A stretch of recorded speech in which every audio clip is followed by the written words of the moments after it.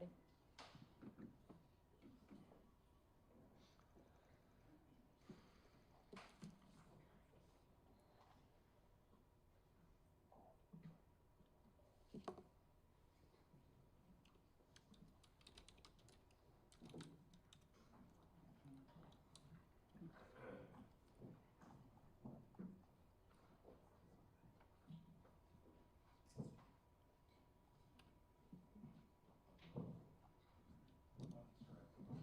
Let me know.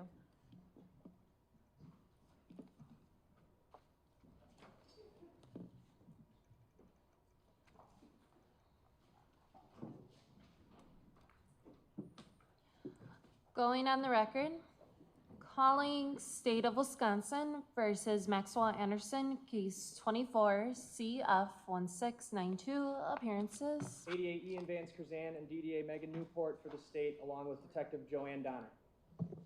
Anthony Cotton and Jason Finley, good morning, with Maxwell Anderson. Good morning, everybody. So welcome back. I hope you had a lovely evening. As you recall, Detective Donahue is on the stand at this point in time. We're going to bring him back up and re-swear him. And we are still on the direct examination during the state's case in chief.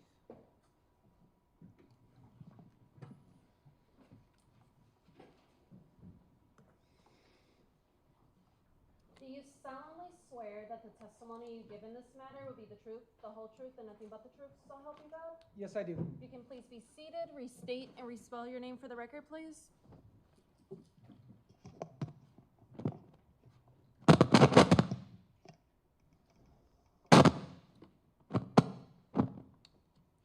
My name is Casey Donahue, CASEY-DONAHUE.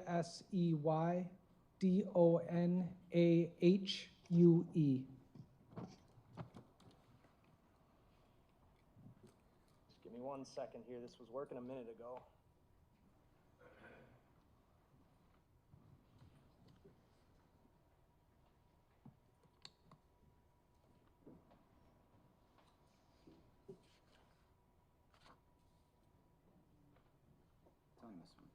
All right. Detective Donahue, we last left off. You had testified regarding video from 2900 West Lisbon Avenue as well as 1650 North 30th Street. Is that correct? Yes, that is correct. Thank you. I have up here the clip.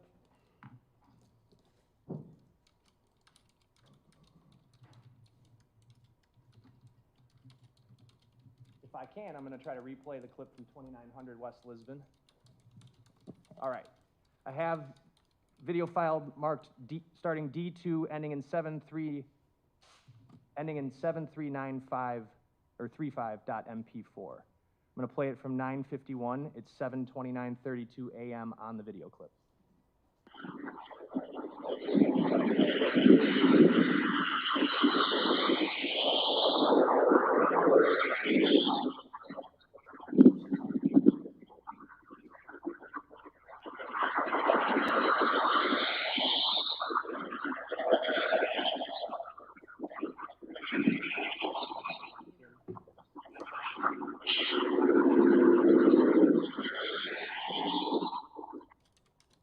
Paused at 10:19.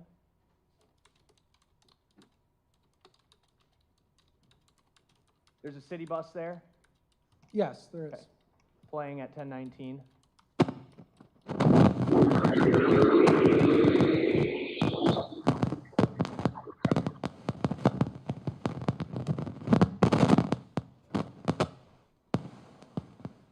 don't know what that's from. I paused the video while that was happening.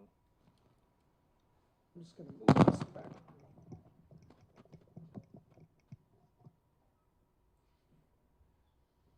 All right, playing from 10:26.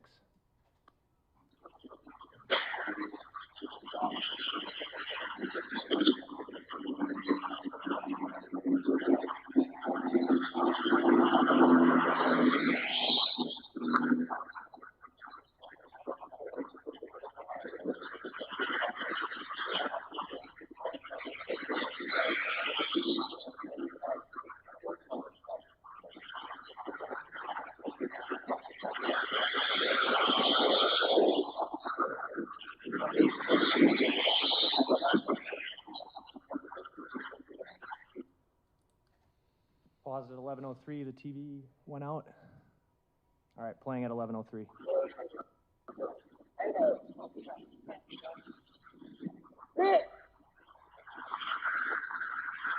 Who did that? Bravo! It's coming, it's slow!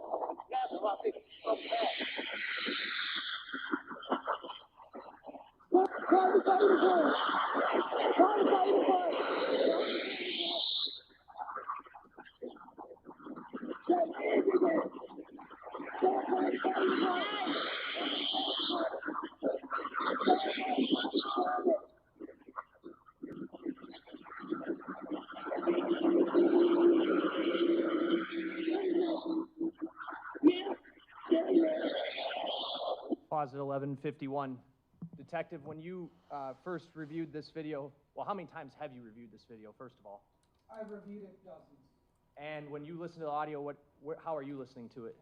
I'm listening to it with a pair of Bose noise canceling headphones. And what do you hear being yelled during those last minute or so of that clip? What she's yelling is, he did that, call the fire department, call the ambulance. The subject that that person is sort of pointing at walks south on 30th and then turns onto Walnut, right? Yes. That's the video we watched yesterday? Yes. I'm going to show you exhibits 447 and 448. Mm-hmm.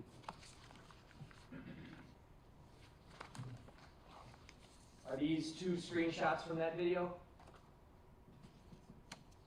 Yes, they are. I move those two exhibits in. It's 447 and 448 and ask to publish. Any objection? 1 minute, I'm sorry, 1 minute. Can I see those again real quick?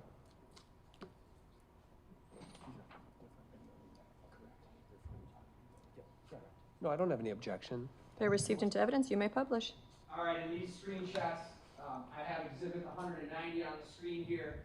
These screenshots were from the video that we watched yesterday from this building here that I'm circling with my finger, correct? Yes, that is correct. I'm going to put them up on the elbow here.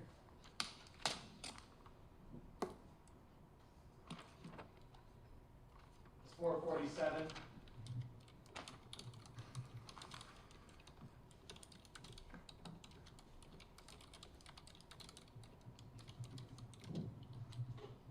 And that's 448. Looks like, tell us what he's wearing. The subject is wearing dark clothing. The top is a hooded sweatshirt or jacket. The pants are dark pants. It appears that he has like a tan colored shoes with white sole on them and a camouflage or tan rucksack style backpack. He's walking westbound on Walnut on the north sidewalk, right? Yes, that is correct. And in that direction, about one block would be the 31st and Galena playground, correct? Correct. After Miss Robinson had been reported missing and her car had been found burned behind in the 2900 block there, West Lisbon, were people, including law enforcement as well as family and friends, canvassing that area extensively to try to find any clues about what happened to her? Yes. And that was almost round the clock, right? Yes, it was. Were you part of that? I was, yes. Obviously, you've already talked about you going to these places and getting these videos, but you were also searching what areas around there? And I'll pull the map back up if it helps you. Am I able to move this back? There's a glare on As it. long as all the jurors can see it, yes. Is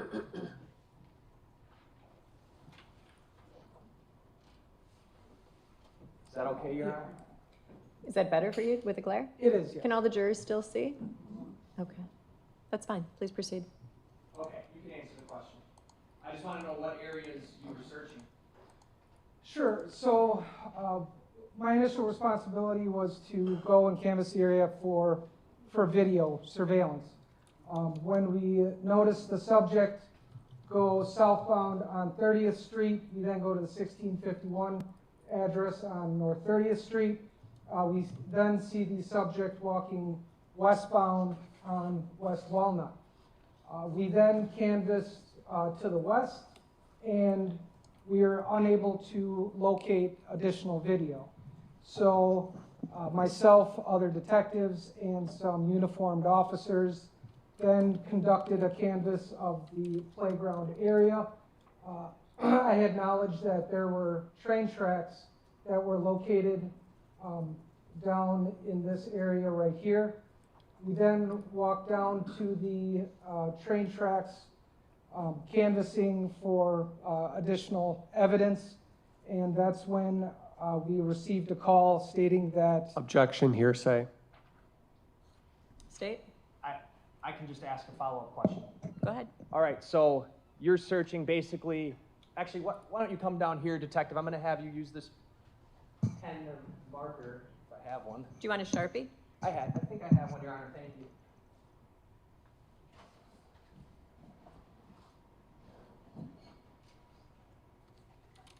Why don't you just trace on Exhibit 190 the route you're specifically talking about to help orient us as to where you were searching? so this is the area that we started at with video surveillance. We then see the subject go down 30th Street and then westbound on West Walnut. We then searched this area right here. Okay. You can have a seat, thank you.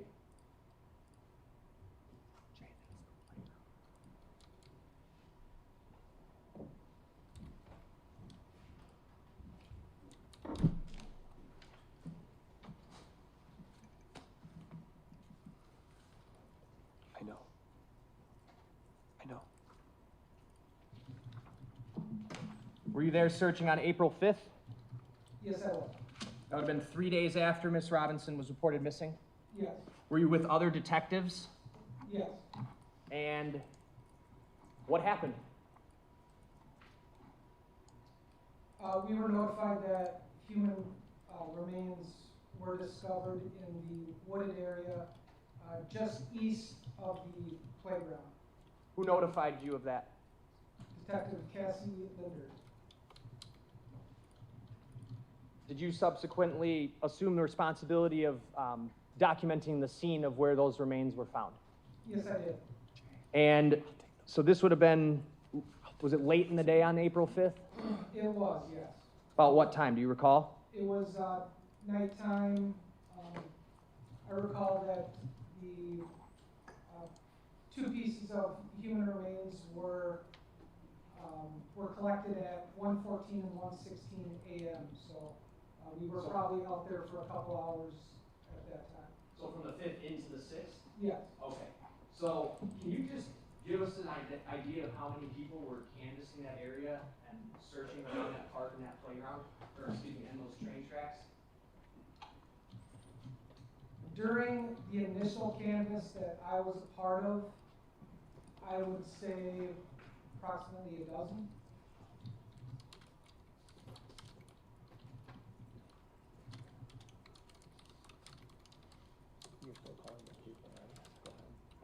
I'm going to show you Exhibit 191. Is that a map of the 31st and Galena playground? Yes, it is. And does it document where the remains that you were involved in recovering were found? Yes, it does. Move 191 in. Any objection? No. It's received. Ask to publish. Go right ahead. Detective, are you aware of whether or not in the subsequent days after the night from the 5th into the 6th, in the subsequent days, were additional body parts found around that playground? Yes, they were. Does this map document where the remains you documented were found as well as those? Yes. Got on the screen Exhibit 191, it's just a zoomed-in map of the 31st and Galena playground. We've got 31st Street on the left side of the map, correct? Yes. All right, and on the north side is Walnut. Yes, that's correct. The video from 1630 West Walnut, originally when we watched it yesterday, we started at 6:50 a.m. when we saw Sade's car driving westbound, correct? Yes, I was at 1651 North 30th Street. Okay, can you tell us just point out where that video was covering when we saw that car driving. An approximate would be this area right here. So kind of facing northwest? Yes, All right. So 6:50 a.m., her Civic is going westbound on Walnut past that building, and then it turns north on 30th Street, right? that would be eastbound Or on West Walnut and then north on 30th Street. Thank you for correcting me. So right next to this park. Correct. Then at 7:30, a few minutes after, is when we see the subject walking westbound on Walnut, that those screenshots were from, correct? Yes, that is correct. All right, you can have a seat, thank you.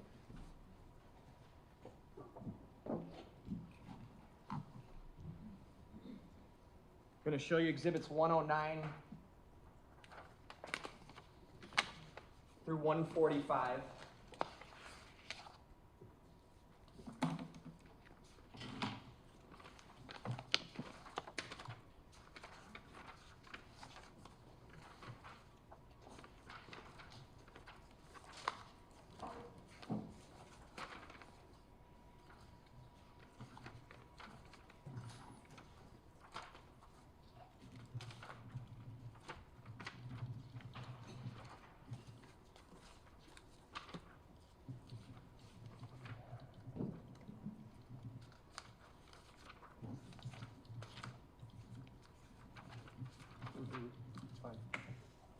No objection to any of these exhibits.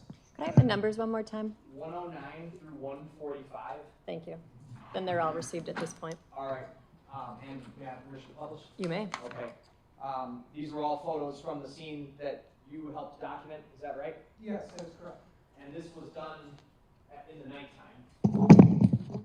Yes, it was dark when these photographs. All right, we're gonna go through these, Detective, and actually, before we do, can you identify for us you don't have to get up, just tell me which one of the body parts locations are we about to be talking about? There's 4 of them up there. Yeah, so we're going to be talking about the 2 that are located on the left side of the map right there. The foot location and then the flesh and bone location. Okay. More specifically, 2 pieces of flesh, we'll cover that now.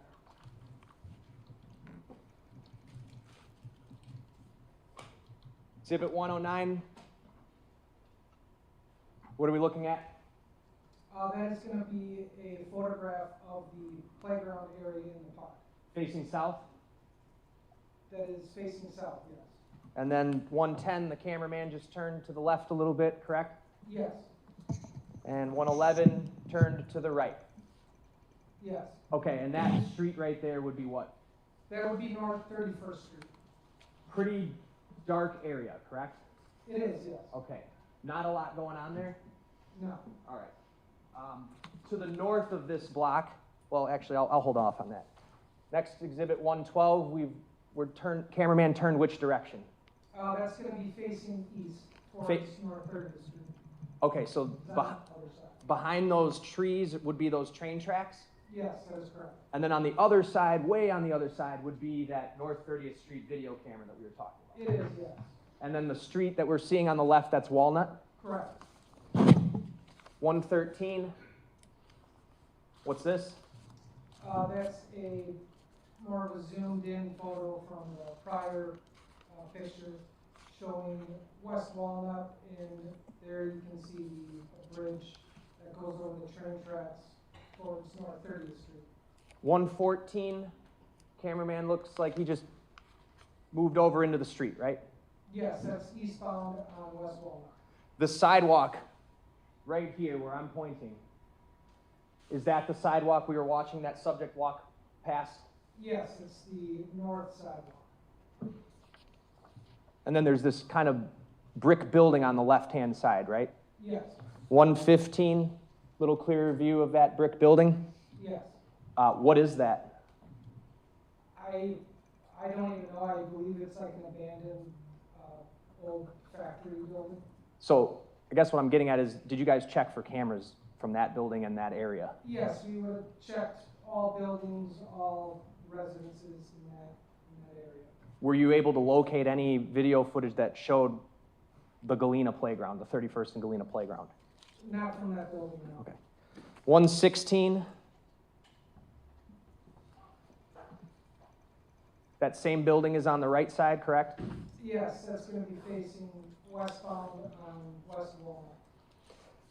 117, we're back towards the playground. Yes, Okay, so the playground is going to be on the left side and we're looking south. yes, that is correct. 118, That is gonna be a further camera angle south. that apartment complex at the end of the street there, what street is that? That would be Galena. Any video cameras recovered from there?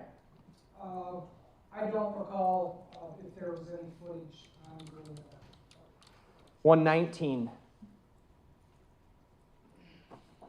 What orient us here?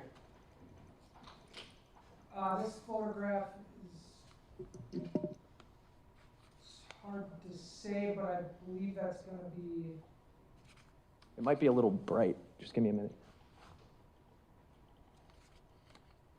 Okay. The bridge that's on the right side, is that Walnut? yes, so that's gonna be on the other side of the tracks facing northwest.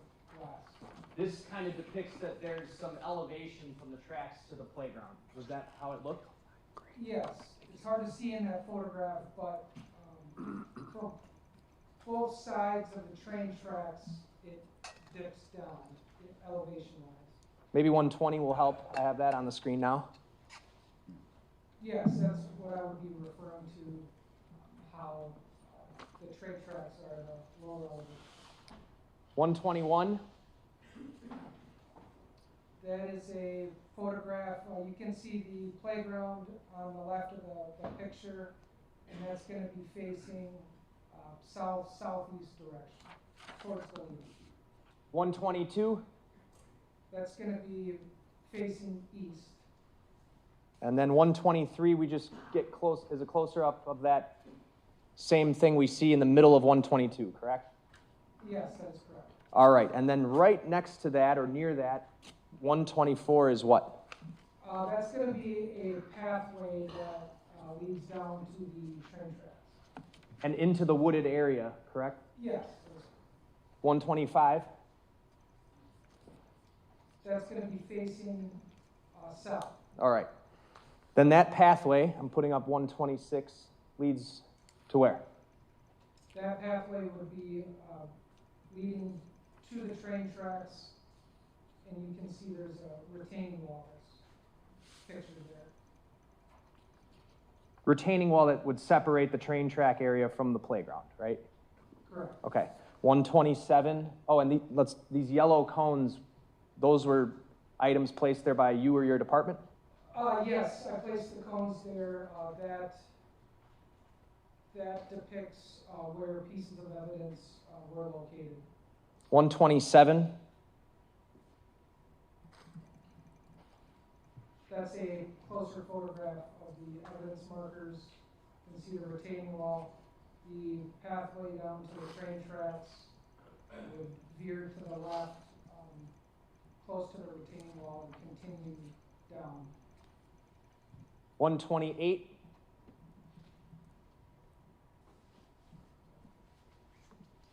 This picture is going to be facing towards Walnut. The train tracks are going to be down to the right-hand side. Let me put up 129 here. Is this the same tree? Oh, that is, so I was mistaken. Okay. So that's going to be facing south towards Galena, and that's the retaining wall right there On the left side. on the left side. And then we've got a mattress and some other items on the ground, right? Yes, I don't recall exactly if that was a mattress or a box. Okay. Hard to tell. Was there a significant amount of sort of trash in this playground? Yes, there was a lot of trash and debris. At the point that you were that these photos were taken and that you had been alerted to the location of a body part, you had really no information about what would be significant to recover, right? That is correct. So with that amount of trash there, you didn't know what might relate to it or what might not relate to it, meaning the body part. Correct. Okay. Did you mark or notice, mark as evidence certain items that you later came to conclude probably had nothing to do with this? Yes. Exhibit 130, that's just the retaining wall, correct? It is, yes.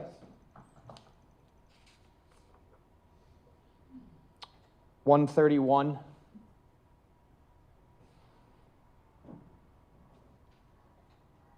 Looks like cone 8 on the right, lower right there. Yes, that's like an overall photograph of an area that evidence was recovered. And then 132. Items 9 and 10, which are located in the woods near item 8. What are those items? So item number 9 is going to be a smaller piece of flesh that was recovered, and number 10 I documented as a larger piece of flesh. 133 is going to be a closer, slightly closer view.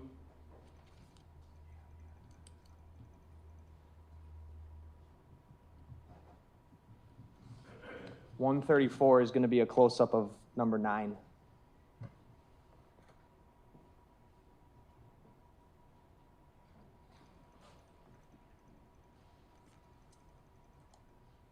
And 135 will be a close-up of number 10.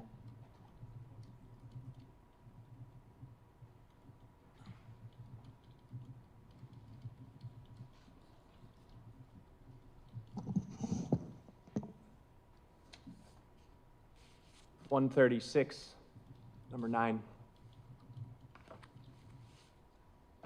137. Is this sort of just an image of the retaining wall in the relation to where those items were found? Those body parts of flesh? Yes. Okay. How big were items 9 and 10, if you could describe? Detective Jen, can you pull that mic back around towards you, please?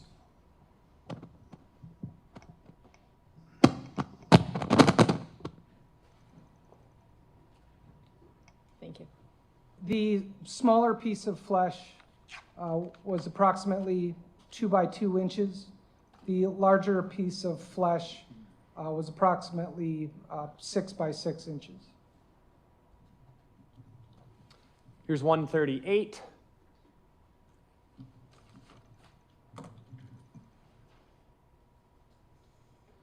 What is that cone down there? Number 11? Yes, that's going to be evidence marker number 11. And do you know what number 11 was? Yes, number 11 was a human foot.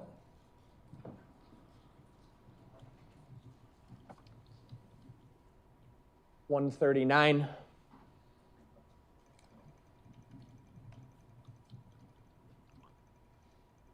The foot is to the left of the evidence marker? It is, yes.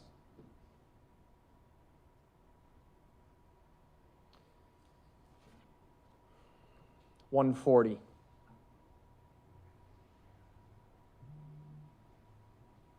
What's that? That is a closer photograph of the human foot that was recovered. 141.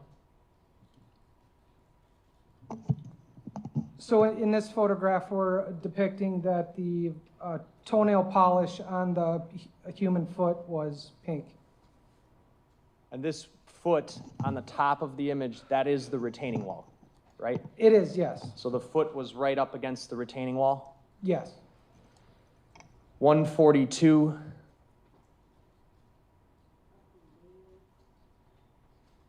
When the foot was found, was it covered by some leaves there? Yes.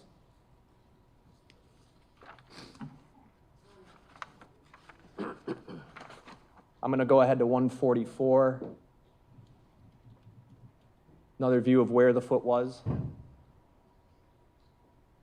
And 143 and 145 are going to be images of the foot.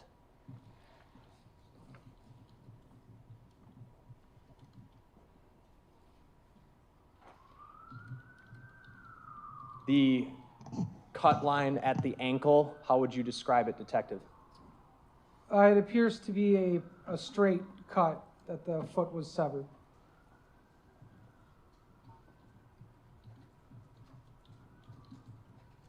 $145.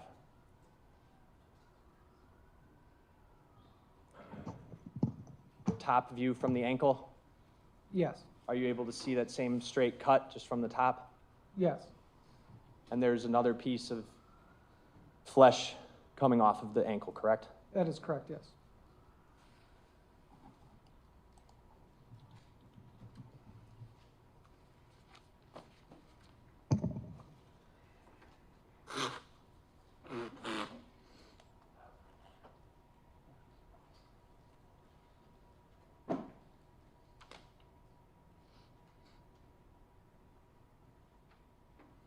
So in sum, Detective, when that night, when you documented that scene, that would have been the night of April 5th, and then going over the midnight hour into April 6th, you located a total of 3 separate pieces of human remains, correct? Yes, that is correct. Can you just reiterate what those 3 separate things were? Yes, the 3 separate human remains were a smaller piece of flesh, approximately 2 by 2 inches. The second piece of flesh was larger, approximately 6 by 6. And it was the left foot, human foot. Was the medical examiner called to the scene? Yes, medical legal death investigator is their official term that responded. That would be your standard practice would be when you have a homicide or a case that involves recovery of human remains that you would summon the Milwaukee County medical examiners to the scene. Yes, that is correct. And do they then recover the human remains? Yes, Was that done here? it was, yes. Was there a specific case number assigned to the recovery of the remains we just discussed? Yes, there was. Was it medical examiner case number 24-02399? Yes.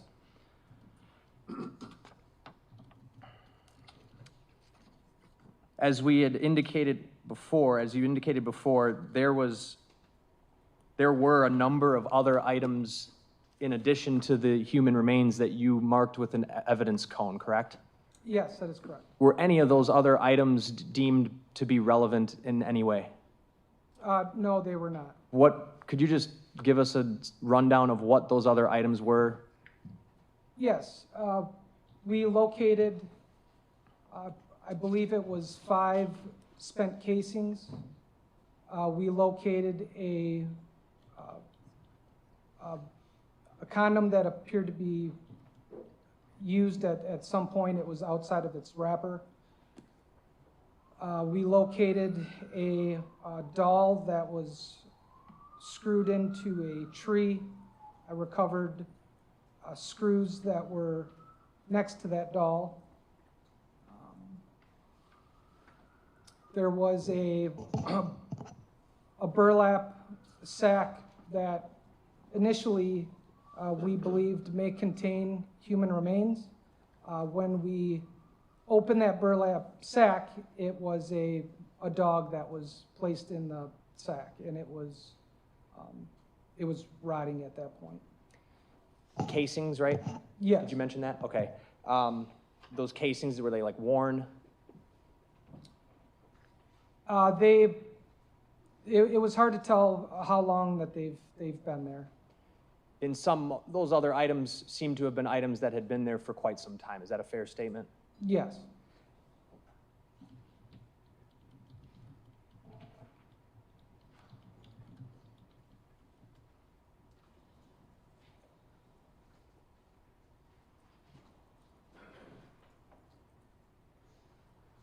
Lastly, Detective, what we just talked about,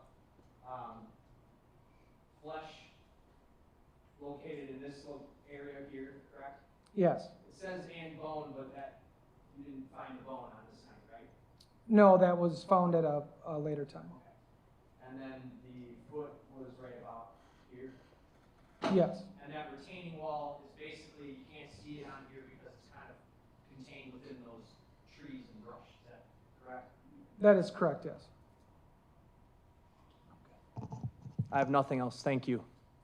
Cross-examination. Good morning. What was in the backpack the person was wearing? I don't know.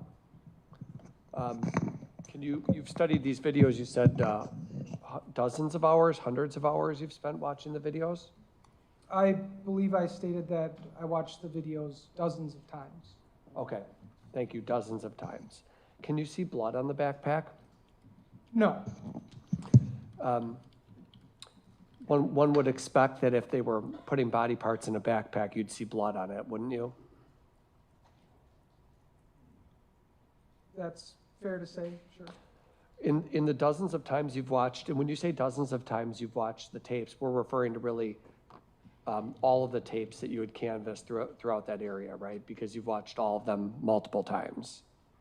Yes, Did the car, the Honda Civic, did Sade's Honda Civic ever stop at the park here that's on the screen on Exhibit 191 at Galena? I don't know if it did or not. You're not sure? No, And that's because there's no video that actually shows that car ever stopping at that park, right? that is correct. And similarly, it's true that there is no video of a person getting out of that car at the park at Galena. You would agree with that as well? Could you repeat that question, please? Sure. There's no video of a person getting out of that Civic at this park area at Galena, is there? No, there was not. Certainly we have the video we've seen of a person walking, but I want to talk about the videos of the car. In all the videos of the car that you've watched, who's driving the car? Can you see? You cannot see who's driving, no. Can you see a gender of a person? No, So then I'm assuming you can't tell the race of the person in the videos you've watched? not in the vehicle itself. And we saw that one clip yesterday. Where there was the passenger window was going up. Do you remember that video? Yes, And that was actually when the car was going sort of near that playground area, right? yes, that would have been eastbound on West Walnut, just prior to turning north on 30th Street. Sure. And in that video, when the passenger window was going up, Mr. Vance Curzan asked you about whether you could see a passenger, but you also couldn't see a driver in that video, right? That is correct.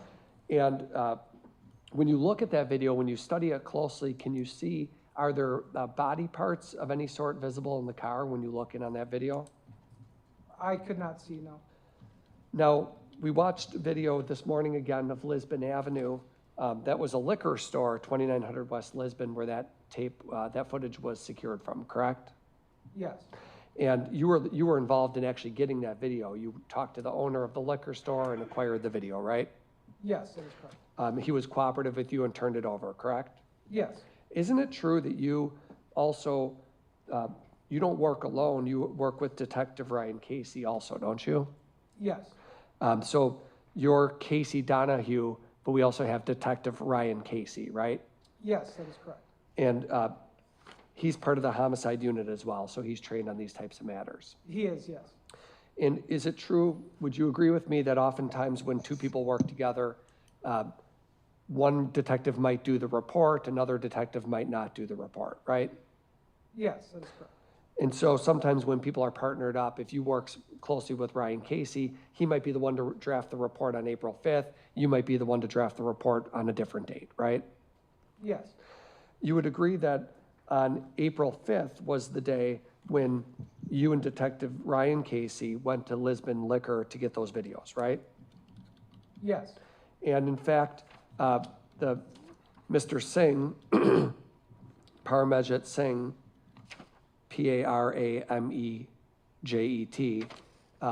took you into their room where they have the DVR and he turned over those tapes, right? Yes, And you guys actually watched them together right away on April 5th, didn't you? yes, we did review them while we were at the liquor store. You would agree with me that and now this is 3 days after the incident, 3 days after April 2nd, right? Yes, Between April 2nd and that date, you had never we saw the two women that were on the street in front of the liquor store, right? yes, that is correct. But between April 2nd and April 5th, neither you nor your partner had ever spoken to those women, right? No, I have not spoken to either of those witnesses. I cannot speak for Detective Casey, whether he had spoke with them at any time or not. Okay, and the two of you watched, right, you can only speak to who you've talked to. You have not talked to either of those women, right? I have not. Now, on April 5th, when you watched the tape, you would agree that that there was a report written about the two of you watching the tape, fair to say? Yes, In that when you guys watched the tape, you could see the women on the sidewalk and that they were pointing in the direction of a person. You noted that, right? yes, But you would also agree that in the report, it's indicated they're yelling something, quote, inaudible. Would you agree with that? that is what Detective Ryan Casey's report reflects. My observations and what I heard on the video is what I testified to. Sure. Did you ever draft a report that reflects your impressions of the tape? No, Now, eyewitnesses, well, how long have you been a detective? I'm sorry. since 2020. Certainly, eyewitness testimony can be a form of evidence in any criminal case, right? Yes, And it can be an important form of evidence because it can help shape your investigation, for starters, right? yes, And it can help you pursue leads. An eyewitness might tell you to look at a certain area, so that's another reason it could be useful, right? yes, And an eyewitness could be right. That's another reason they could be useful because an eyewitness may be accurate with what they're saying, correct? yes. When we speak with eyewitnesses, we'll want to corroborate any sort of information that's given to us. And they can also be wrong. Yes, that is correct. They can make a mistaken identification. Yes, There's ways to try to figure that out, video surveillance, DNA evidence, but eyewitnesses can be wrong. is Right? that a question? Yes. Yes, yes, And- they can. In their ability to observe, in this case, for example, we watched the video again this morning, and you saw the woman who's pointing, right? The woman who's pointing and making the statement. She really only looks over in that area for about 6 to 7 seconds. Would you agree with that? In which area are you referring to? The 2900 West Lisbon footage, when we see the man walking across the field and she goes, he did it or whatever she said, she only looks over in that direction for about 6 to 7 seconds. Would you agree with that? I would have to watch the video again, but that is an approximation that, Okay. And obviously, she may you would agree with me that a person who is making an observation, their view can be impacted if they're under the influence, right? yes, amongst other things, What are some of the other things? stress, Weather conditions? yes, Obviously, if a person knows someone or doesn't know someone, that can be an important consideration too, right? yes, In terms of making identifications as a detective, there's a procedure you can use as a detective to try to, I'm sorry, give me a minute, please.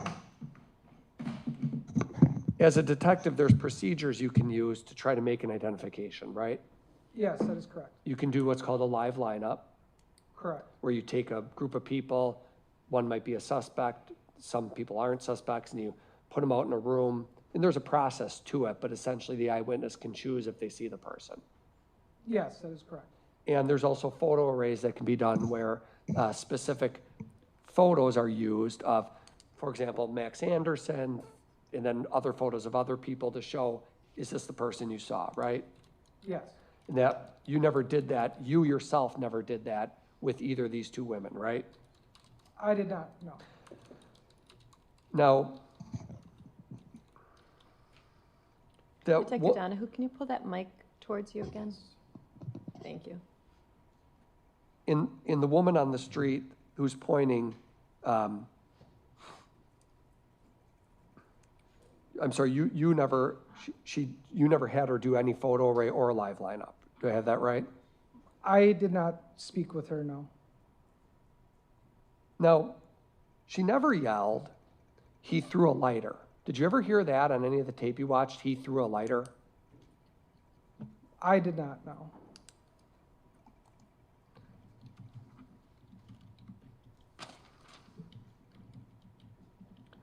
Did you investigate any other car fires at that location, either before or after this incident? I am not an arson investigator, so that is not a part of my duties, so I cannot speak on whether other car fires occurred at that location or not. You said that there was basically canvassing around the clock. Did I have that correct? Yes, When you say that, are you talking from April 2nd when the car is lit on fire until until April 5th or 6th? What did you mean by that? When did the around the clock canvassing start? I am unaware of the exact date that it started. The sheriff's department did reach out to the Milwaukee Police Department, and they asked us to assist in recovering video pertaining to this case. I can't say which exact day that was, but it was, an approximation would be maybe 2 days after. Got it, April 4th or April 5th, somewhere around there. Correct. And in between April 2nd and April 4th or April 5th, no body parts are found in that area. That was the first time any sort of human remains were discovered at that park. April 5th. Yes. Max was arrested April 4th, you know that. I don't know exactly which day he was arrested. Okay. The person with the backpack on, that person wasn't running. No, In any of the videos you watched, was that person running? no, Or appeared to even be in a hurry, right? Didn't even appear to be really in a hurry. no. And when you looked in that park on April 5th, when you examined the park, one of the things you just said you found were spent bullet casings. Yes, Well, that's evidence of a shooting, right? yes, Used condom, whatever, make of that whatever you will, could be two people had sex, obviously, right?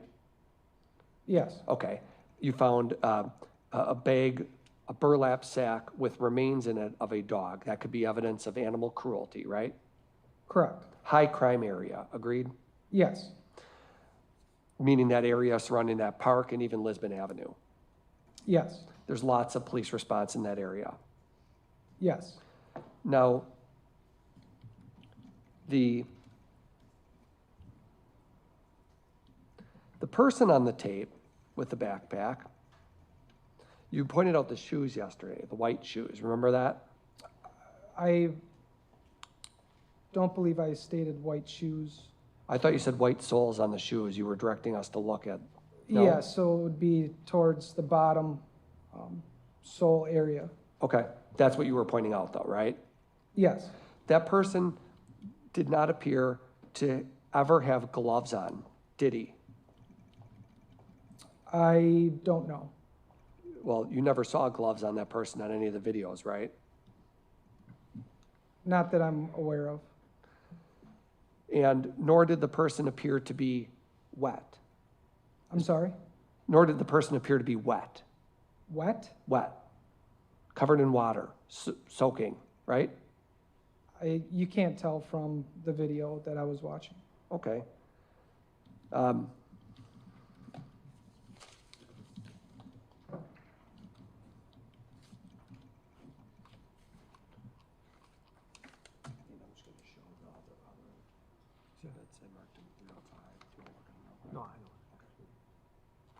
And then, Judge, I'm just going to approach the witness, if I may, and show a few exhibits. It'll be 305, 306, 307, and 308. Okay?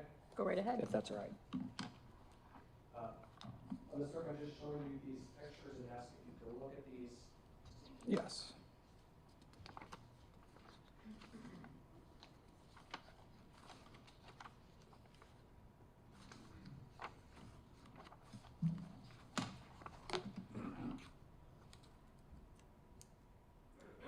You got a chance to look at those? Yes, I did.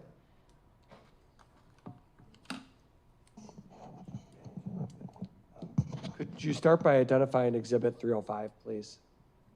Yes, that's a photograph of evidence markers 6 and 7, and what is depicted to be a doll screwed to the tree.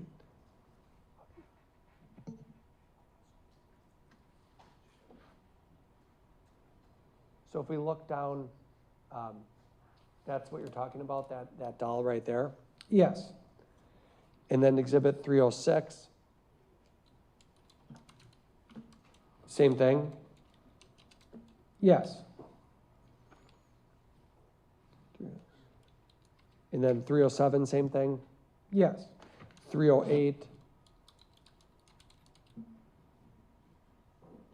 Is that the doll? yes, it is. And it looks, it might not be perfectly visible. It appears that there's a screw right in the middle of the forehead and then 2 of them on the eyes. Yes, And is that blood smear on the side of the tree as well, the red substance? I don't know what that is. Okay. So some person, and this is in the same park where you find human flesh, right? Yes, Move these exhibits 306, I'm sorry, 305 through 308 in evidence, please. Any objection? No objection to the admissibility, however, the numbering of them, I think, is going to conflict with exhibits we've already numbered. But we can address that later. Okay. That's my only. I will receive them, and actually, I think we're going to renumber them right now. And Okay. we're going to renumber them as 50, Can we start at 600? 600? Yes, please. Let's go to 800 to be on the safe side. So we'll do it as 801, 802, 803, and 804.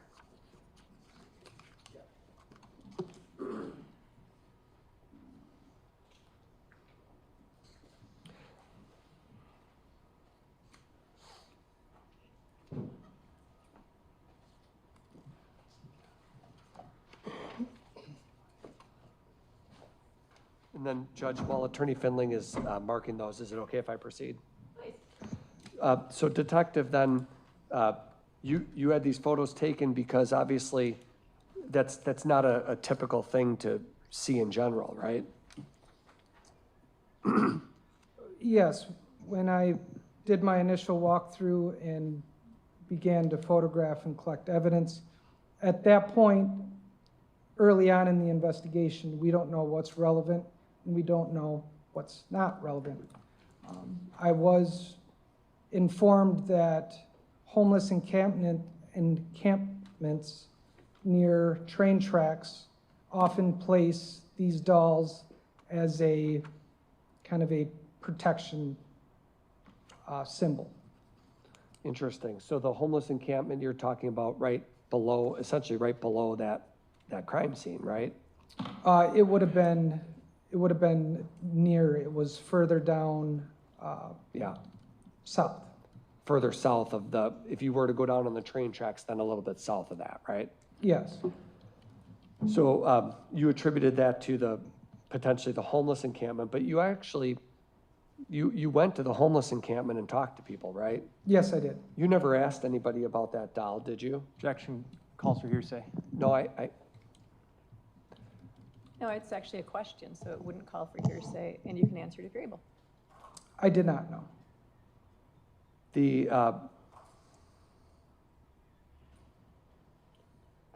Okay, so the body part, the tissue samples, the body parts that were located, obviously those were kept as evidence and sent to the lab, right? The crime lab, Yes, for further testing. correct. Similar to how, did you ever direct any of those items to be tested for DNA? I did not send any of the items to the crime lab. That would be some other person to ask about that, right? Yes. Okay, those are all my questions. State? Just to clarify, Detective, it's not just that the disposal of those body parts wasn't captured on video, it's that there was no video of that playground. Is that a correct statement? That is correct. Nothing else? Defense? No. Thank you, Detective. State your next witness. State calls Detective Jose Flores.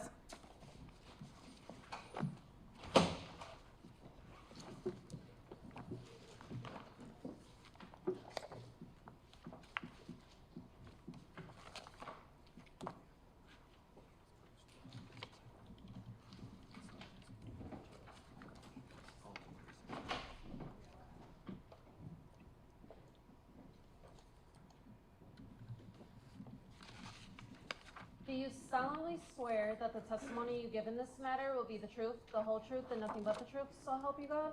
I do. If you could please be seated, state and spell your name for the record.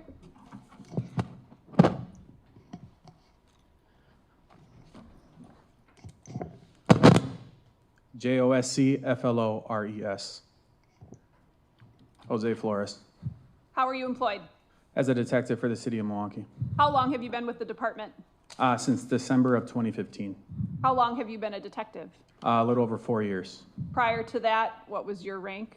Police officer, Where are you currently assigned? the homicide division, And how long have you been assigned to the homicide division? since September of 2021. So you were working in that capacity on April 6th, 2024? Yes, Did you participate in the search of a playground located at 31st and Galena in the city of Milwaukee? yes. Can you describe what your role was that day? I worked the late shift, so 12 a.m. to 8 a.m. We were instructed to meet our early shift, who had discovered some human remains. We were instructed by Sergeant Nathan Butts, BUTZ, to conduct a search of the immediate area east of the playground and south of Galena, or Was 31st. Was Detective Casey Donahue one of the detectives that you joined out there? Yes, And were you working with a partner that night into morning? several detectives and officers. When you got there, was it dark out? It was. Can you describe what your search entailed? We were instructed to conduct a grid search through the wooded area east of the playground, along the train tracks southwest about a half mile, and it's approximately 2.3 acres of terrain. What's a grid search? Just section by section, trying our best to locate evidence. So does that entail multiple detectives or police officers working together? Yes. Is that a more thorough type of search? Yes. Okay, can you actually give us a little bit of detail on what you do? As a detective, or to locate evidence, what we do, honestly, I work at night, so we bring out big flashlights, handheld flashlights, and honestly, we just get online together and look down, look up, and foot by foot try to search the best we can for any potential evidence related to the incident. And what was your knowledge of what had been found as you came on shift and came to that playground to conduct your search? We were briefed that there was some human remains located. Are you familiar with that park? Yes.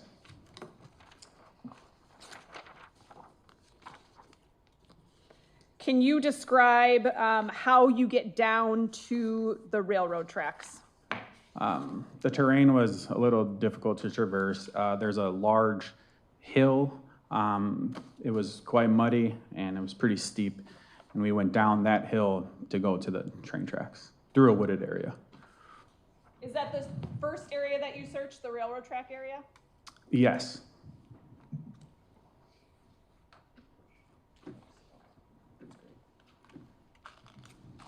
Showing you exhibits 147 through 154. 4. If you can briefly look at those and let me know if you recognize what those depict.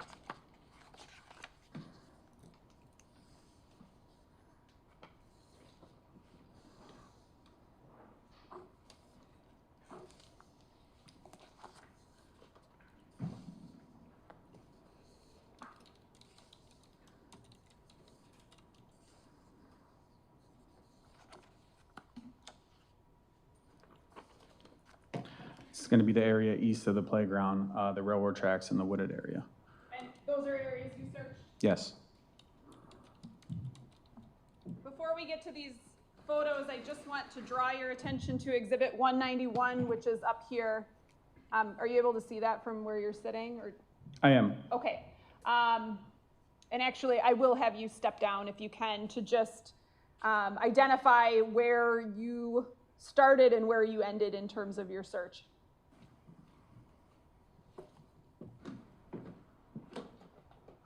We were briefed in the park area, and then we proceeded down through this wooded area, down that hill, and then onto the train tracks. And then our search consisted southwest all the way down to, I believe, the 35th Street Bridge. Okay, thank you. You can have a seat. Showing you Exhibit 147. What is that? That's the area just east of the playground. Okay, so kind of at the beginning of Yes. that trail that descends down. Correct. Exhibit 148. That's the trail that descends down onto the tracks. You can see the train tracks in that picture. Yes. Exhibit 149.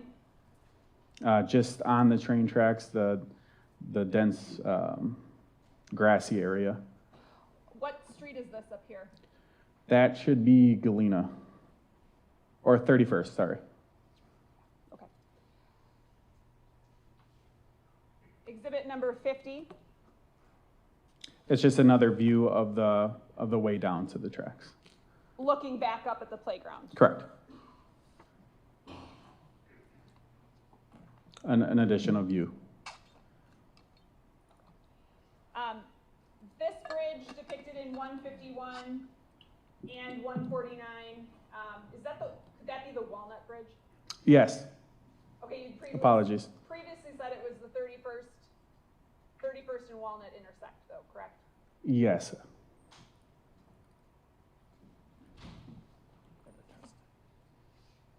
Exhibit 152, what is that? That is just another view of coming down to the train tracks. Exhibit 153, A different view, same area, Exhibit 154, the same area. and you can see that there's a lot of debris or trash that's been disposed of. Did you look through all of those areas? To the best of our ability. I remember that night, it was approximately 32 degrees. It was wet. A lot of the terrain was wet, icy, and as we work at night, it was a little difficult to navigate through all that terrain. Okay, talk about your search of the train tracks, please. After we proceeded down to the train tracks, we essentially, all the officers and detectives I was with, we got online together and we used our flashlights and we just walked slowly, as slow as we can, trying to identify any potential evidence related to this incident. We walked all the way southwest to the 35th Street Bridge and then turned around and proceeded back the way we came. What, if anything, did you locate? We eventually located skeletal remains. Where? On the train tracks near where we first started.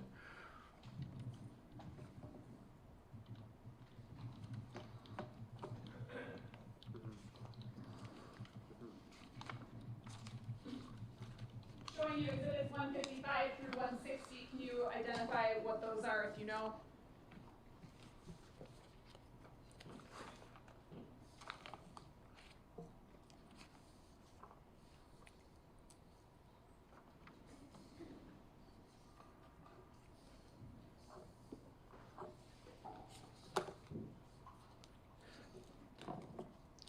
It's the skeletal remains that we located along with the crime scene evidence marker. Permission, sorry, I'm moving actually exhibits 147 through 154 in, and then I move exhibits 155 through 160 in with permission to publish these. Any objection? No. 147 to 160 they are admitted, and you may publish.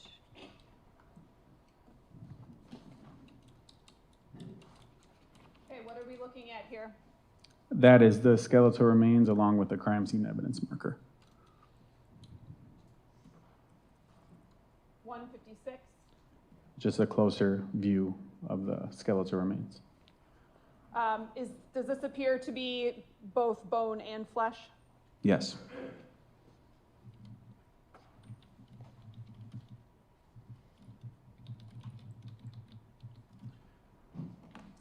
What is this? That's just depicting the train tracks in which the evidence was located, along with the marker. And then this, the same view without the evidence marker. That's 158. Correct. 159. And that's just going to be the picture showing the general area in which it was located. Okay, which direction are the train tracks from there? They would be west. And 160. That would be the entrance down to the train tracks again. How far from that path, that entrance,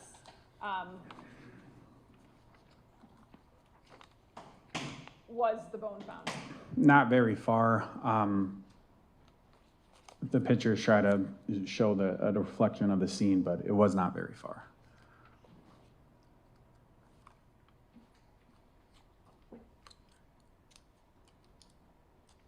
Approximately how large was the bone?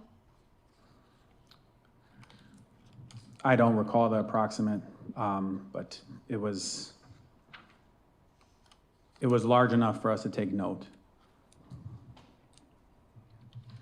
What did you do with that? After discovering the skeletal remains, we contacted the medical examiner's office. A forensic investigator from the medical examiner's office responded, Lindsay Doome, D-O-O-M-E. And at that point, they began to conduct their investigation. Forensic investigator Doome determined that it was bone, and then they then document it, recover it for it to be assessed by an expert from the medical examiner's office. They determined it to be a human bone, correct? Correct. Approximately what time was that located?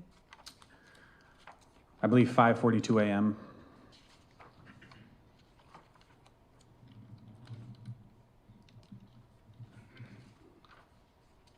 And did that bone get assigned the same medical case exam number that the other items that were recovered in this playground got? Or did it get a different number?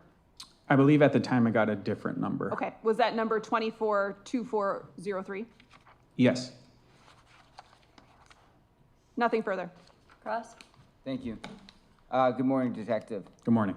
So you would testify that you're a homicide detective? Yes, And how long have you been a homicide detective? since September of 2021. And one of your roles in this investigation was to search this Galena Street playground area, correct? Yes, And you had said that you arrived around, you said your shift was from 12 a.m. to 8 a.m.? correct. And so I assume you arrived at like midnight. Approximately. And by the time you arrived, there were already detectives on scene, correct? Yes. How many, do you remember? I don't recall the members of the early shift, though. Okay. And this is 12 a.m. on what day? April 5th? It would be the next morning after they initially responded. Okay, so yeah, they responded April 4th, late at night, and then, so this is April 5th. Correct. And you were you joined by Detective Donahue, or was he already there? He would have already been there. So detectives had already been around, and they briefed you and said, we'd found some human remains in this area, and so one of your roles was to kind of search this entire area. Yes, And you had explained that you did a grid search. to the best of our ability, yes, sir.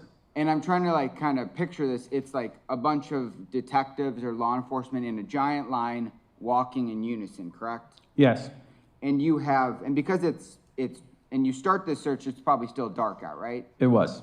And so you're using flashlights to, flash on the ground and flash, up into trees maybe. Correct. Because, I mean, you can't see things with the naked eye, so you got to use a flashlight. It's definitely harder, sir. And all of these detectives are on foot, right? Yes, sir. And because you'd been briefed before you got there, so you knew what you were looking for, probably human remains or bones, right? Any potential evidence? And so you're aware that, were you aware that they had found like very small pieces of human remains before you arrived? Yes. So you knew you had to be looking for maybe small pieces of human remains, maybe larger. The sizes could vary. Any potential evidence, sir? And this search went on for hours, right? Yes, sir. Because we see these photos and it looks like the sun is, I don't know if it's up or not, but you can see that it's light out. Yes. So probably, can you approximate how many hours you spent searching? We were briefed somewhere around midnight, and I believe this was 5:40 in the morning, so hours, several hours, 6 hours. And we saw pictures of, it looks like there's a trail that goes from this park, this playground park, the wooded area, to the train tracks, correct? Yes. And we saw, it doesn't look like it's an established path from like the park system. It looks like it might just be human-made of people walking up and down. It was a path, yeah. I don't know if it was established or not, but it Yeah, was a I path. understand you're probably not part of the Park Service that makes Correct. these. Okay. And you testified that the terrain that you were searching through was, I think you said, difficult to navigate, right? Yes. And is that just because it's like this wooded area is just full of logs and leaves and trash? Well, the train track, again, we were all online, so the train tracks was less hard to navigate. As you get closer to the wall, yes, it would have been a little harder due to the field was wet and it was cold.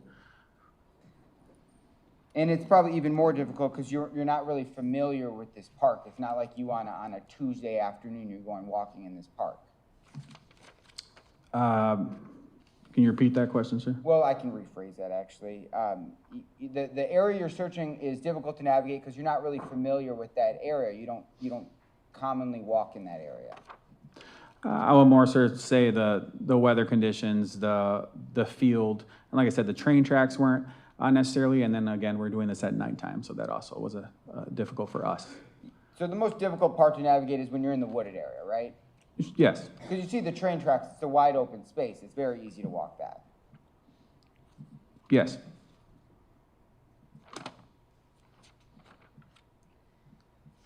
And during this, and you testified this was a very, as thorough search as you could, right? Correct. And during your search, you located the bone, kind of almost rusting on the train track? It was on the train tracks. Did you locate any other human remains at that time? Not at that time, sir. Did you locate any other pieces of evidence of value that you ended up sending to the crime lab? No, sir, not at that time. You don't recall ever, locating a blanket during that search on April 5th, correct? We did not, no. And you didn't find a weapon of any sorts, correct? No. I have nothing further. State? You testified when we started talking on direct, you testified that your shift started on April 6th at midnight. Is that correct?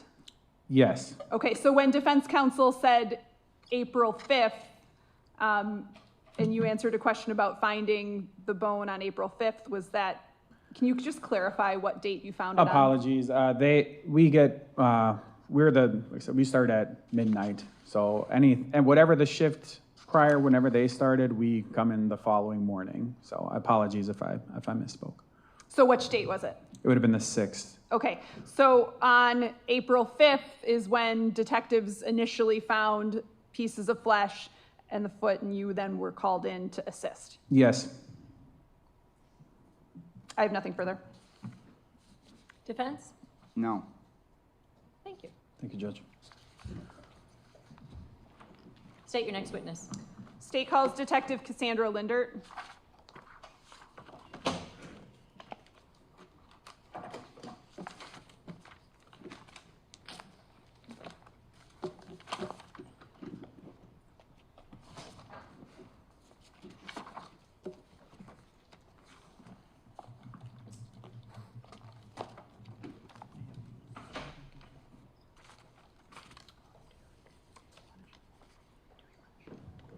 Do you solemnly swear that the testimony you give in this matter will be the truth, the whole truth, and nothing but the truth, so help you God? I do. You can please be seated, state and spell your name for the record.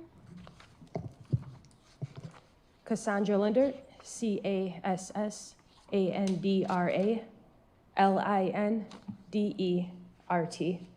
How are you employed? As a sergeant for the City of Milwaukee Police Department, How long have you been with the department? total about 11 and a half years. What's your current assignment? Currently, I'm assigned as a sergeant to District 6 early shift. Prior to becoming sergeant, what was your capacity with the department? I was a detective assigned to the homicide division. How long were you a homicide unit detective? Approximately 2.5 years. Were you working in that capacity in April of 2024? I was. Specifically April 6th, 2024?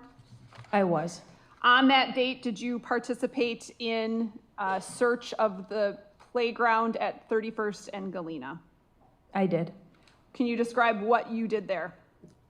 On April 6th, I was dispatched to 31st and Galena to the park. I was informed that family and friends of Sade Robinson had responded to the park because they had saw a news article the night prior that police were at the park and were searching it for evidence. And I should clarify, you actually were there on April 5th as well, correct? I was. So why don't you describe when your shift started on April 5th and describe what you did once you got to the park? On April 5th, my shift would have been 4 p.m. to midnight. I was involved with a team of other homicide detectives. We went to the park due to some video that was retrieved, and we began searching the park. During that search, it was nighttime, and I located a piece of flesh and a left foot. And was Detective Casey Donahue part of that search as well? He was. And was he with you, or did he come after when you located that? He was with me. Then what happened?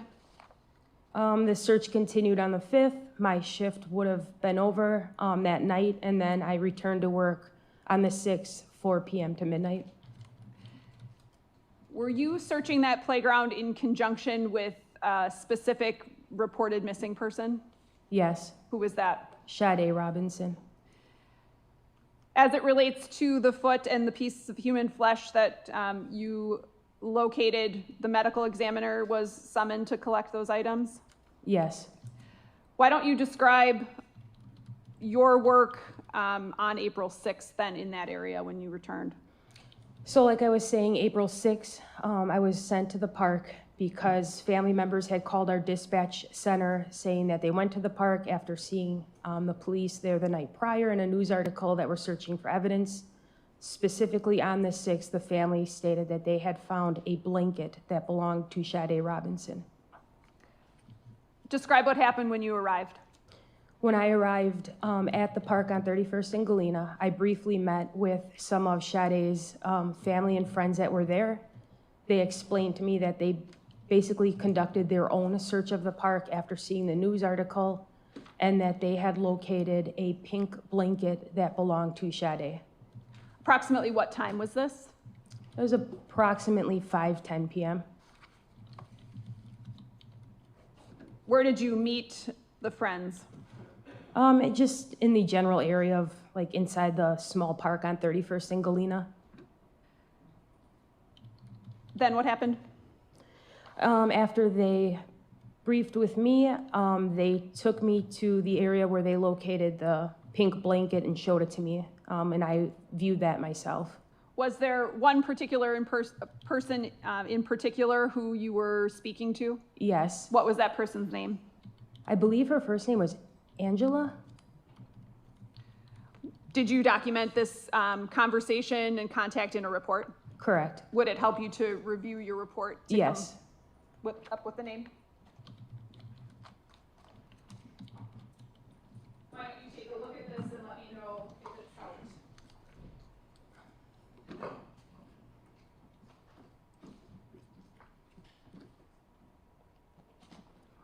I'm done. Thank you. Yep. Do you remember the name now? Yes, it was Kiana Moore.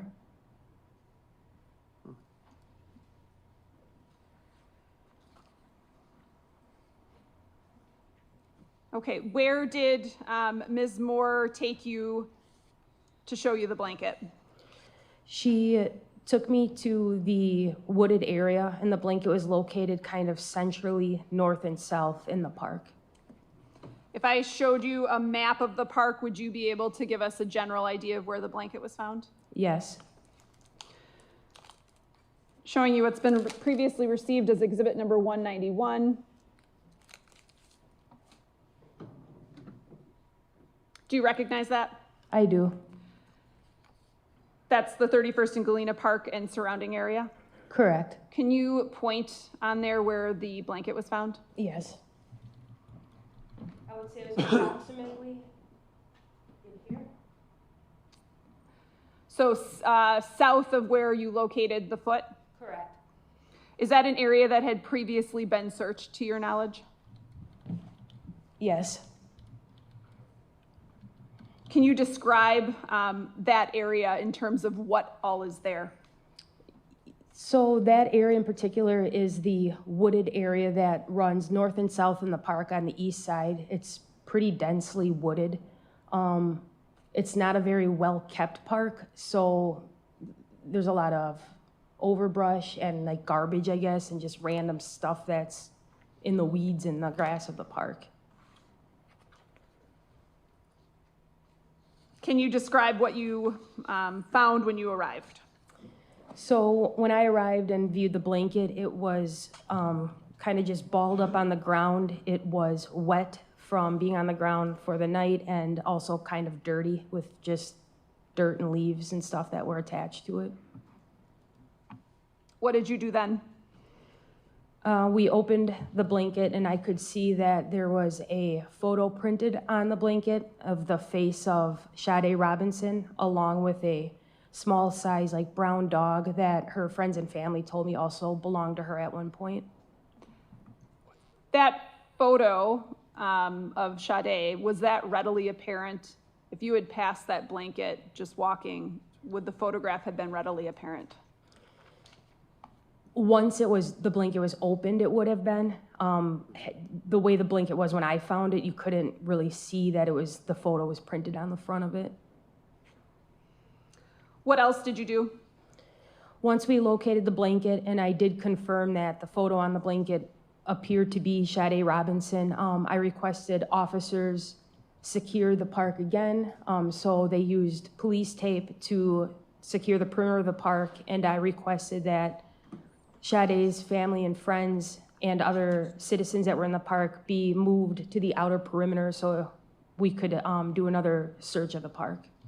Then what happened? Myself and some other officers began a search of the wooded area again inside the park. Did you locate anything else? So close to the blanket, I located a small piece of what appeared to be flesh. I also located a small piece of what appeared to be bone. The bone appeared to be somewhat fresh as it was still like pink or red with a little bit of like flesh attached to it. Anything else? Yeah, so as the search continued, along the retaining wall that runs north-south in the park that separates the park from the train tracks, approximately 8 feet south of where I located the foot the night prior, I found a mound of debris that consisted of like leaves, sticks, and some smaller logs that appeared to have been intentionally kind of piled together. It seemed out of place. I began removing the top layer of the debris when I then could observe a larger portion of what appeared to be flesh that was a darker skin tone. After finding these pieces of flesh and bone, did you, I know you've described a sequence in which you've searched. Was somebody there present recovering these items as you're searching? Yes, so once we made the determination that we found the smaller chunk of flesh, the bone, and then the larger that was buried, we froze the scene, called for a forensic investigator along with the medical examiner, the Milwaukee County medical examiner. The medical examiner's office recovered these items then? Yes. I'm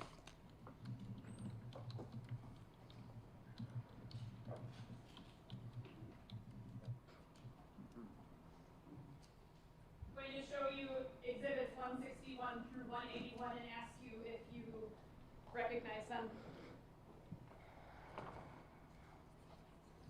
161 is a photo of the park after it had been taped off. And you can just go through those and let me know if you recognize what each one is, and then we can go through individually what they are. Yes, I do recognize.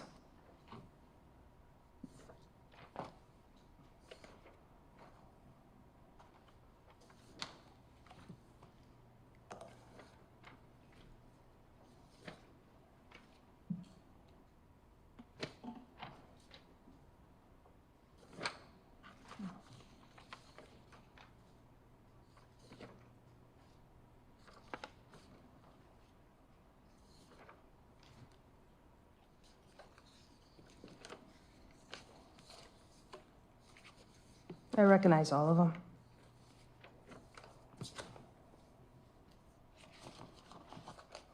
I'd ask for exhibits 161 through 181 to be received and published. Any objection? No. They're received, go ahead.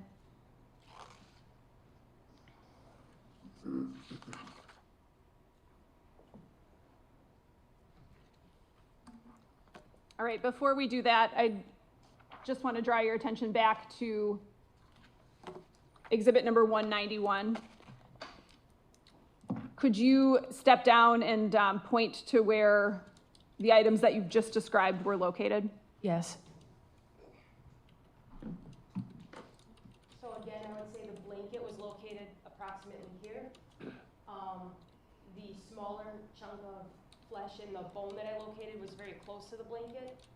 And then the larger chunk of flesh that appeared to be covered by logs was along the retaining wall, which can't be seen, but it would have been south of the foot location. You can have a seat. Showing you exhibit 161, just to get oriented, what are we looking at? That is a view of the park taped off by police tape, and that's in particular the playground section. Okay, what street is over here? That would be 31st Street. 162, what are we looking at? That is a photo of, I believe, myself and a couple other detectives beginning a search of the park. Where is this relative to 161? I believe that would have been south of a playground on the east side right before entering the wooded area. 163, what is that? That is an overall of kind of walking into that particular section of the wooded area on the 6th where we located those items I spoke about. Are you familiar with this building? Not very. Okay. Do you know what street that's on? That should be south facing Galena. Showing you 164, what is that? That is evidence marker 1, which is I placed next to the pink blanket. Exhibit 165.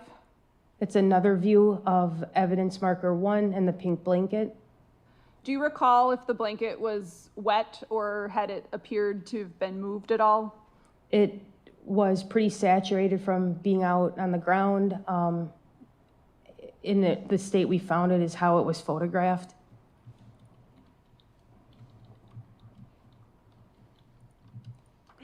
Exhibit 166, what is that? Evidence marker 3, which I would have placed next to, I believe, the smaller chunk of, smaller piece of flesh. Exhibit number 167, what is that? That's evidence marker 4, which I placed next to the pile of debris where the larger chunk of, the larger piece of flesh was located. So here's 168. You can see exhibit markers 3 and 4, correct? Correct. Where are those relative to where the blanket was found? I believe the blanket was slightly south of there. Exhibit 169, what is that? That's another view of the pink blanket looking south. What about exhibit 170? What is that? It's evidence marker 2 that I placed next to the small bone that I located. I'm zooming in. There's a ruler there, correct? Correct. Approximately how big was that piece of bone? I would say approximately 3 to 4 inches.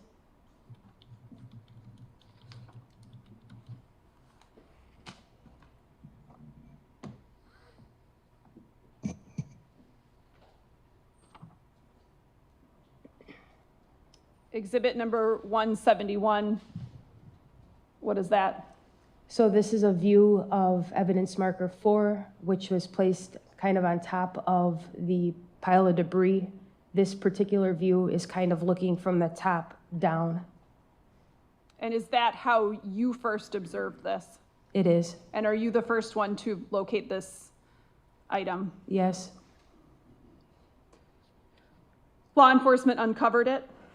Yes. Did you uncover it? Just briefly to see that there's something under there, and then we froze it for the medical examiner. Exhibit 172, what is that? That's another view from the top looking down of evidence marker 4. Now more of the debris has been uncovered. And you described that as being what? Well, at the time it was we couldn't tell for sure, but it was definitely a larger piece of flesh that appeared to be a dark skin complexion. Exhibit 173. Evidence marker number 3 that I placed next to the smaller piece of flesh.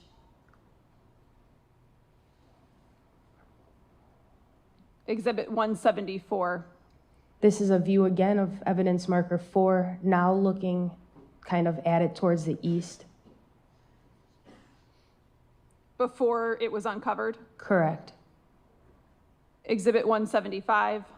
Another view of evidence marker 4.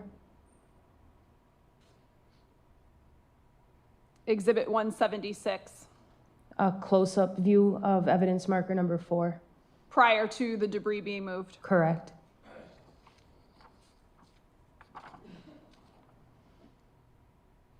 Exhibit 177.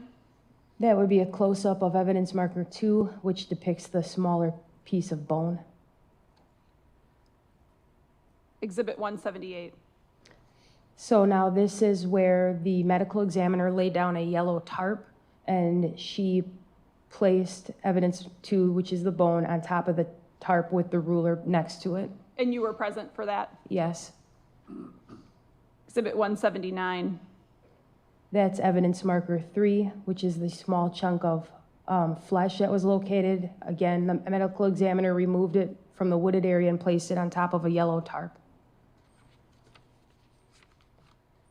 Exhibit 180. That's evidence marker number 4, which the medical examiner moved to the tarp and now revealed that it was a human leg, which appeared to be severed above the knee and at the ankle. So that would be the calf portion of a leg. Correct. Exhibit 181. It's a close-up of the human leg where it was severed at the ankle. Did you make any observations of how that was severed? Where it was severed at the ankle appeared to be pretty clean. I believe the medical examiner stated she believed the ankle was Objection, hearsay. Any exception? I think I can ask a different question. Okay. Just your personal observations. It appeared to be more cleanly cut at the ankle. You contacted the medical examiner's office, and are you aware that this was given a medical examiner case number? Yes, And is that case number 242415? I believe so.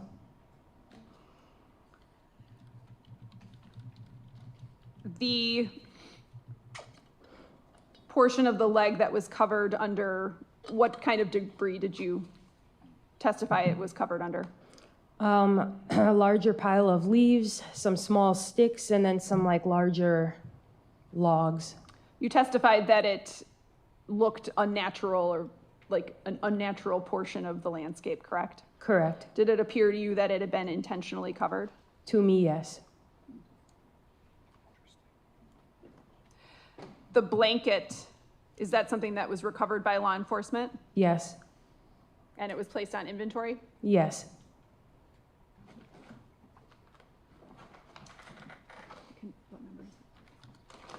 I'm going to have Detective Donner show you. 146. That number fell off.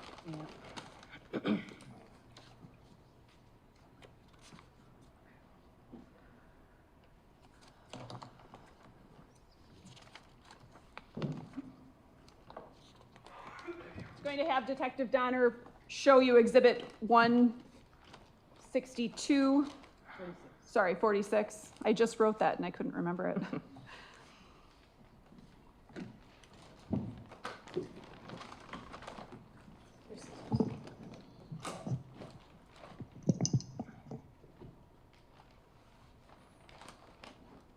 You want the scissors?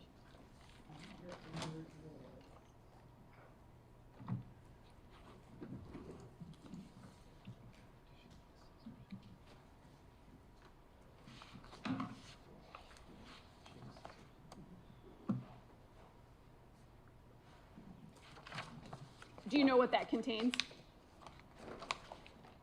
It should contain the blanket. I'm going to have you open that and identify what's in it.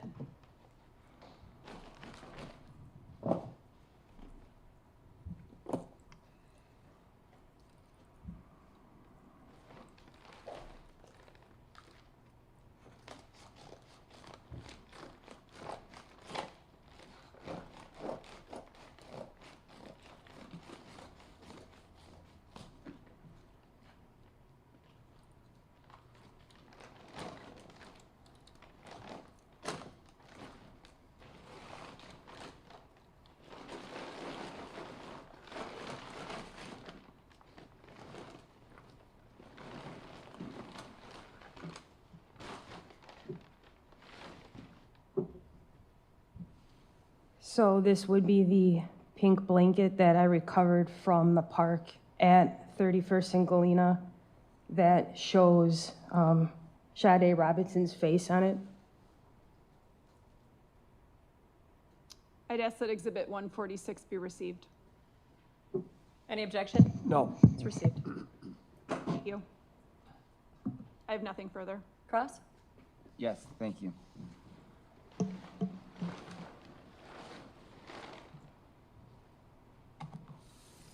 So I just want to start with kind of like the timeline of kind of some of the searches you did. You really participated in 2 searches of this Galena Street Park, correct? Correct. The first one was on April 5th, correct?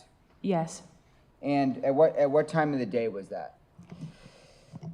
That was later at night. I believe we may have arrived at the park around 8:30 p.m. Okay. And you're searching this park with other detectives, correct? Correct. And during that search on April 5th, that's where you locate, was it 2 pieces of human remains and then a human left foot, correct? Correct. And after that search, your shift ended, you went home, right? Right. And then the next day, you received a call from Sade Robinson's family or her friends about how they conducted their own search, correct? I was dispatched to the assignment, correct? Okay. But you're aware that there was a call to law enforcement that the family had done their own search in this park, correct? Correct.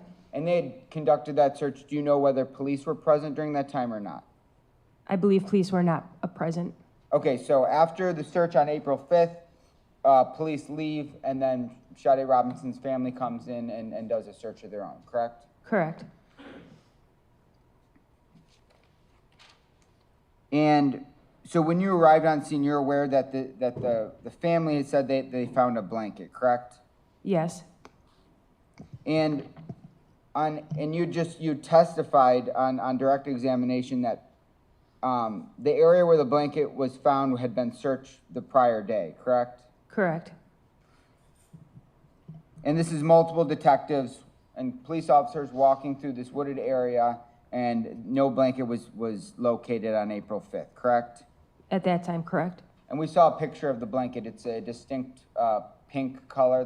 We saw how the position it was when you arrived, right? Right. It's pink. There looked like the underside was white, correct? Correct.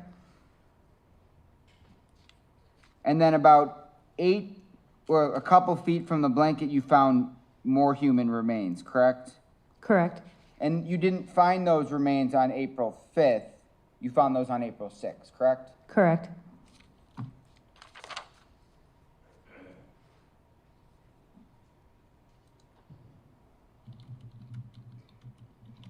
And so, just to be clear, April 5th, no blankets found. April 6th, the blanket is found, correct? Correct. And you're not aware of when that blanket was discarded in that park, correct? I do not know. You don't know if it was, it was sometime before April 6th, because that's when you found it, right? Correct. And are you aware that what day Max Anderson was arrested? Not in particular. Okay. And were you in charge of ever reviewing any surveillance? Was that a different person's job? That was different detectives. Okay.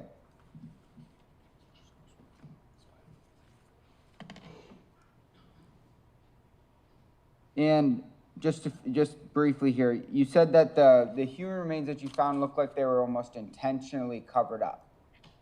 Correct. With leaves and dirt. Yes. And that's why, I mean, one of the photos you said that some of the debris had been removed and you were able to see a more clear view of what it was, right? Correct. And that blanket that you just opened, was that swabbed for DNA? I believe it was sent to the crime lab. And when you found it, did you do any preliminary review of it? You found any hair or anything? I just examined it myself. I did observe some red spots that appeared to be blood, but we don't conduct any tests ourselves at the detective level for that. Yeah, but I mean, your main role is you find the blanket and you secure it and make sure you preserve any evidence that could be found on the blanket or near the blanket, right? Correct. I have nothing further. State? Based on your involvement in this search and your knowledge of that area, is it that do you know if that blanket had been there when you searched previously on April 5th? Objection, speculation. If you're able to answer it, you can answer it. On April 5th, I actually do recall seeing the blanket. It was never opened up or looked at because the park is unfortunately extremely littered. There's miscellaneous garbage and clothing items and things like that in the park. I have nothing further. Defense? Did you draft a report indicating that you saw this blanket when you initially searched on April 5th? I did not. Nothing further. State? Nothing. Thank you, Sergeant. Thank you. So it's 10:30. It's probably a perfect time to take a 10-minute break, and then we'll come back and get right back at it. Please leave your notebooks on your seat.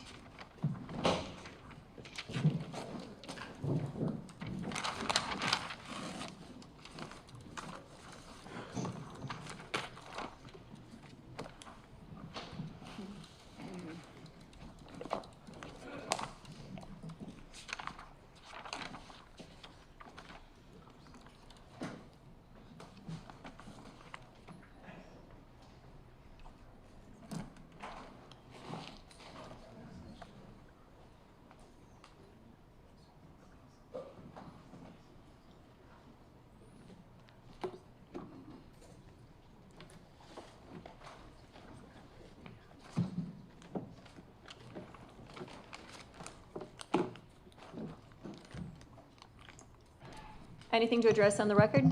State? No. Defense? No. Okay, we'll take a break. Thanks, everybody.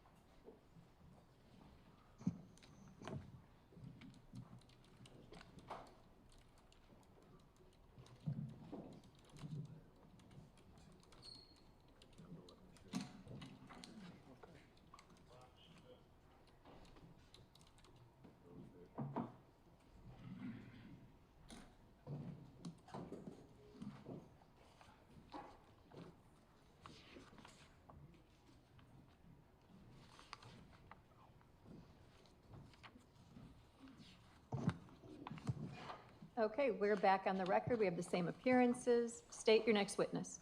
State calls Detective Justin Sokolowski.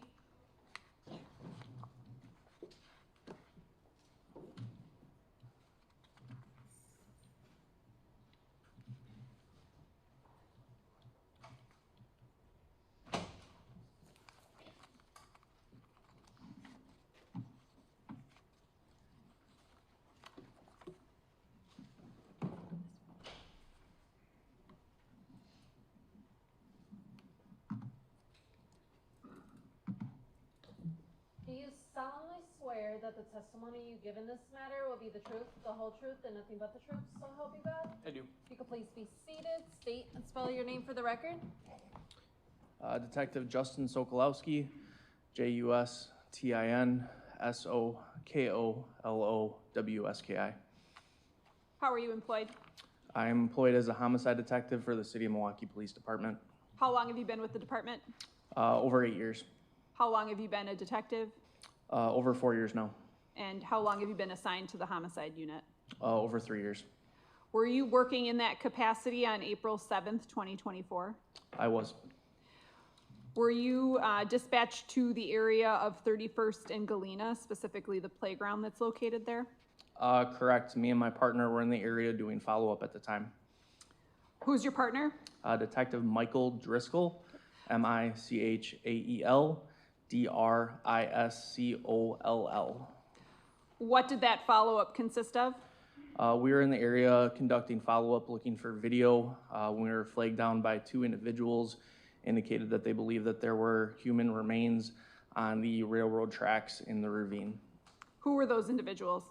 Kiana Moore and Arlinda Garza. And were you able to identify how, whether they were related to Sade Robinson at all? Correct. They indicated that they were friends of Sade Objection, Robinson. hearsay. Any response? I can withdraw the question. Okay, next question.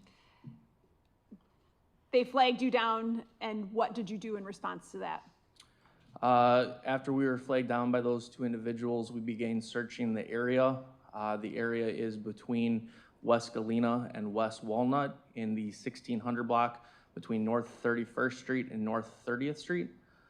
There is a park there located at 1650 North 31st Street. That park was previously searched on the prior day, and we were pointed directly to the railroad tracks that were located in the ravine between North 31st and North 30th Street. I entered the park that was located at 1650 North 31st Street, and I went east through the ravine to the railroad tracks. You referenced searches on prior dates. Correct. Did you participate in either of those searches, referencing April 5th and April 6th? I did not personally know. So is this the first time that you searched a part of that park? Correct. Continue to describe what you did. So the park is on the edge of a railroad tracks. There's a very steep hill that leads down to the railroad tracks, which is where the 2 individuals indicated that they believed there was additional human remains.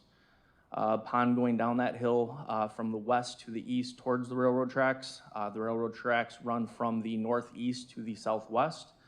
And I observed what appeared to be a chunk of human bone just west of the railroad tracks and south of the gates that led us to the railroad tracks.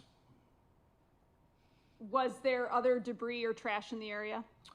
Correct. The area is very common to have illegal dumping, which there was multiple garbage bins, other animal debris and things along those nature in that area. Based on your experience, what did the bone and ligament and tissue appear to be? So the chunk of human bone that I observed appeared to be a ball joint, and I observed ligaments that were still attached to the ball joint, as well as tissue. What we did was we froze the scene and had the Milwaukee medical examiner come out to the scene and respond to examine the bone. Did they recover those items? They did. Did they get assigned an ME case number 242430? Yes, they did. What else did you do? From there, we conducted an additional search of the immediate area along the railroad tracks to both the northeast and the southwest, looking for additional evidence in the area. There were other animal bones recovered. I believe everything from a dog, deer, and cow were located along those railroad tracks, as well as a bunch of debris and illegal dumping. No other human bones were found? Not on that day, no. Showing you what's been received as Exhibit 191. Can you tell us what this is? That is going to be a Google map overview of the park located at 1650 North 31st Street and the railroad track that I was describing that runs from the northeast to the southwest.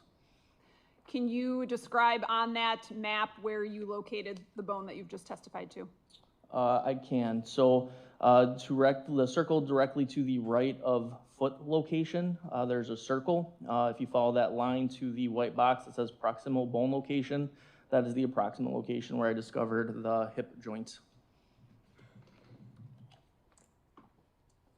All right, I'm going to show you Exhibits 182 through 189. I don't object to these. Thank you, then I'll receive them into evidence at this point. Can you look at those and just let me know if you recognize what they are?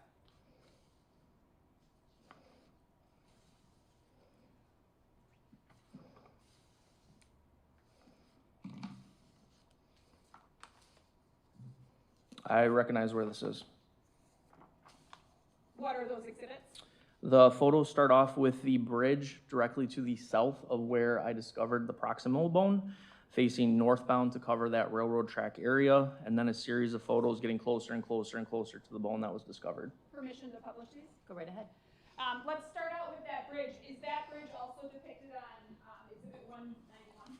I believe if you move the photo up slightly, you should be able to see the bridge on West Walnut, which will be in the 3000 block of West Walnut. Does that help? I believe it's to the south. So you just barely catch the bridge there where you see Google. That is going to be the 3000 block.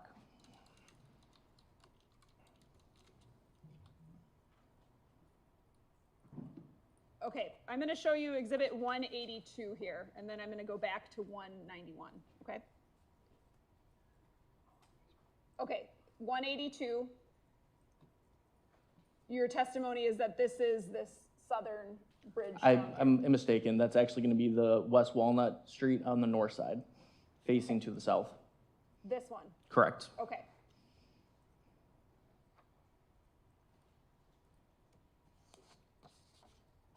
Exhibit 183, what is that? An additional view of the bridge facing to the south. Are you sure that this isn't the park?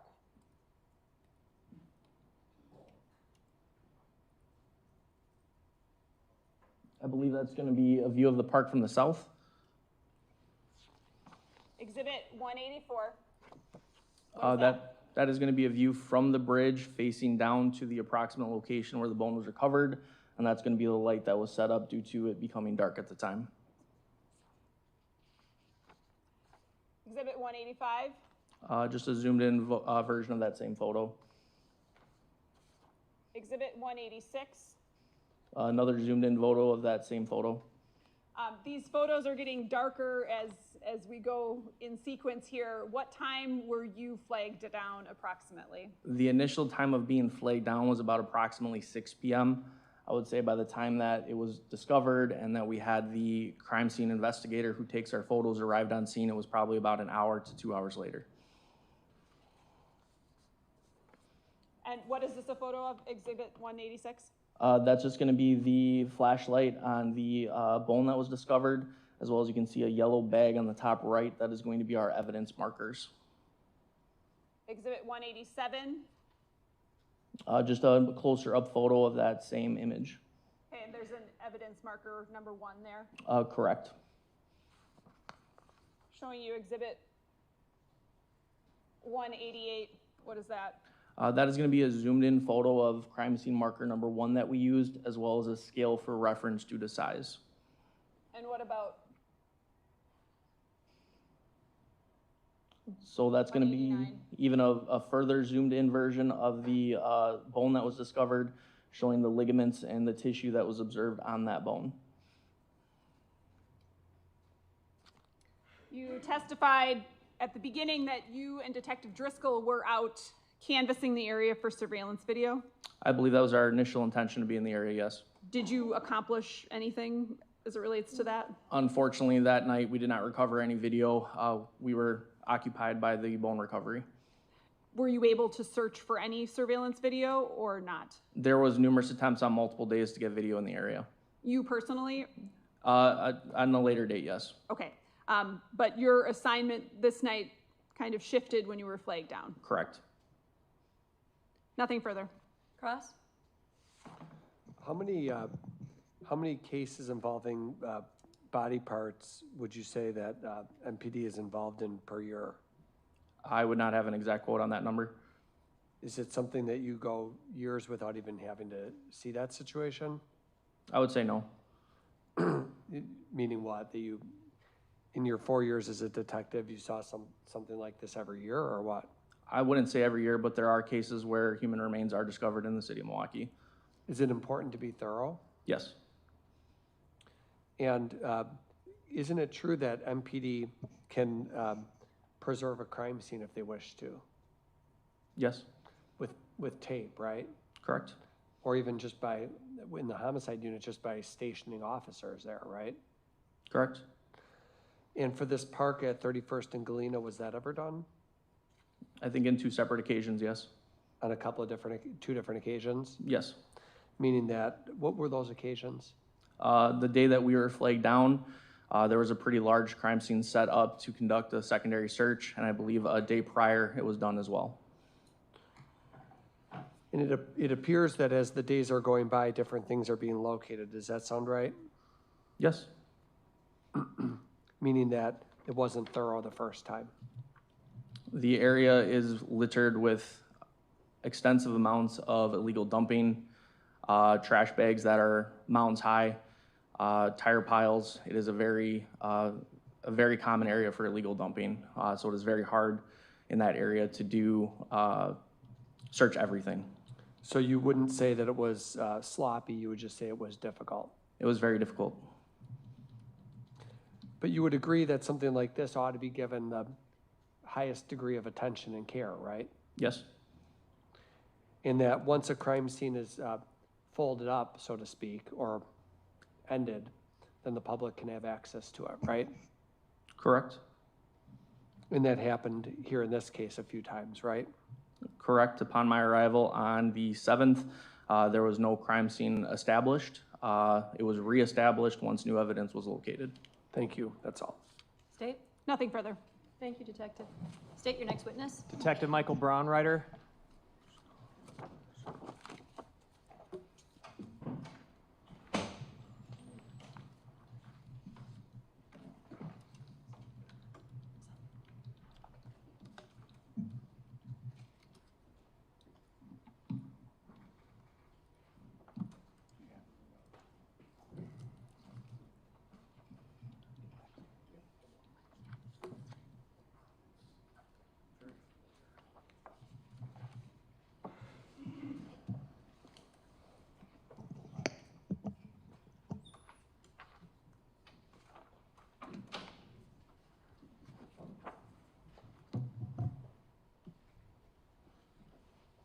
Do you solemnly swear that the testimony you give in this matter will be the truth, the whole truth, and nothing but the truth, so help you God? I do. If you could please be seated, state and spell your name for the record. First name Michael, M-I-C-H-A-E-L. Last name Brownrider, B as in boy, R-A-U-N-R-E-I-T-E-R.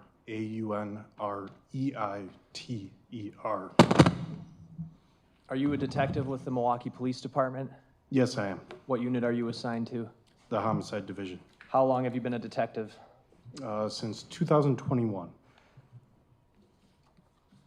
Were you working as a detective with the Homicide Division back in early April of 2024? Yes, I was. Did you participate in the investigation into the disappearance of Sade Robinson? Yes, I did. Was one of the roles you played in this investigation to canvass the area near where Sade's car had been set on fire near 30th and Lisbon? Yes, it was. That video canvas entailed a large portion of parts of the north side of Milwaukee, correct? Yes, it did. I'm going to show you Exhibit 225.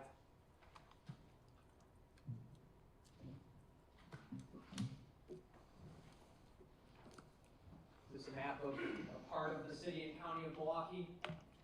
Yes, it is. Move 225 and ask to publish. Any objection? No. Received, go ahead.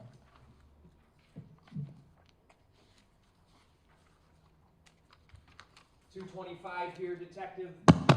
We're looking at a map that on the southern end of the map here, where my pen is, that would be West Clybourne Street, and in the corner here is part of Interstate 94, correct?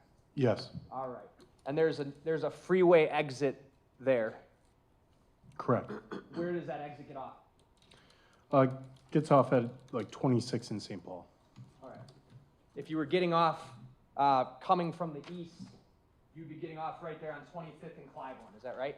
Yes, Where my pen is pointed? yes. All right. Now, I'm going to direct your attention, well, can you point out for us sort of the general area where you were canvassing for video? Yes. Do you mind if I stand? Go ahead. So the general area was 30th and Lisbon. So this is the intersection of 30th and Lisbon. The Can you skeletal. pull the microphone by you? The other one. The other one. The remains had been found in a park near 30th and Walnut, like 31st and Walnut.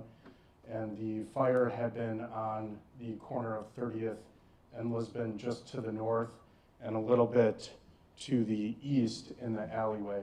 So my main focus was just in this general area, spanning from North Avenue south to Cherry, 27th to 35th. That was your main focus originally, right? Yes, And eventually you searched other parts of this map video that we'll get to later, correct? yes, I did. Okay. The playground where the body parts were found, it's not marked by green on this map, but it's right here. Is that correct? Yes, you can see the railroad tracks coming from the left side of the screen here, kind of in a it's half circle where they turn north and then they point due north or travel due north through Lisbon Avenue. Were you able to find videos in the area of where Miss Robinson's car was burned that depicted her Honda Civic? Yes, I was. Driving. Yes. I'm going to show you on the screen now what I have marked as Exhibit 194. I'm going to go back to the map in a moment. I just want you to take a look at this quick. It's not on the screen there. Okay. You recognize this camera footage? Yes, I do. Is this camera footage from the address of 2001 North 30th Street? Yes, it is. And you recovered this footage yourself? Yes, I did. I moved 194 into evidence. Any objection? None. It's received. When we're looking at 225, we see, can you point out to 225 where this video footage is in relation to where her car was burned? Yes, so 2001 North 30th Street is the corner of 30th and Brown. Particularly, that's the, it would be the northwest corner of the intersection of 30th and Brown. So we go up to 30th here. This is going to be West Brown. The camera, the store is at the intersection, like I said, the northwest corner. Specifically, that camera view is facing south towards Lisbon Avenue. The one we just had on the screen? Yes. And then are we about to discuss another camera view from a different location? Yes, we are. Where is that in relation to this? It's a liquor store. The address is 3013 West North Avenue. So that is the southwest corner of 30th and North Avenue. So you have that camera here, then you have the 30th and Brown camera. My left hand is pointing here, and then Lisbon Avenue is just down here where the fire was located, just north of Lisbon Avenue. Thank you. You can have a seat, and then we're going to go back to the video now.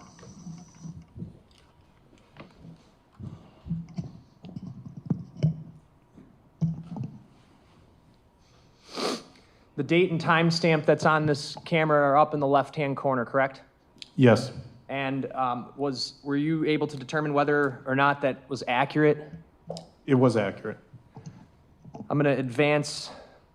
The first clip I have up on the screen, Your Honor, it begins with the letter A and then 08, and it ends in the number 0618.mp4. And it's a 1 hour and 15-minute video. I'm going to advance it to 44 minutes and 21 seconds. You watched this video Yes, I did. extensively? Yes. All right. The closest I could get was 44:16, so we're just going to do that.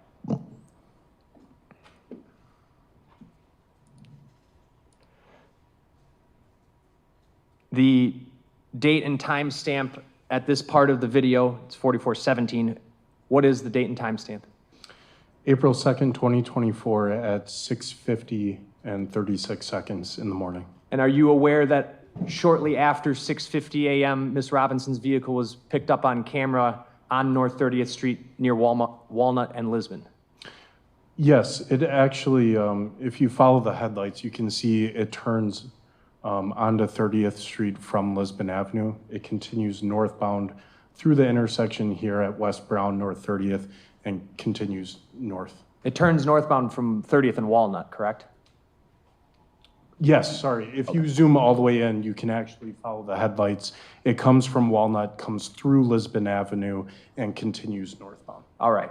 I'm playing this from the 44-minute, 17-second mark to about 45:20. So we're going to see it coming from the south? Yes, that's the top right corner. Okay. Where you can see headlights there. That's the intersection of West Lisbon Avenue and North 30th.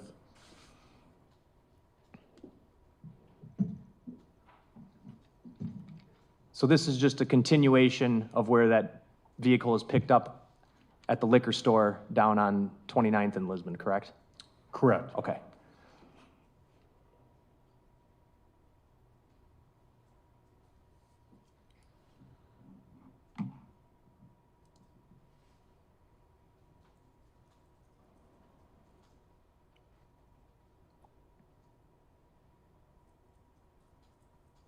What do you notice about the vehicle?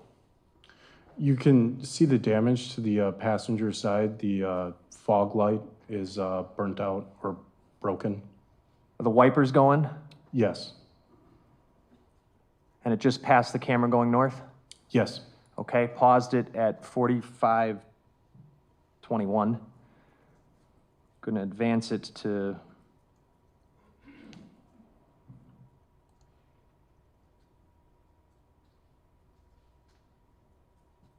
48:12.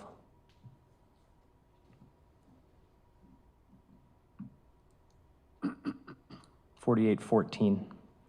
Playing from that time, 6:54:34 a.m. There it is again. Yes, and sorry, paused it. the camera went out, but from that view, you can see the damage to the front passenger rear view mirror is broken, as well as some damage to the front passenger side bumper. All right. I can't zoom in on this player, but are you able to see right? You're saying that this front passenger mirror appears to be dangling? Yes. Okay. And I have it paused at 48 minutes, 19 seconds, 6:54:38 a.m. What about the windows? They're all fogged up. Is that kind of something you noticed in other videos you watched as well? Yes, it is. Playing from that timestamp. Paused again because the TVs went out.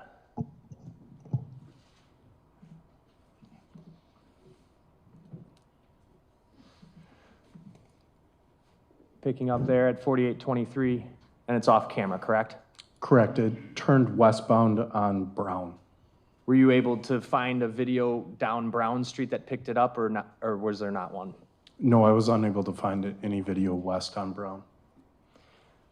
Going to advance this video to 52:06.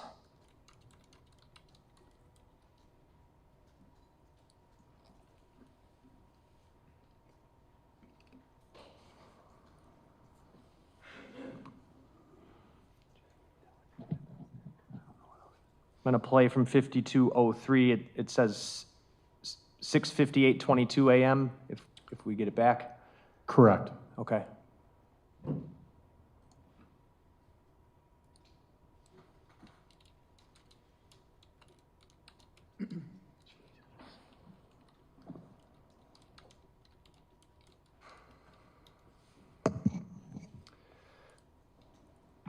All right, playing again at 6:58:28. And now what's the vehicle doing? It came from the west on Brown Street. It's going to turn northbound on North 30th Street, where it's captured on video at 3013 West North Avenue. The video we'll watch next, correct? Correct. All right. Last part of this clip, I'm going to advance it to 54:03.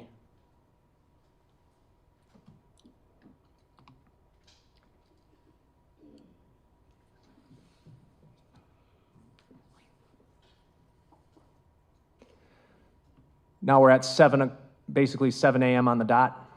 Yes. 7 a.m. and 22 seconds, playing from there.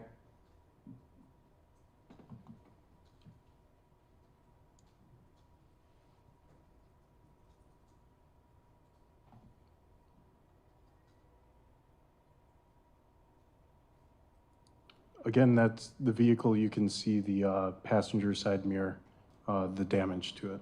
Dangling down? Yes. All right.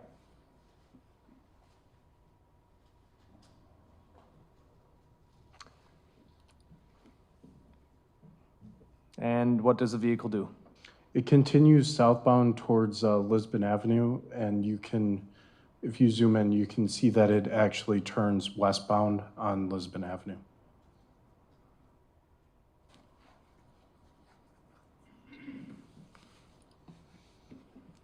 Paused it again.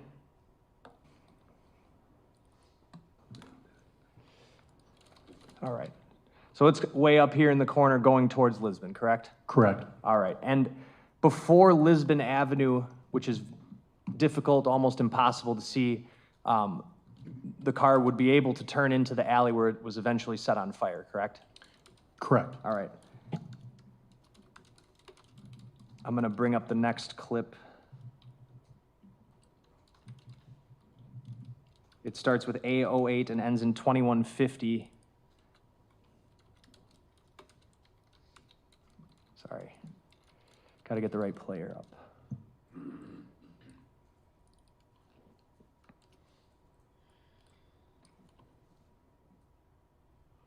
All right.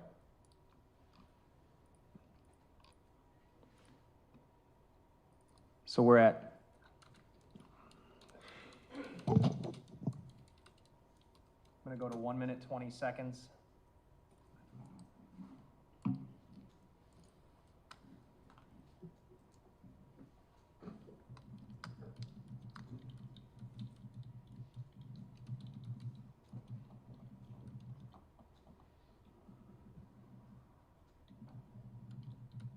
All right.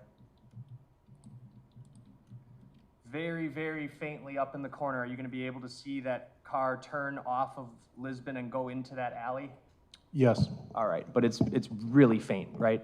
Correct. Okay. I'm going to play from 120 to 149.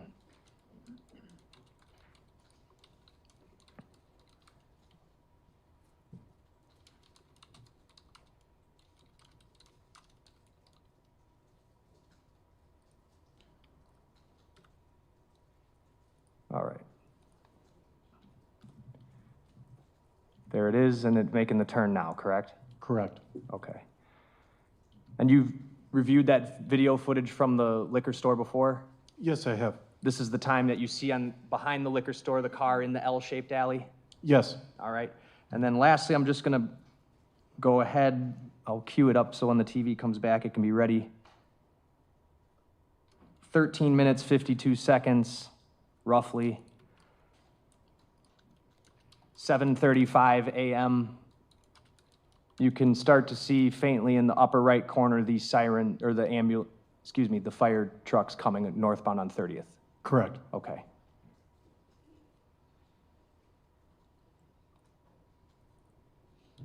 Paused at 14:08. So just to, well, never mind. I'm going to move on to the next video before I do that. The next is going to be Exhibit 195.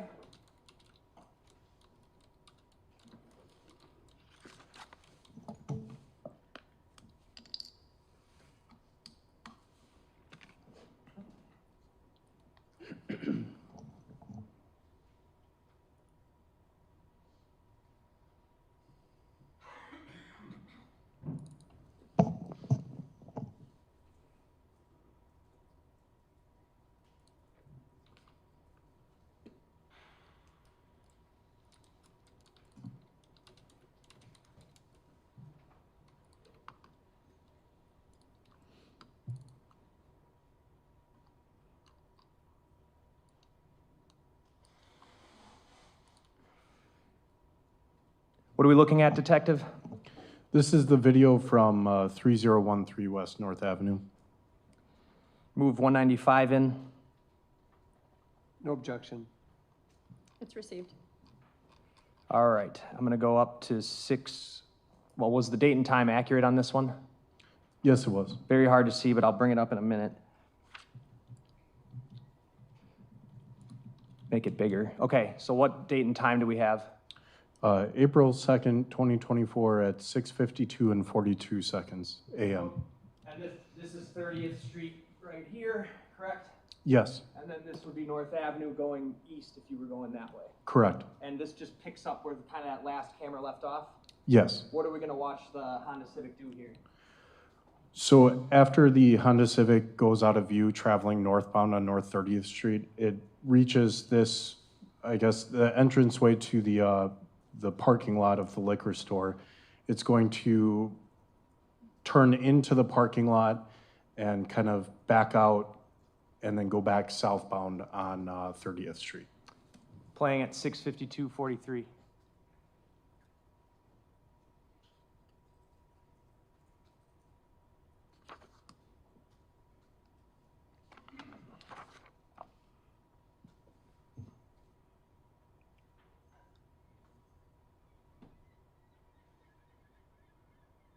So it gets to North Avenue, then it decides to turn back south.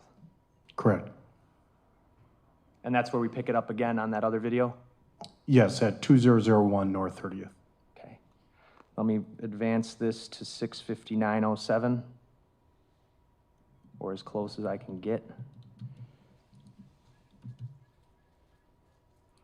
And this is that second pass as it's going up 30th Street between Brown and North?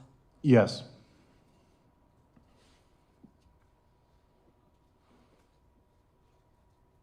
Makes another turn.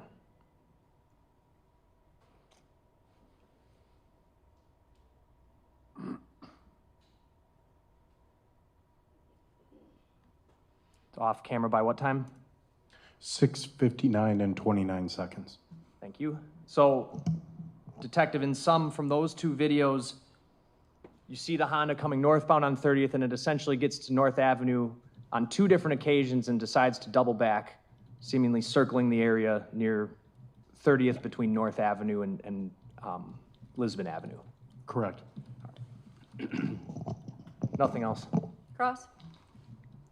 Did you ever see in any of these videos who's driving that car? No, you cannot.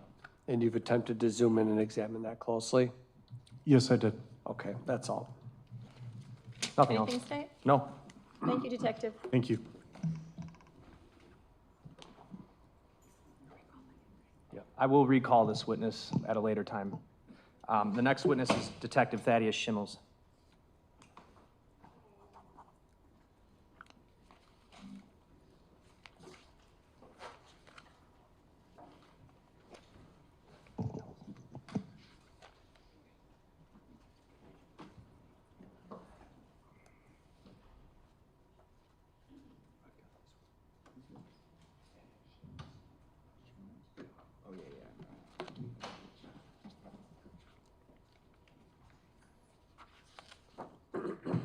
Do you solemnly swear that the testimony you give in this matter will be the truth, the whole truth, and nothing but the truth, so help you God? I do. If you could please be seated, state and spell your name for the record. My name is Thaddeus Schimmels, Thaddeus Schimmel's. Schimmel's is spelled Schimmes. You a detective with the City of Milwaukee Police Department, Yes, I am. assigned to the homicide unit? That's correct. Were you working in that capacity in April of 2024?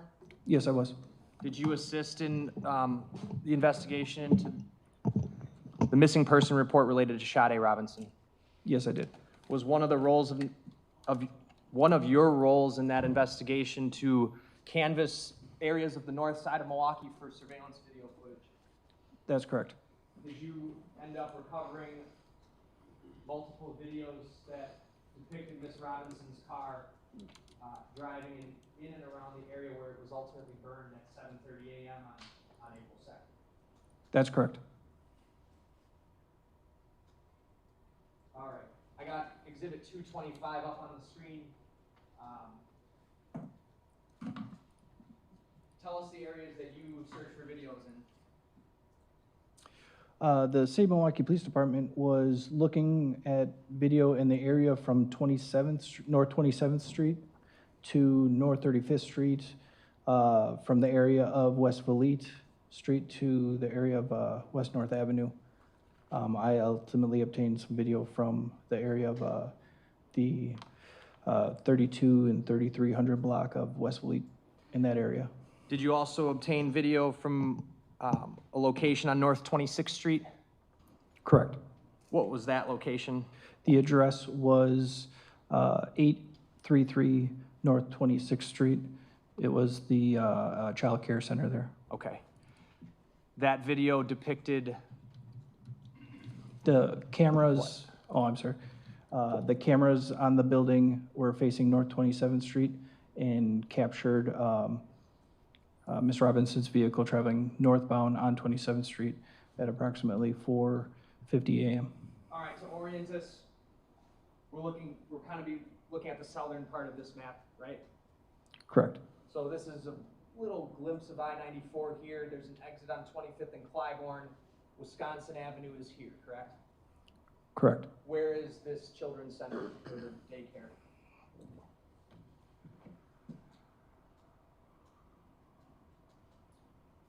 It would be 26th Street here and then just around Wells. 26th and Wells. Okay. So it captures 27th Street even though the daycare is on 26th. That's correct. The entrance is on 26th Street, but there's cameras on 27th Street. I'm going to pull up Exhibit 196. Okay, thank you, Your Honor. 196 on the screen here.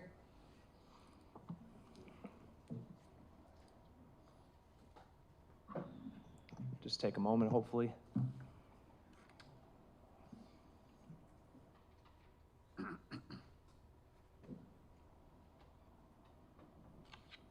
What are we looking at? This is a camera mounted to the west side of the building. It is facing westbound. The street in front of the street that's in the camera view would be North 27th Street. Okay. It's on the west side. It's facing west? Correct. Okay. All right. So where's the freeway? Off to the left side or to the right side? It would be to the left. And what are we going to see? What we're going to see is Ms. Robinson's dark blue Honda Civic traveling northbound, which would be from left to right through the camera view. The date and time stamp, it says April 2, 2024, 4:50 a.m. Was this determined to be accurate? Yes. I'm going to play clip, the first of two clips.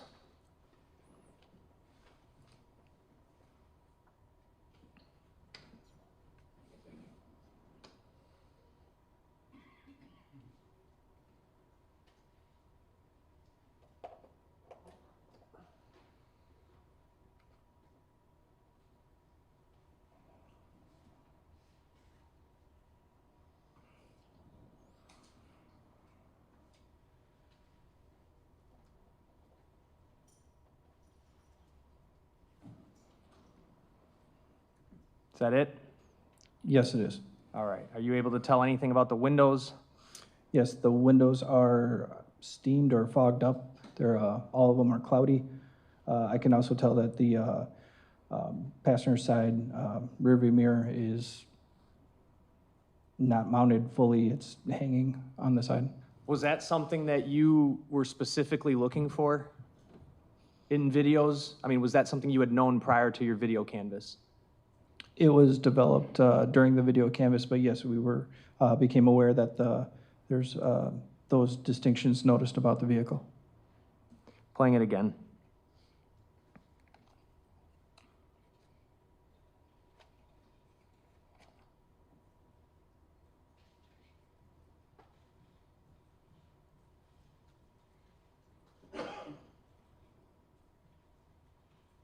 And I'm pausing that video clip at 35 seconds. Timestamp is 4:50:36 a.m., and I'm going to play the second clip.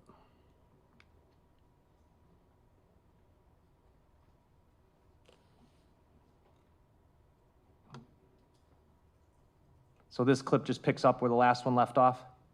Correct. All right, it's 12 seconds long.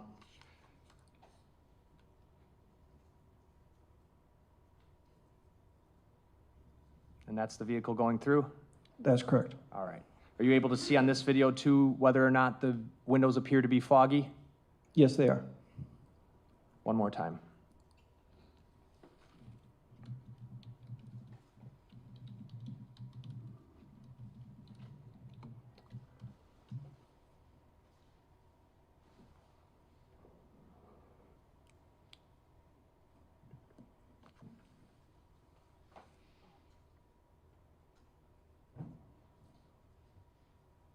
Did you recover video from 3220 West Fleet Street?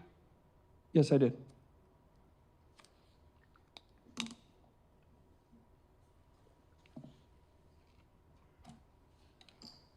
I'm going to pull up here Exhibit 199.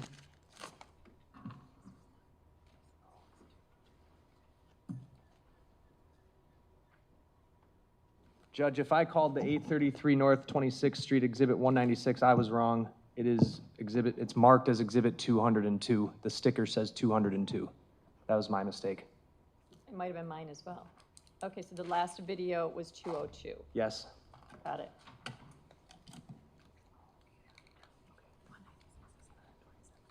And this one's 199? This one is 199. Okay. What is 3220 West Fleet Street? The location is a Community Care Incorporated. And its video cameras face where? They have a number of video cameras at this location. We obtained multiple exterior cameras that were both along the south side of the location, which is West Fleet Street. And there were some other cameras that were obtained that were captured West Cherry Street to the north of the property. What camera angles were of note or of relevance to this? The two camera angles that were on the south side location along West Fleet Street. I'm gonna pull up 199. It's gonna be camera number 2, the clip ending in the numbers 44000.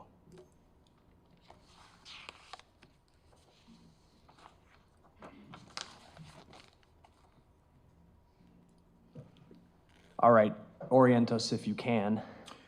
Do you want the map? Well, why don't you describe it first, then we'll go to the map. Again, the building itself is a larger building.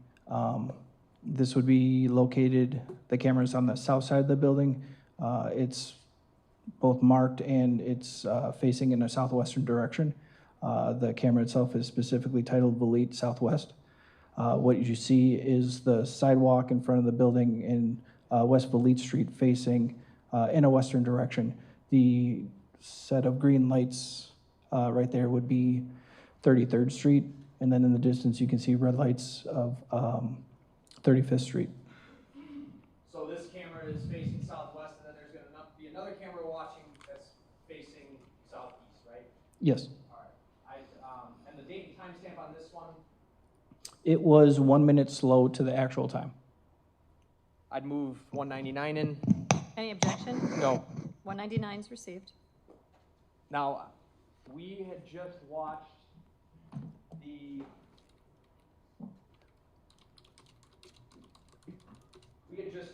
vehicle coming up 27th Street in this direction, correct? Correct. All right, and Valete Street is right here, correct? Correct. So what we're about to see is the car passing by Valete Street minutes after we just saw it on video, going north on 27th away from Interstate 94? Correct. Okay.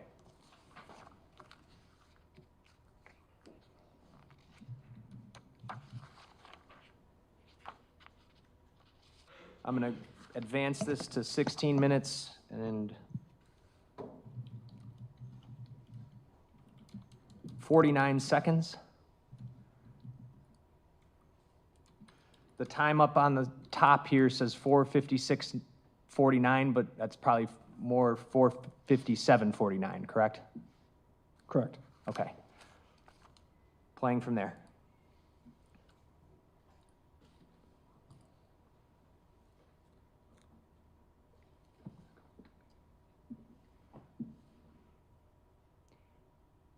And there's the car? Correct.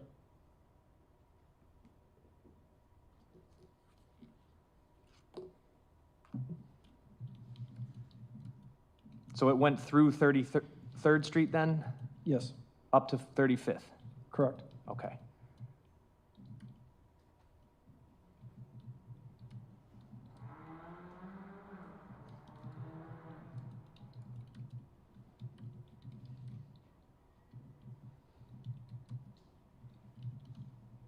Is that a red light? That is correct.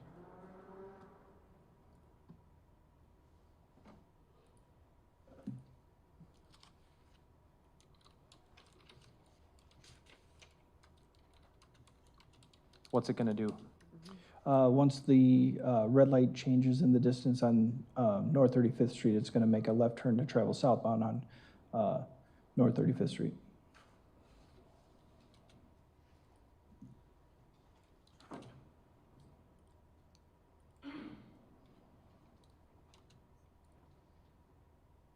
All right, there it goes, correct? Correct. Paused it at 18:21. And Detective, just in your experience from driving these areas, is that the approximate time it would take to get from that children's center camera to here? Yes. Okay. Going to advance the video to 33:20.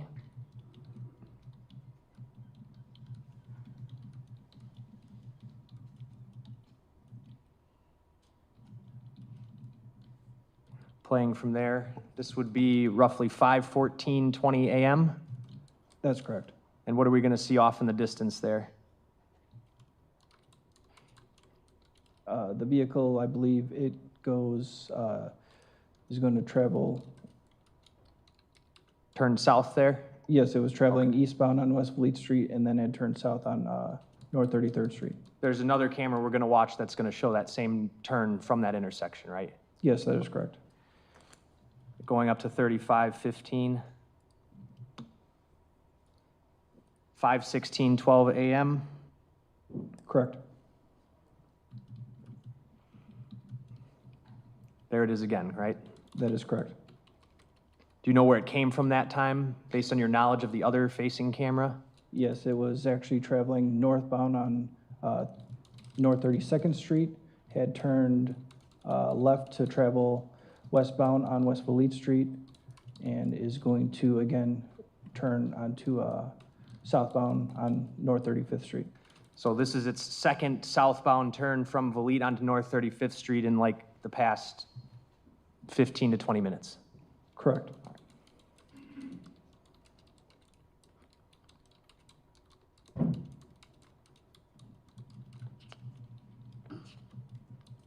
The exact same route it just did. Correct.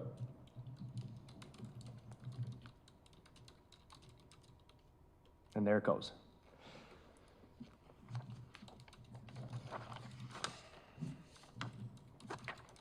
I'm going to go up to 38:30.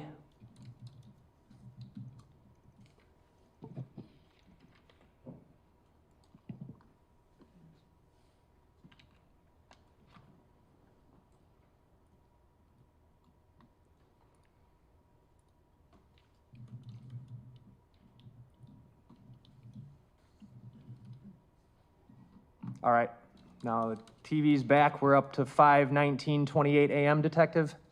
Actual time, yes, timestamp Okay, of actual time. 5:18. Okay. Play a brief clip from here.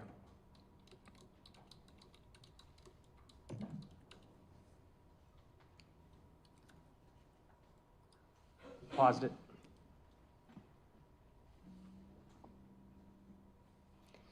Picking it up. All right, there it is again. Correct. This time it's going to turn where? It's going to turn southbound again on 33rd Street. So the last two times it did this westbound path down Vliet, turning on 35th. This time it's turning on 33rd. Correct. Paused it at 39:04. This would be roughly 5:20 a.m., correct? Correct. I'm going to switch over to channel 4, or camera 4, clip ending in 4400.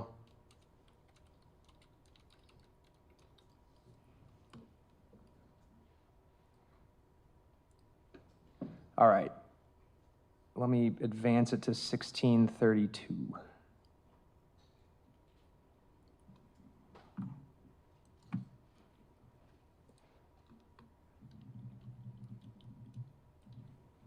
All right, it's at 1638.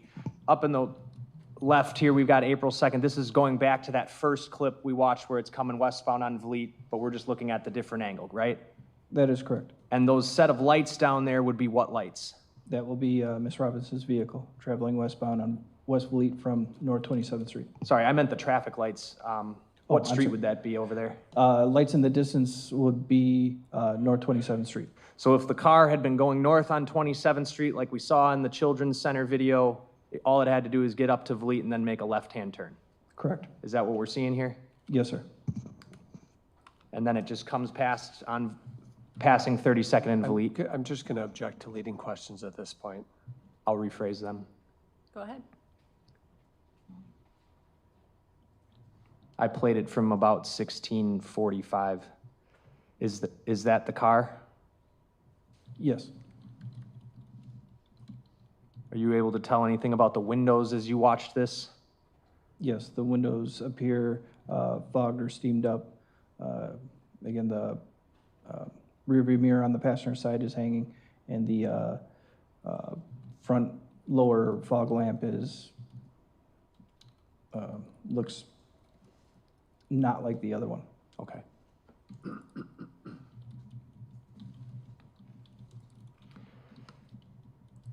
Next clip is camera 4, ending in 5737.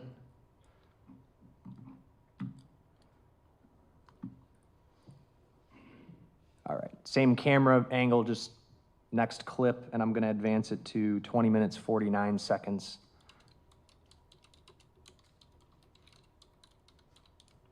(20 minutes, 52).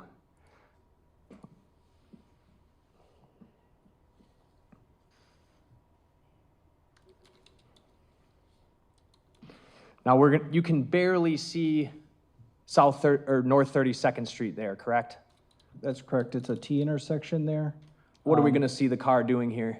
So you're going to first see the street light up as though there's a vehicle there, the headlights of a vehicle that's stopped there. It's going to be stopped there for what appears to be an extended amount of time, just for the fact that there doesn't appear to be any other cross traffic.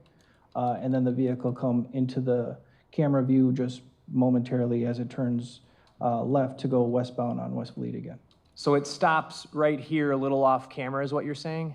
Yes. And you're able to tell that how? Even though you can't see the car, how can you tell? Again, the street will illuminate with headlights from the vehicle itself. Playing at 2052. You see the lights? Yes. And are you able to see the windshield? Yes, the windshield is fogged and cloudy. And in this frame, are you able to see the front passenger rear view mirror? Yes. What does it look like to you? It is angled downwards as though it's not fully mounted or damaged.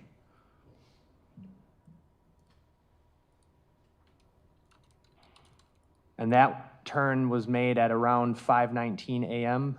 That is correct. Are we going to see the car do the same turn? Yes. You're going to advance it to 20 minutes. I think I did the wrong clip first. I'm actually going to go to 17:14. So that was at 5:19. We're going to back up to 17 minutes, 15 seconds. This would be roughly 5:15 a.m.? That's correct. Okay. Playing from there. What's the car doing? Again, it's stopped. There is the vehicle that's traveling westbound. And now there's no vehicles traveling east or west, but the vehicle is remaining there for some time before it makes its turn. Can you see the windshield? Yes, What does it look like to you? it's cloudy and fogged up. And on where I have it paused here at 17 minutes, 41 seconds, can you see the front passenger rear view mirror? Yes, it's angled downwards. It appears to be hanging.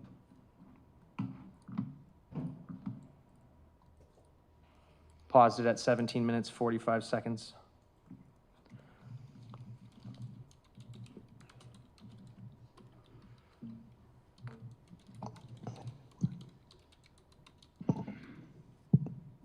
If I didn't move 199 in, I would do that.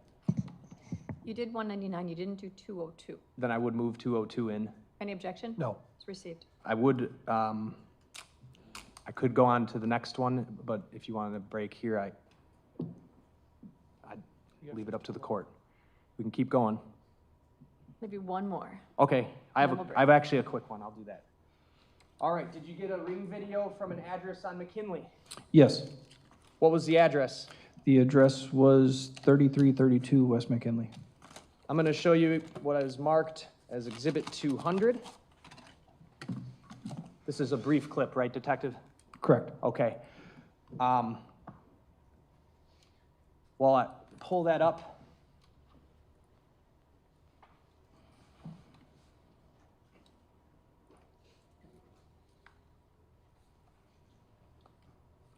zoom in here.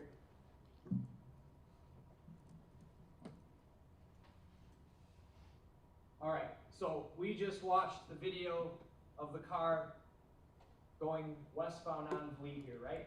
Correct. And then we watched it make some southbound turns on the 35th here, correct? Correct. And then we also watched it make one southbound turn on 33rd Street here, right? Correct. After it made one of those southbound turns on the 35th Street, is that shortly after it goes off camera there? Did you catch it on camera at this McKinley address? Yes. Where is that address? The address? The address would be located right here. It would be 34th Street. And the east and west would be McKinley Avenue. Is that a residential area? Yes, it is. Were there any cameras down McKinley that were able to help you? No other ones that we were able to locate. All right, so the street, McKinley here, this would then be 34th, right? Correct. 34th runs into the train tracks, right? Correct. Dead end? Yes, there is a way to get through by an alleyway that would be in between McKinley and Valete, but yes, essentially a dead end. Okay, so we're about to watch video footage from here facing 34th? Correct. All right.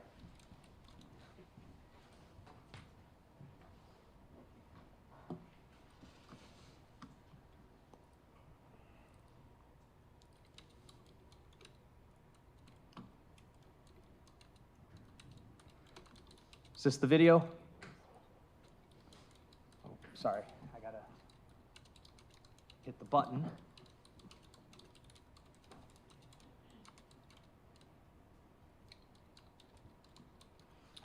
Yes, that is the video.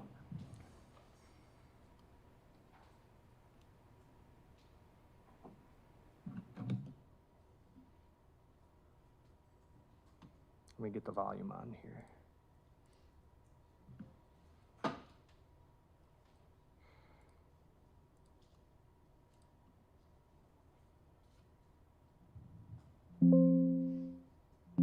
All right, I would move 200 in. Any objection? No. Received. Off to the left side of the screen would be McKinley. Correct. All right, and then to the right side is sort of where that train tracks meet 34th Street. Correct. Is this the car right here off to the left? Yes. And what time and date is this? It is April 2nd, 2024 at 4:59 and 29 seconds. Would this have corresponded with the timestamps from the other video when the car is seen turning off onto 35th Street? Yes, it would. Playing the 50-second clip.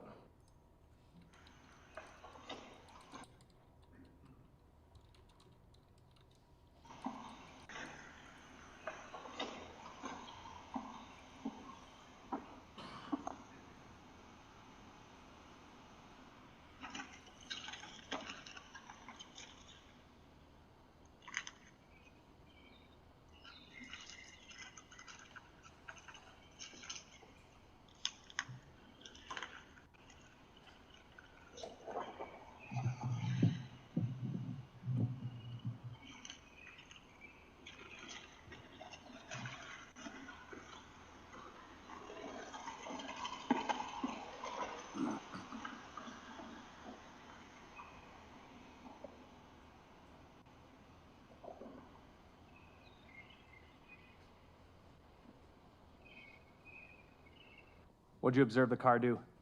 The vehicle had traveled northbound on North 34th Street from McKinley, went to the dead end, conducted a turn to turn itself around, and then slowly traveled back southbound on North 34th Street back to McKinley. I'm sorry, go ahead. After it made its turn to turn itself around, it traveled southbound back to slowly traveled southbound on North 34th Street back to West McKinley Avenue. At some point in this video, does it appear to you that a motion-activated light turns on? Yes.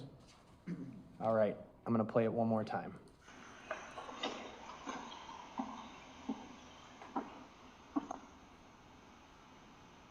Right there? Correct. And as the car passed, were you able to see whether or not the windows appear fogged? They do.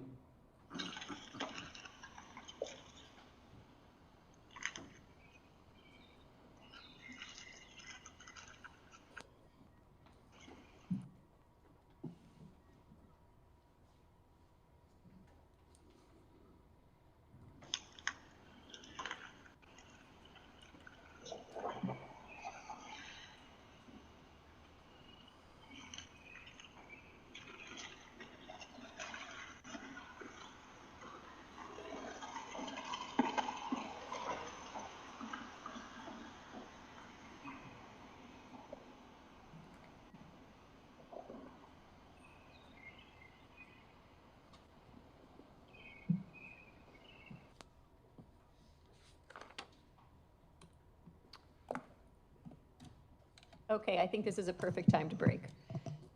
Again, the same admonitions, right? Don't do any investigation, don't do any research, don't do any blogging, texting, posting about our job here. Don't talk about it with each other. Wear your juror badges prominently. Go have a lovely lunch. Put this completely out of your mind, and we'll kick back up. Today, we can start back up at 1:30. So we'll open up the jury room about 1:15, 1:10-ish. Yeah. And then I need all of you back in order to go on the record right at 1:30. Okay? Thank you, everybody. Leave your notebooks on your chairs, please.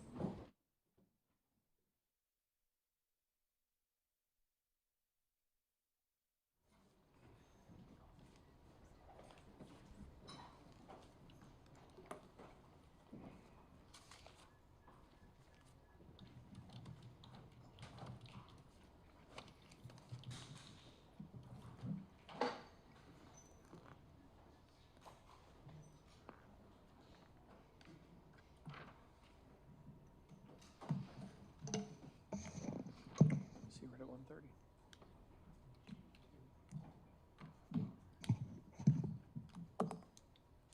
Anything to address on the record before we break for lunch? No. No. Great. Have a lovely lunch. We'll see you back at 1:30.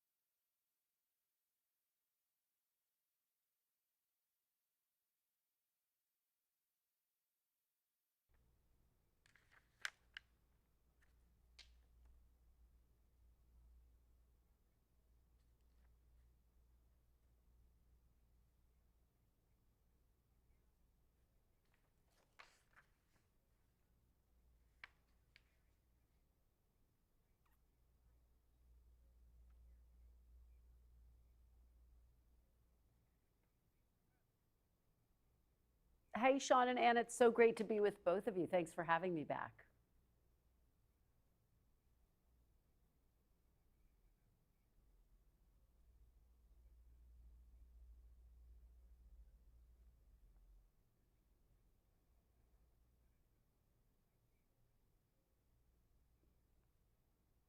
Well, there's no doubt that there will be a lot of eyes on what Elon Musk does and what he says. You're absolutely right. He came out and he said the president's so-called big, beautiful bill had some significant problems because it adds to the debt and deficit. He said that a bill can either be big or beautiful, but not both. He also suggested that it could undermine some of the work that Doge has done.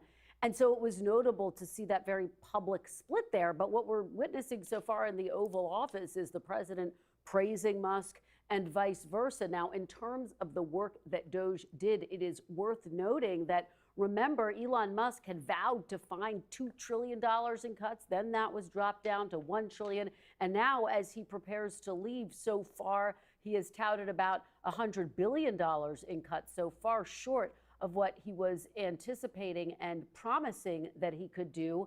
And what's also worth noting is that there was a lot of pressure on Doge to show transparency, both for the thousands of government workers who were slashed and for these savings that they were actually purportedly finding. And when they actually showed some of their work, it was riddled with errors. So there was a lot of gray area that surrounded the work of Doge. And in addition to all of that, some real clashes that Elon Musk had with some of the president's top cabinet officials. So what, if any, role will Elon Musk play once he actually leaves the White House? He says, look, his team at Doge will still be in place, will still be looking for cuts. Will he continue to be a close advisor to President Trump? We know that there was some internal consternation about some of the negative headlines that Musk was drawing, and quite frankly, about his poll numbers. His work was more popular than he was personally. So it will be fascinating to see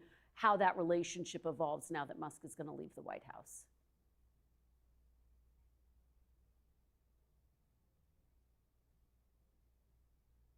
Mm-hmm.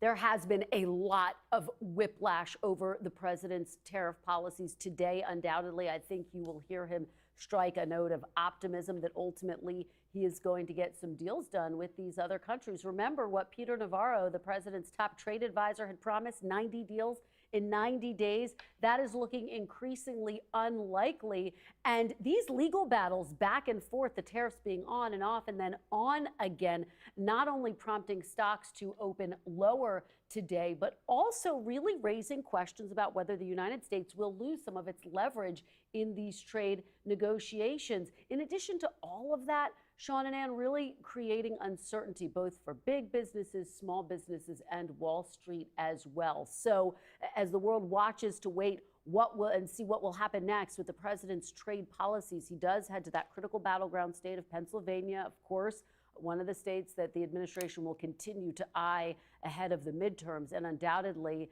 will give a robust defense of his tariff policies. Well, we've got two big exclusive interviews. House Speaker Mike Johnson will join us to talk about that so-called big, beautiful bill. What does he think is going to happen now that it's in the hands of the Senate? Will any changes in the Senate be passed by the House? We'll delve into all of that with him and get his reaction to the latest and what's happening with the president's tariffs. And then we're going to talk exclusively to Georgia's Democratic Senator Raphael Warnock, get his reaction to all of the big developments today. We also heard from former President Biden today. What does Senator Warnock have to say about that? How does he see the future of the Democratic Party evolving? So a lot to unpack this Sunday on Meet the Press. Thanks for having me, Sean and Ann.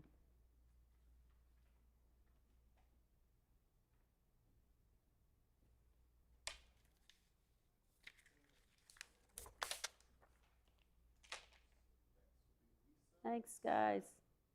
Ashley, okay. Guys, I can hear myself. Is that okay?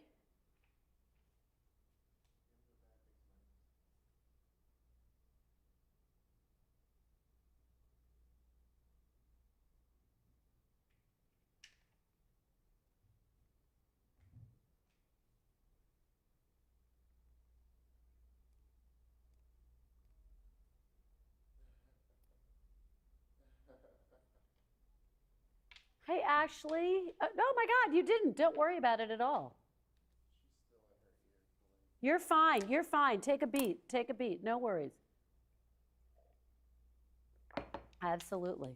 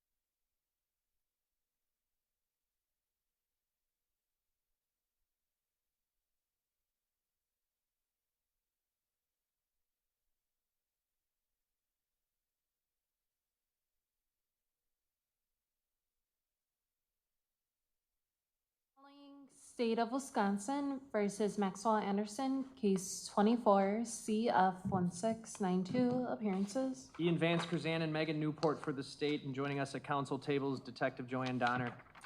Good afternoon, Judge. Maxwell Anderson with Anthony Cotton and Jason Finling. Good afternoon. It's my understanding there's nothing to address before we bring the jury in. Correct. Okay, we're ready for the jury.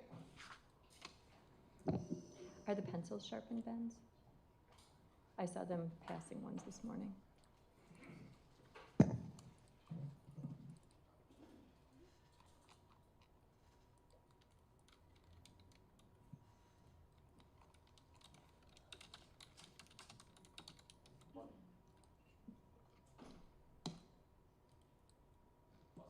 Please.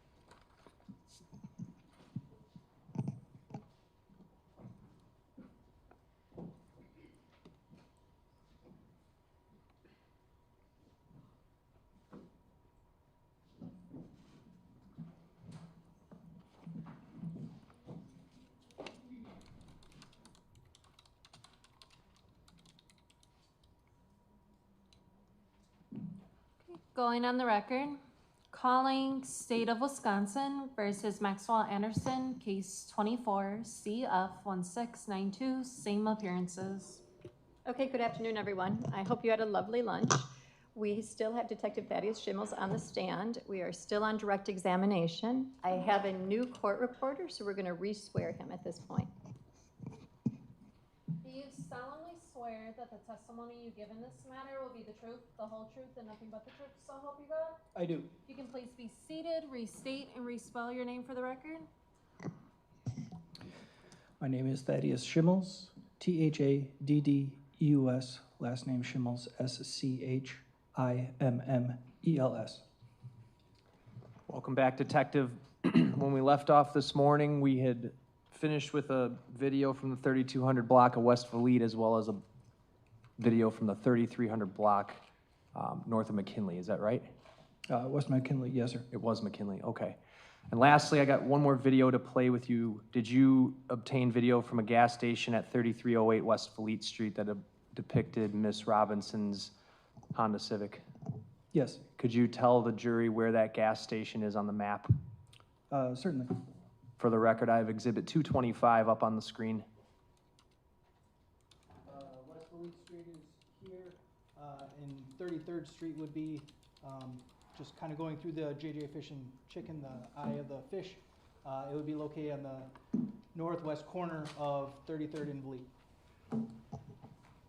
The footage we're about to watch, we see some of these same movements in one of the previous vehicles. Is that correct? That's correct. Which video? The video from to the east of the location from the 3220 West Valete Street, the care center. I have coming up on the screen here Exhibit 203. Is this the gas station video you recovered from 3308 West Valete Street? Yes, it is. I'm sorry, this is 201. I'm sorry. I was looking at the wrong case. Okay, I'd move 201 in. Any objection? No. 201's received. The video is date and time stamped, correct? It is. What is the date and time stamp? The date and time stamp currently on the monitor is the year 2024, 0402, which would be April 2nd. The time is 3:57 and 08 seconds. What can you tell us about the accuracy of that timestamp? The timestamp is 1 hour and 1 minute slow from the actual time. So what would be the real time where we have it here? It would be at 4:58 a.m. And what are we going to see? What we're going to see in this video is the camera view. It's showing the front of the gas station, the pumps, and right behind that you can see going from the upper Left to the right side of the screen would be West Valete, and then North 33rd Street would be going from the left side of the screen to the upper right. Okay. Is the car gonna drive by like we saw on the other camera? That's correct. It'll be traveling westbound, going from left to right on Valete Street in a moment. Playing at that time. Is that the car? Yes, it is. Paused at 4:50, it would be 3:57:17 on the screen. So that would be at 4:58 a.m.? Correct. I'm gonna advance the video to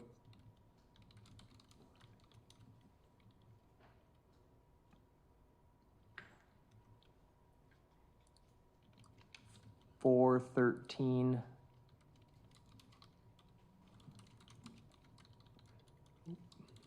Let me go back.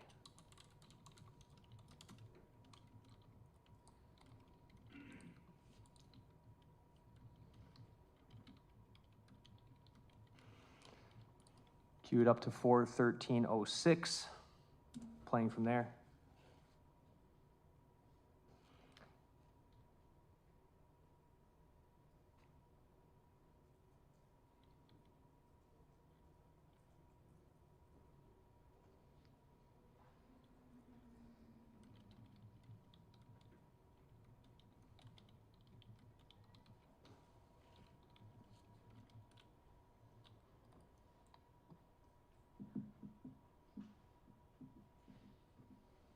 You see the Honda? Yes, I do. And it's doing what? I paused it at 4:13:40. At this time, it was traveling eastbound on West Valete Street and making a right-hand turn to travel southbound on North 33rd Street. The real time of this would be what? This would be 5:14 a.m.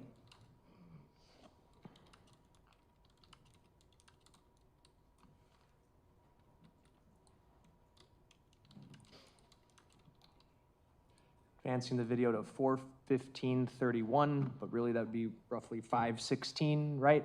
Correct. Playing from there. Is that the Honda again coming west? Yes.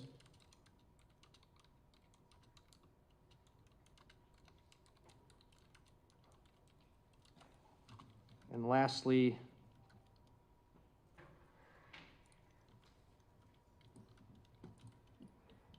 picking up at 4:18:46 on the video screen, this would be 5:19, right?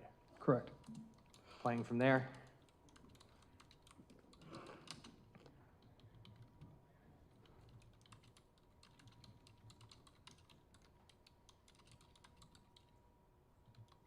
And what does it do? The Miss Robinson's Honda was again traveling westbound on West Valete and now made a left-hand turn to travel southbound on North 33rd Street. Paused it at 4:19:06, which would be 5:20 a.m. Detective, is that the last time Miss Robinson's Honda is on video up until 6:50 a.m.? From my knowledge, yes. I have nothing else. Cross? No. Thank you, Detective. State your next witness. Detective Rachel Smith.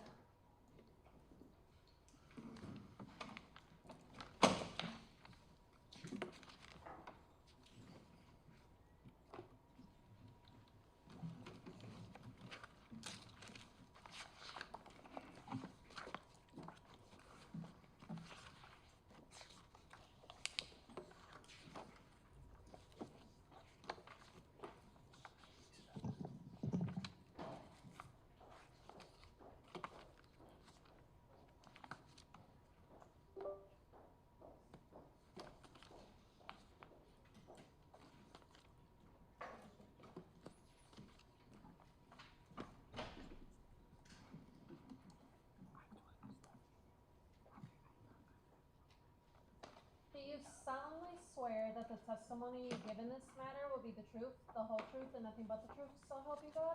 I do. You can please be seated. State and spell your name for the record. It's Rachel. Rachel, R-A-C-H-E-L, Smith, S-M-I-T-H. You a detective with the Milwaukee Police Department's homicide unit? I am. How long have you worked for the Milwaukee Police Department? I've been with the department for just over 8 years. Did you assist in the investigation of the disappearance of Sade Robinson in early April of 2024? I did, yes. Was part of your assistance trying to recover video from various locations? Yes.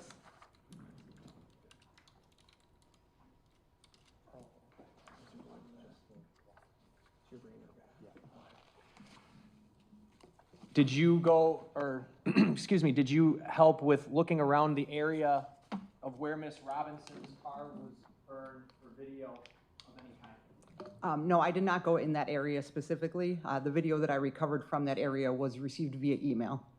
And what was that video from? It was from a fellow police officer's house. She lives at the area, at the address of 3123/3125 West Walnut. Can you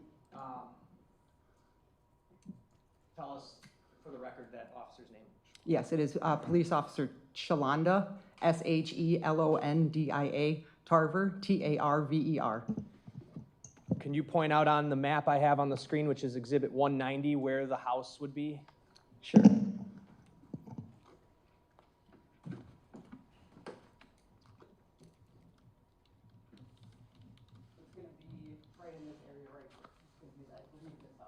Okay, and for the record, the witness is pointing to a house about 2 houses in from North 32nd Street at Walnut. Were you aware that through your department's investigation and the sheriff's office investigation that there had been video of a subject walking away from the area where her car was burned? Yes. Is that why this location on Walnut was of interest to you? Yes. What were you aware of that made that of interest specifically? Sure, I was aware that the person left the area where the vehicle was burned on Lisbon and traveled in that direction on foot. Consistent with where this Sharpie line is kind of drawn there? That is correct. All right, so that individual, and I'm going to put up exhibits 447 here, which has already been admitted, as well as 448. Are you familiar with these images? I am, yes. What do they show? Sure, they depict a subject walking. They're wearing all dark clothing with a tan backpack and shoes that have like a white pattern on the bottom. Did you get video, and that subject would be walking in this area here, right? Yes, Okay, and he's heading west? that is correct. Do you pick up on the video from Officer Tarver's house that subject continuing to head west? Yes. So, are any stops made, or that subject just continues walking west? Just continues walking west. Okay.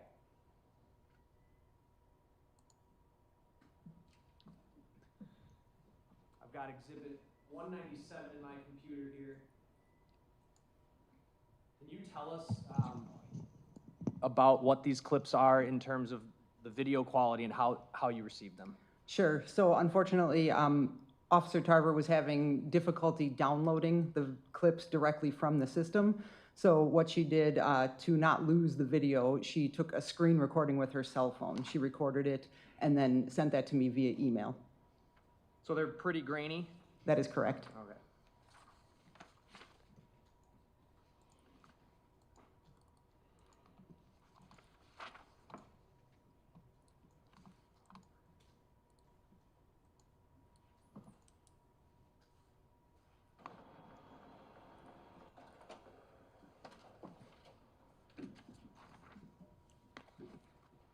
I've got exhibit 197 on the screen. It's very small. I'm going to zoom in a moment, but just try to help us get oriented here. There's 3 clips, right? Yes, that is correct. Summarize this for us. Sure, this is from Channel 4, which is a camera that's on the exterior of the residence, and it is facing in a northeast direction, and it's capturing Walnut, and then in the distance, you can see North 31st Street. How much is the date and time stamp off? The date and timestamp is approximately 1 hour and 5 minutes slow. So on the screen now, it says April 2nd, 2024, 6:26:11 a.m. What's the real time? The real time would be 7:31 a.m. I'm going to use the zoom feature to not get the other parts of the screen recording and just the video here. and then I will play it.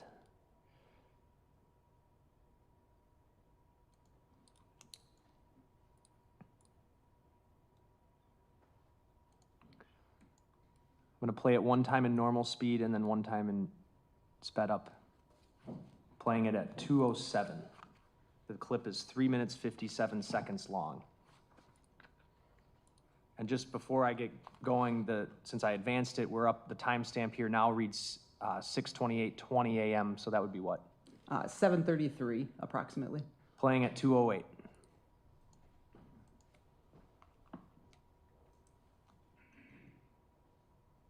And if you could, Detective, stand up and just tell us where he's going to be coming, where the person is going to be coming from. Sure. So they're going to be coming from in the distance here, and then you're going to see them travel on this, the north sidewalk in a west direction. Thank you.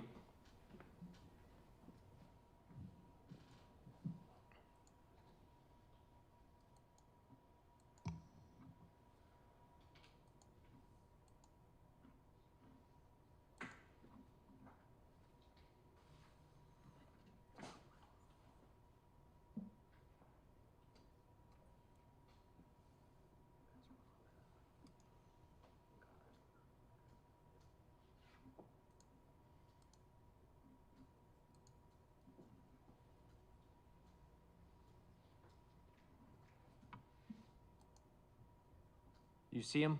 Yes.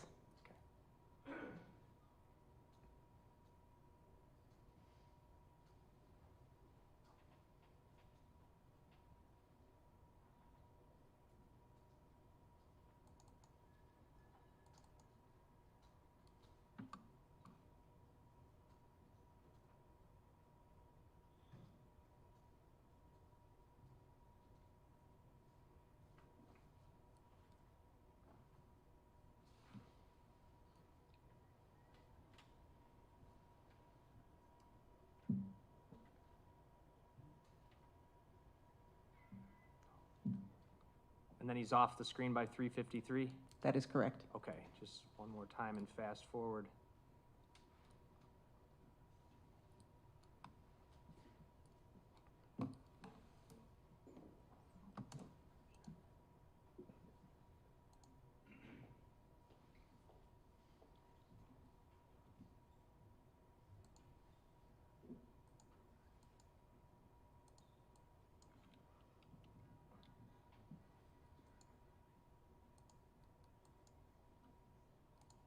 See him walking there? Yes.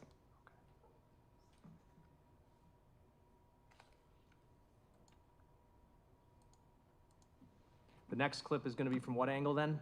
It's going to be from channel 3, which is going to be essentially a directly north angle, and it's going to be capturing just West Walnut Street. Judge, I don't know if I moved this in, but I would now. Any objection? No. Tell me the number one more time. 197. And this is actually channel 2. Okay.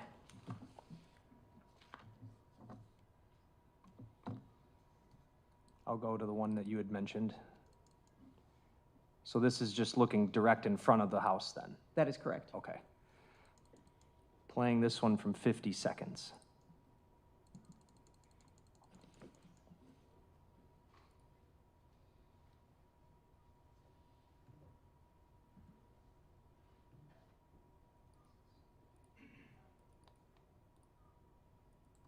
Are you able to tell anything about the description of this person based on this video? Sure. As you can see that their person is wearing dark clothing, and then you can start to tell that the backpack itself is a different shade of color. It's not as dark as the clothing.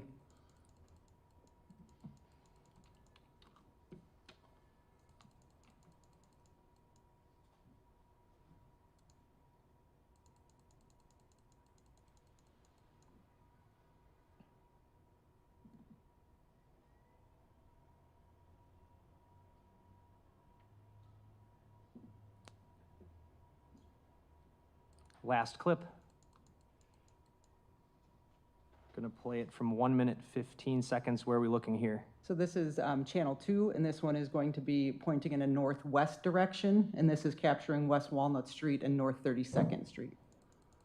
Does it appear the subject go anywhere when he gets to the intersection with 37th Street or 32nd Street? Sure, it appears initially that the subject begins traveling north, but then you do, just at the very top of the screen, see that the feet continue across North 32nd Street.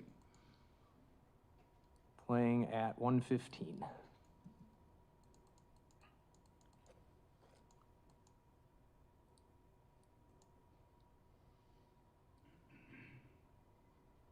I paused it at 1:25. Are you kind of able to tell the color of the backpack here? Yes, in this view, you're able to see that the backpack is tan in color. Can you get up and point that out, please? Yes. Thank you. Okay. I'm going to back it up and then let it play.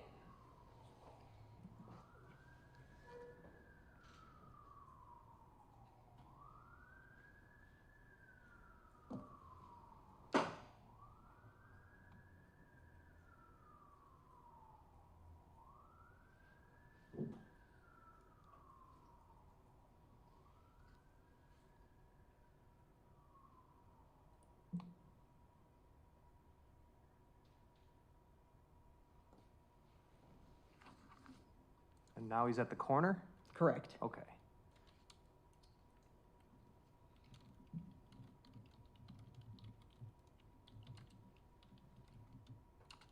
And are you able to see the feet there? That is correct. All right. I'm going to play that clip again because I would like you to stand up and point that out since it's very faint to see. Sure.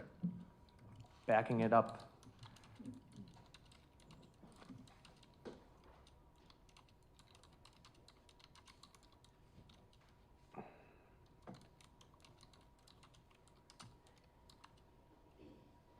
Oh, sorry. I don't know what happened there. We'll wait till it gets back. All right, I paused it. And just before I continue playing it, what's the timestamp in real time? So the timestamp in real time is going to be approximately 7:35. Okay. Now, if you could, Detective, point out what you're talking about with him crossing the street, and if you can pull that mic to you, that would be helpful. Not that one. Actually, there's one right here.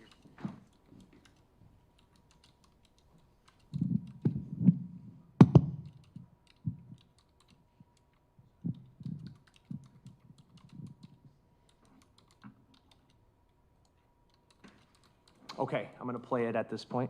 Okay. And so here you see the person walking, and then they appear to travel in a north direction. Then you're going to see a car travel through the intersection. And then as that car is traveling, you pick up the person walking again and crossing the street, and then they go out of camera view. Thank you, Detective.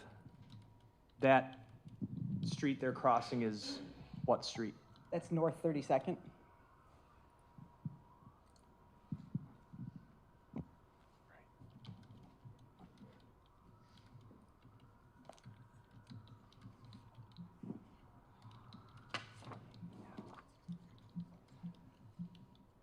So they're crossing North 32nd Street, which direction? West. Would that be towards North 35th Street? That is correct, yes. Nothing else? Cross? So this person is somewhat near the 31st and Galena playground, right? At the beginning, correct, yes. And the person is just walking leisurely, Correct, not running, correct. not looking over their shoulder and glancing around and making suspicious movements. That is correct. Just appears to be on a stroll. That is correct. That's all. State? Nothing else? Thank you. Thank you, Detective. State, your next witness? The state's next witness is Detective Scott Schmitz.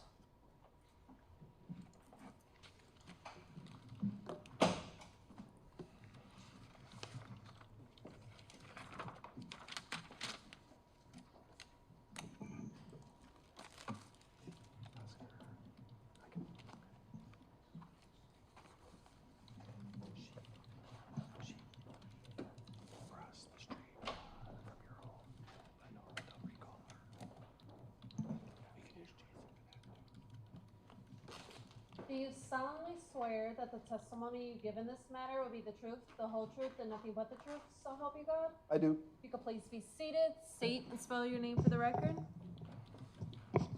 My name is Scott, S-C-O-T-T, Schmitz, S-C-H-M-I-T-Z. Are you a detective with the Milwaukee Police Department's homicide unit? I am How long have you been with the department? with the police department over 24 years. Okay. Did you assist in attempting to recover video near the area of where Sade Robinson's car was burned on April 2nd, 2024? Yes, specifically the area of 35th and Lisbon. Why the area of 35th and Lisbon? Because we had received information that Maxwell Anderson had boarded a bus in the area. You are aware that other videos were recovered in the area showing a subject walking around that area Yes, from where Miss Robinson's car was burned. yes. And I'm going to put up again Exhibit 448.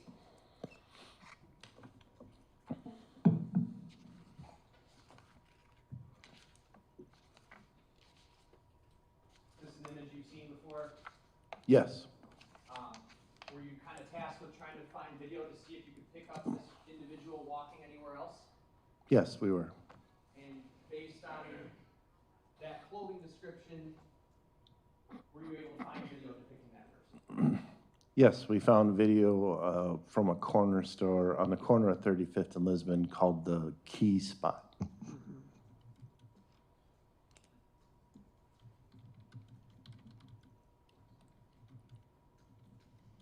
Exhibit 225 is on the screen right now.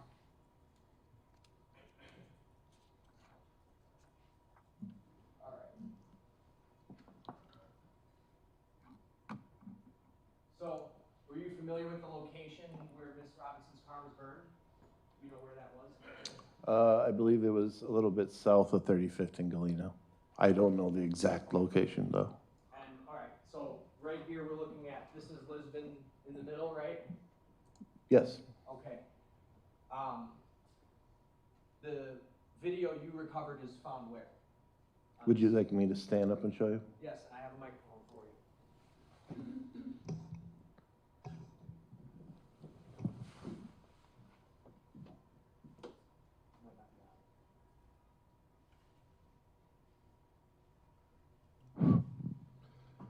So the corner store where we found video, this is Lisbon, and this is 35th Street, so it would have been on this corner, so the northeast corner of 35th and Lisbon. Can you point to the corner of 30th and Lisbon? 30th and Lisbon. Okay, so 5 blocks away from the corner of 30th and Lisbon is where you got this video from. That's correct. All right, you can have a seat, Detective, thank you.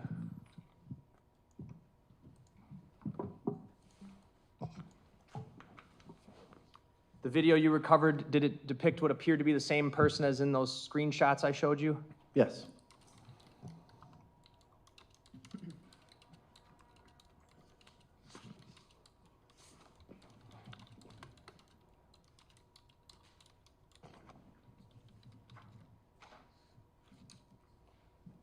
There were multiple clips?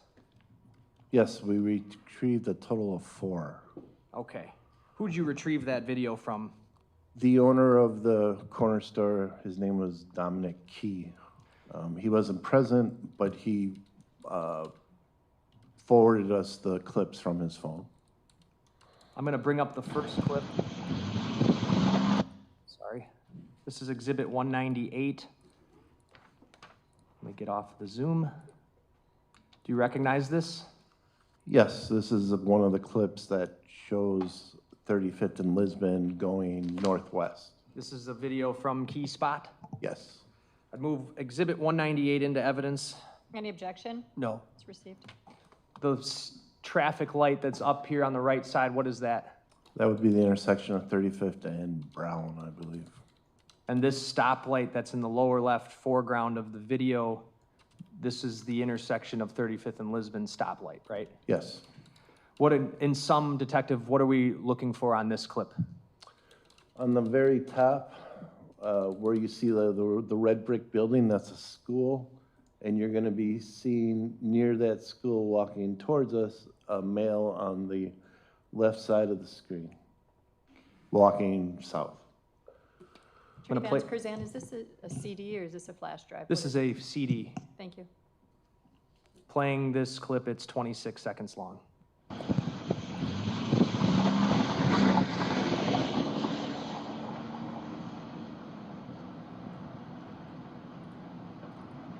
If you could, detective, stand up and point out what you're seeing. So there's a subject walking right here, walking towards the intersection. All right. Next clip. That first clip was titled Key Spot, Channel 4, and it ends in 250. And the next clip is titled Key Spot, Channel 4, and it ends in 621.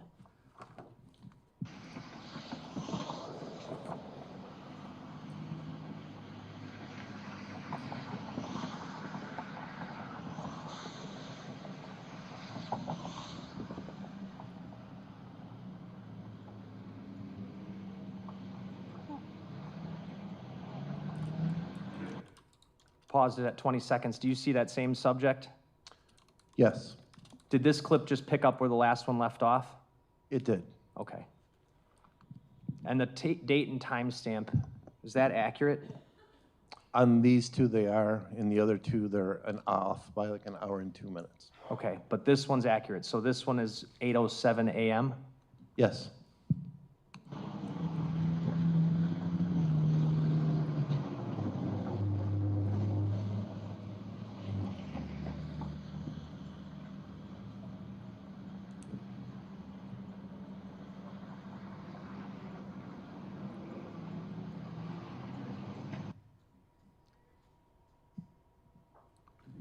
The next clip I'm gonna play is titled, it starts with RP replay, and it ends in the numbers 497. Before I play that, this is a different camera altogether, right? It is, and this view is going to be, I believe, an hour and 2 minutes behind. So on this, it'll say 7:05. And what's then the real time? 8:06. And so this picks up where the last camera left off?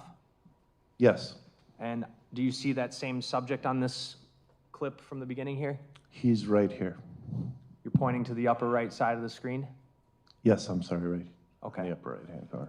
I'm gonna play this clip. It's 54 seconds long.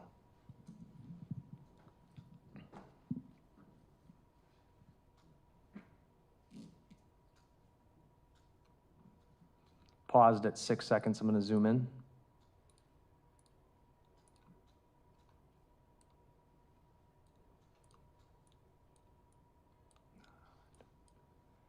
If I can.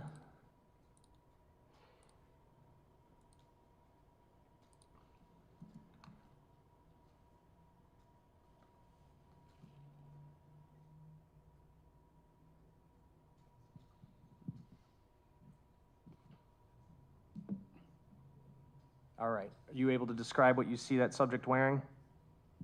He's wearing all black and has like a tan-colored backpack.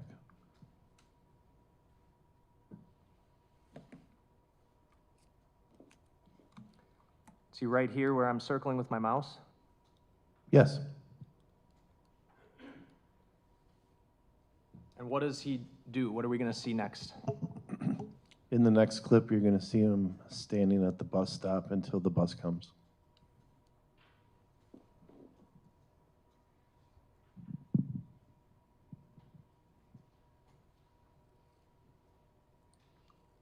Last clip. It's titled RP Replay, ends in the numbers 9424.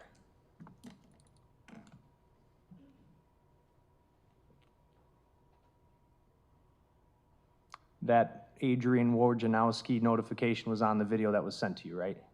Yes, it's from whatever, the owner's cell phone.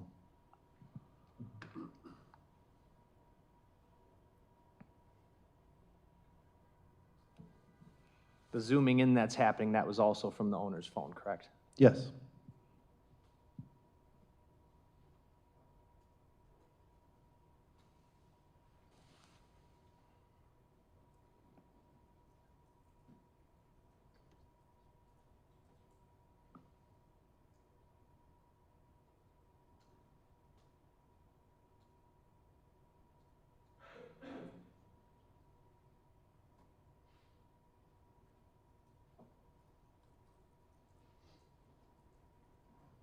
What just happened?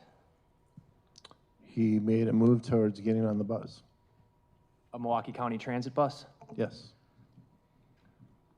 Nothing else? Cross? Okay, so the video footage we were watching was from the key spot, right? That's correct. The neighborhood store on 35th Street in Lisbon. Yes. And you spoke with somebody named Dominic Key, who just cooperated fully with law enforcement, just turned over videos, right? Yes. Okay. And then the videos that we watched show a person walking to a bus stop. Correct. That's all. State? Nothing else? Thank you. State your next witness. Detective Michael Brownrider, the state will recall.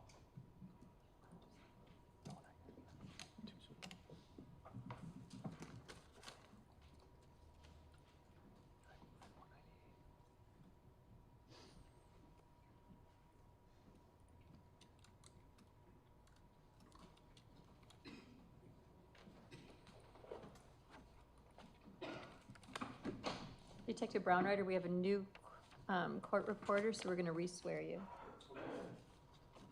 Do you solemnly swear that the testimony you give in this matter will be the truth, the whole truth, and nothing but the truth, so help you God? I do. If you could please be seated, restate and respell your name for the record. First name Michael, Michael. Last name Brownrider, B as in boy, Raunreiter. Detective, you previously testified about some videos in the area of 30th and Lisbon up to 30th and North Avenue, right? Yes. And you also collected a video from the area of North 27th Street. Correct. Okay, why don't you tell us about the video you collected, why you went there, and what you found? So I collected video from a Milwaukee Police Department pole camera, which is located at the intersection of 27th and Wells. We were trying to backtrack Miss Robinson's vehicle as to how it got into the area. So based off of MCSO's records, we knew that it had come from the area of Howard and 794, and then getting on a off-ramp would be either 27th Street, 35th Street, 16th Street, the viaducts there. So 27th and Wells is our nearest pole camera that I could obtain. All right. What time what time frame were you looking for and why? I was looking for any time after 4:40 in the morning. Specifically, why 4:40? That was the MCSO, so the Milwaukee County Sheriff's, had the last location of Miss Robinson's vehicle in the area of Howard and 794 at 4:40 in the morning. What is a pole cam? What is a City of Milwaukee pole cam? It's a fixed camera, generally on the side of a building or on a pole. And why does the city have these? Monitors traffic. Some will be affixed with license plate readers, so they'll capture pictures of license plates as they go through intersections. Some are just in high crime areas where they monitor areas of high crime. And do you use them sometimes in some of your homicide investigations? I would say almost every single one.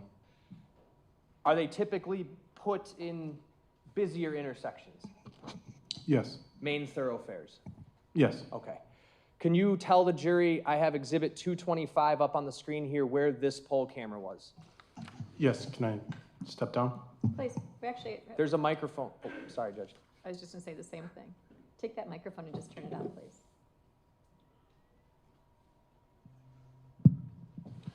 Okay. 27th and Wells is this, it's actually marked here with Daddy's Soul Food and Grill. Specifically, the pole camera was on the southwest corner of 27th and Wells. So right here where I'm pointing. So you were basically trying to check any possible route you could check for how the car would have gotten from, what was the area you said originally? MCSO last had her vehicle or her phone records in the area of Howard and 794. Near St. Francis? Yes. And so you're trying to find a route that would take from St. Francis to the area where her car was burned. Is that a fair statement? Correct. What freeway exit would one maybe use? The one that we had spoke of before, which exits at like 25 in Clybourne, 26 in Clybourne. You would come up, closest would be Wisconsin Avenue, then you would take a left turn, and then the first major thoroughfare north and south is 27th Street, the blue right here that turns gray. 26th Street and 25th Street are not busy streets? No. Okay. Did you in fact find video showing that? Yes, I did. And I'm going to pull up Exhibit 196 here.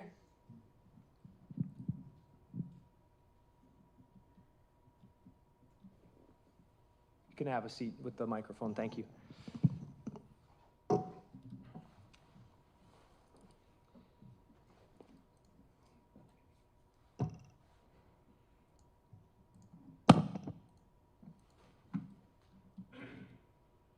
All right, I'm going to bring up first the video file that is labeled as camera 1. What are we looking at, Detective? So this is 27th and Wells. It's facing southbound. So in the top right corner of your screen here is actually going to be the intersection of 27th and Wisconsin. And then across the street, so on the other side of the screen is that Daddy Soul Foods that I had spoke of. And on the left corner of the screen is pretty much the intersection of 27th and Wells. I'm going to bring this video, I'm going to move 196 in, first of all. Any objection? No. It's received. I'm going to advance this clip to 4 minutes, 40 seconds, which would correspond to what time, Detective? There's no stamp on the video, but what time are we looking at here?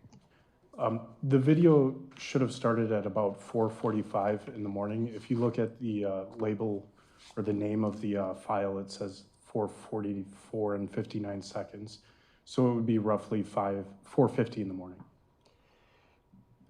Have you yourself driven the route from KK and Howard to this intersection? Yes, I have. Taking the interstate and the highway?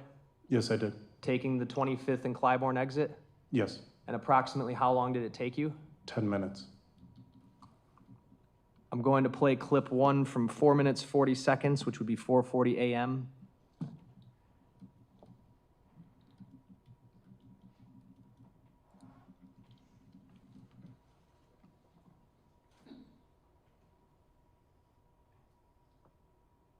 I'm sorry.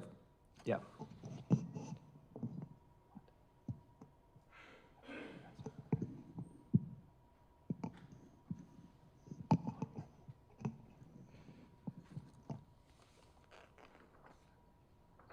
What do we see? That would be Miss Robinson's vehicle. I paused it at 5:05. Did I misspeak on the time? You did. The video started at 4:50 in the morning there, sir. So the vehicle had turned off of Wisconsin Avenue and then turned northbound on 35th Street. All right. And if I'm zooming in on the vehicle here, what can you tell about the vehicle? What do you see? The windows are foggy, and it appears that there's some sort of blanket or covering over the rear driver's side window there. Playing at 5 minutes, 5 seconds. Are the wipers going? Yes.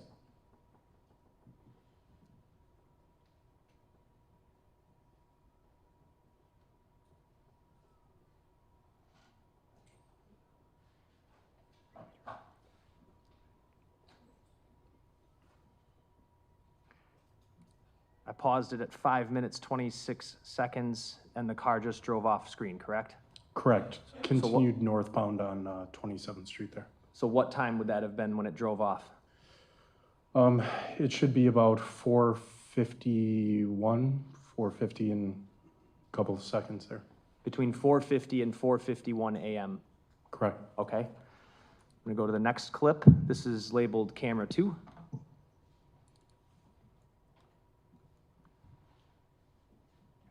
I'm going to advance it to 5 minutes.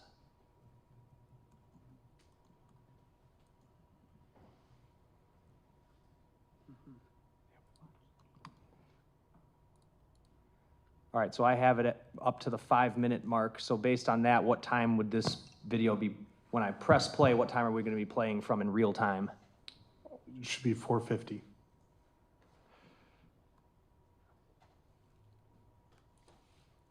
Playing at 5 minutes.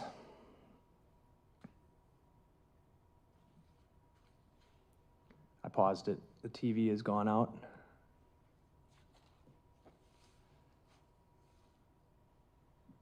All right, it's back. It's paused at 5:06. I'm going to zoom in. On this angle, detective, did you try to ascertain any information about who the driver of the vehicle might be? I did. What did you see? You can see that the driver is wearing dark clothing. Appears to be a lighter skin tone, most likely a white male or female. All right, and if you could step down with that microphone, I'm going to have you point out exactly what you see as it plays. So the car, we know from the last clip, stops at this intersection for a period of time, correct? Correct. Playing at 5:06. So while it plays, you're going to see the left hand of the individual driving that's going to move around inside of the vehicle. You're going to also see a shadow of the face. Again, you're not able to make out an identity, but you're able to see that it's a lighter skinned individual. And that TV went out, so I'm going to back it up and do it again.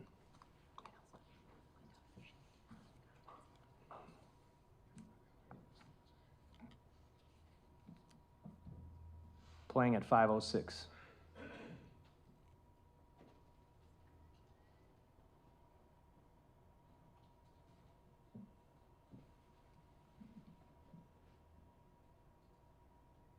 You can see the face there as it moved, and then the left hand in the corner of the window there. Okay. Backing up to 5:09 and playing again. That was paused at 5:19. As well as, I don't think I mentioned before, but you can see here that this doesn't appear to be the fog or the moisture on the windshield. You can see how that color is, whereas the difference in the rear driver's side window here looks to be like some sort of blanket or some sort of covering the window. So your testimony is that the windshield appears to be what? Foggy, like there's dew. If I'm not mistaken, it was raining that day. Okay. So it looks like there was fog covering the windshield. You can see that this blanket actually comes into the driver's side window, which makes me believe that it's some sort of covering past the B pillar here into the driver's compartment. All right.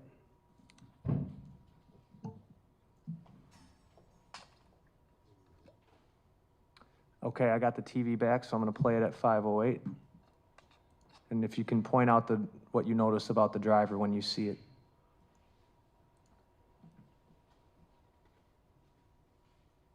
So it's going to be right there. When you pause it, it's a little bit blurry, but it appears that the driver kind of tilts his head or their head to the left, which you can see a skin tone there that appears to be a lighter skin tone. And then that was the hand that had just moved as well. Off the camera.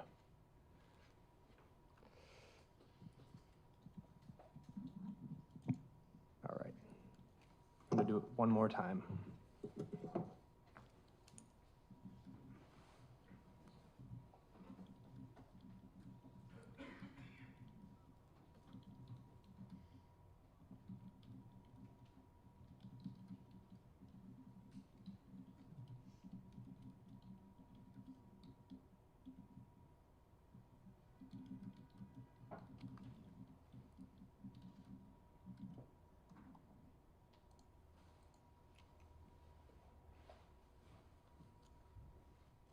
Pulling northbound on 27th?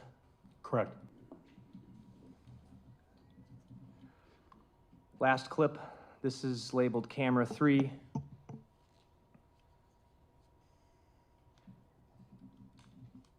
I'm gonna bring this up from 20 minutes, 20 seconds. This one's timed a little differently, Detective, correct? Yes, it is. Can you tell us how, as I This clip bring this starts up? at 4:29 and 59 seconds. So 4:29 a.m. And then, so if we advance it 20 minutes from there, that's roughly? 4:50 in the morning. Okay.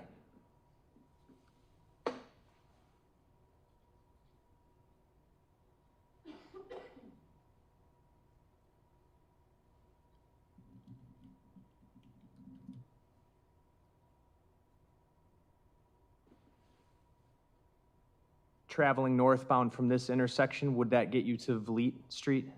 Yes, it would.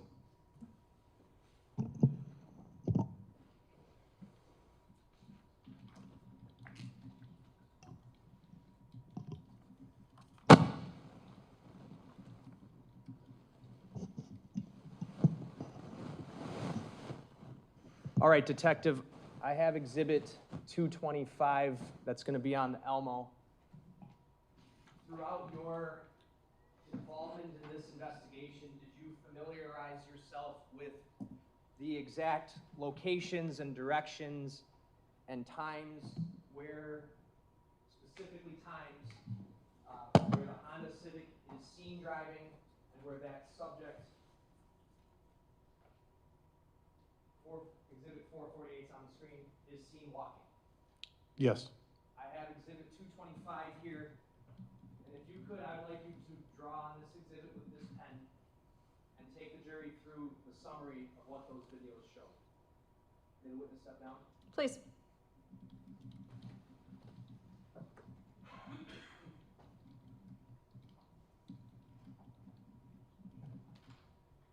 Why don't you use this red pen here?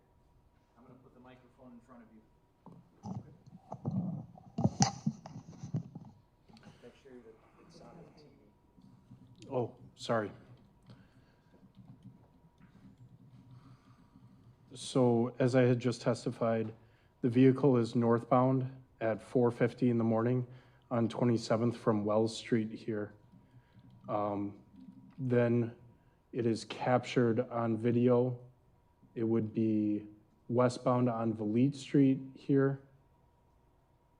And then it circles around, and the first time it's captured right here off of 34th and McKinley in a back alleyway off of a Ring camera. The vehicle then appears to kind of circle in this area off of Vliet Street between 35th and it would be about 28th. The vehicle then is last seen at 5:19 a.m. It is coming northbound, and then it makes a westbound turn on Vliet.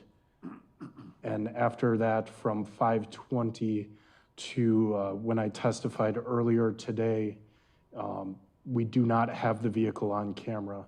We then capture it, as I testified earlier, northbound on 30th Street from Walnut passing Lisbon Avenue. I'm going to stop you there.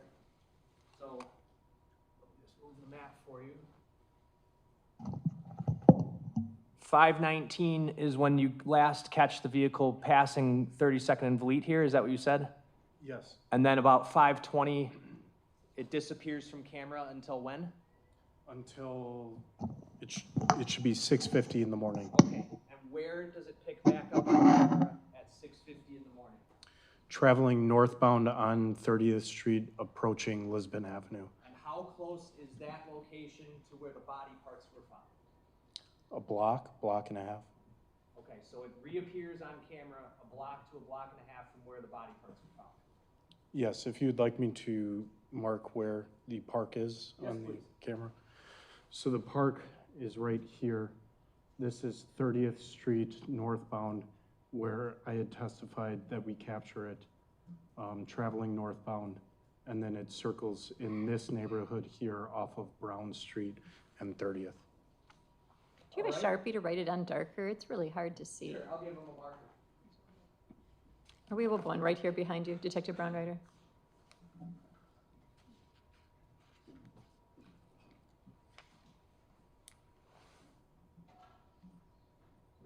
on 27? Correct. Then? Westbound on Valete. It's captured in this alleyway here off of a ring camera at 459. It's then circling, or appears to be circling, the area off of Valete Street here. The last time that we captured on video is 519. It's westbound on Valete towards 35th Street, where it's out of camera until... Can you write 519 next to that arrow? Yes, ma'am. Go on. Where it's then captured northbound on 30th from Lisbon to North Avenue here. As I circled here, this is the park where the human remains were located. What time does it reappear? 6:50 a.m. Can you write that? And then draw a line off that circle and write park.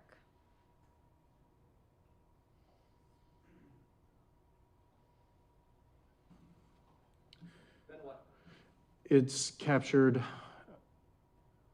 traveling kind of in a circle around here off of 30th and Brown. And then it pulls into the alleyway, the location of the fire. I'll put an arrow here. That's at about 7:23 a.m., where then we see shortly after MFD approaching. Okay, around a little after 7:30. Correct. Then, I don't know if we have a different color. You want to use blue? Use the highlighter here, sir. Use the highlighter. Let's talk about the subject walking after the fire at 7:30. Why don't you, can you draw on the map where that subject is traveling to? Yes, that subject is seen traveling southbound on 30th from Lisbon. That pops up, okay. And then that subject then travels westbound on Walnut Street and then northbound on 32nd Street, or appears to turn northbound on 32nd Street, where we then do not have any other video. That subject then is picked up again, coming southbound on 35th Street from Brown and coming to the intersection of 35th and Lisbon Avenue. Can you circle the 35th and Lisbon Avenue intersection in pink, please? And what time is that subject walking southbound from Brown towards the intersection of 35th and Lisbon? If I'm not mistaken, it's approximately 8:06 a.m. And is that the time that the person gets on a bus? I believe that individual gets on a bus at around 8:11. He waits at that stop and then gets on the bus? Correct. Okay.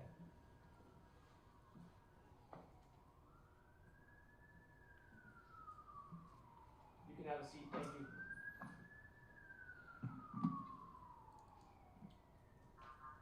So to be clear, Detective, after disappearing from camera at about 5:19 a.m., the car is off camera until 6:50 a.m. Correct. At which point it is picked up just next to the 31st and Galena playground by the video you recovered.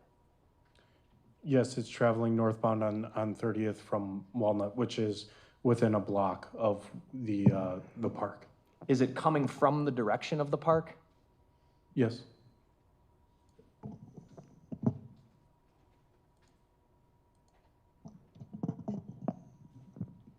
And one last topic, Detective. The area of that playground was canvassed for video, is that correct?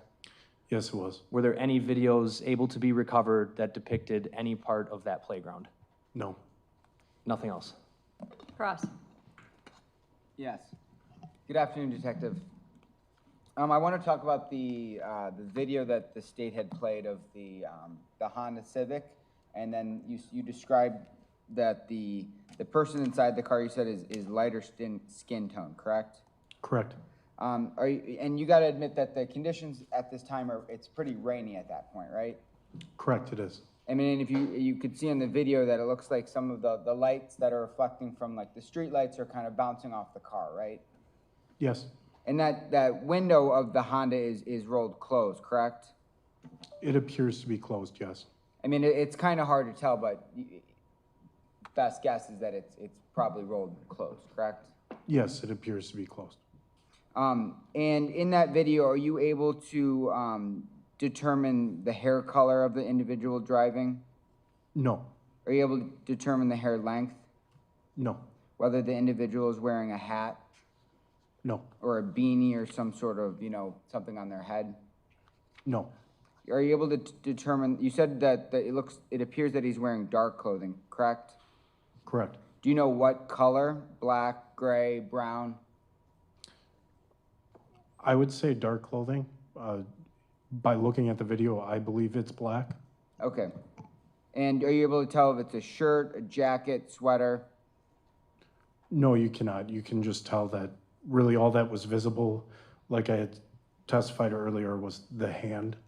So based off of that, I would surmise that it would be a long sleeve of some sort. But no, you cannot.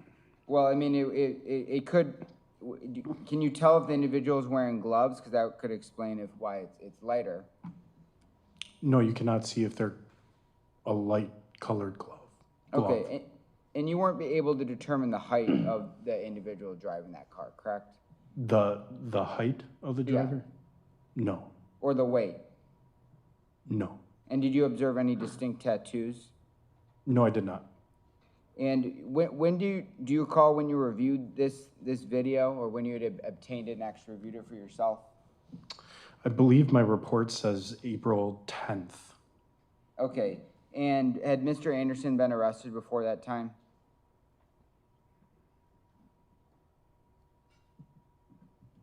I can't recall. Are you aware whether you knew what Mr. Anderson looked like before you had reviewed that video? Yes, I was. Okay, nothing further. State? Nothing else. Thank you, Detective. Thank you. State your next witness. Detective Ryan Bergman.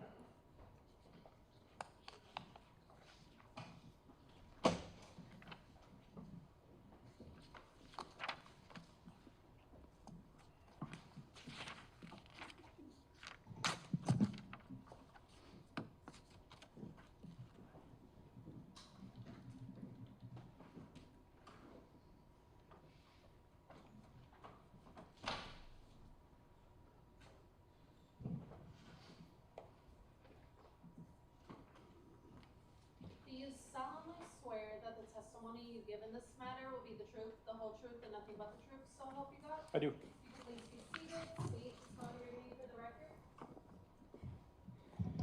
Ryan, R-Y-A-N, Bergman, B-E-R-G-E-M-A-N-N. Are you a detective with the Milwaukee Police Department's homicide unit? Yes, How long have you worked for the department? since April of 2003. Through your work as a detective, do you oftentimes find it useful to recover video from Milwaukee County Transit System buses? Yes, In fact, so much that they've actually given your department access to their camera system. Is that a fair statement? correct. I believe there's 6 of us that have access to that. And were you a participant in the investigation into the disappearance of Sade Robinson in the form of trying to see if any Milwaukee County Transit bus video could assist? Yes, Did you recover videos from the Milwaukee County Transit System? I did. Did they show anything of note? They did. There were 2 buses in particular that you recovered video from, is that right? Correct. Can you tell the jury what 2 bus routes those were? Sure. The first bus video that I would have recovered was from bus Route 57, and that would have been the bus that traveled at the time westbound on West Lisbon Avenue. And then the second bus that I would have recovered would have been the 35 route bus, and that would have been the bus that traveled southbound on North 35th Street. I have exhibit 225 on the screen here. The bus that travels down Lisbon, that's what you were talking about? Correct. It's actually they call it the Walnut/Appleton route bus, but it travels down Lisbon. Because Lisbon turns into Walnut somewhere around 24th, right? Correct. Okay. I'm going to bring up Exhibit 203 on the screen.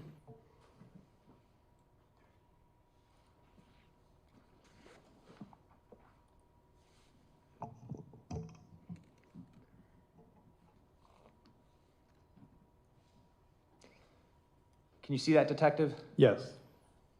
What are we looking at? So this is, there's 4 cameras that I captured off of this bus. This is the bus that was traveling westbound on West Lisbon Avenue.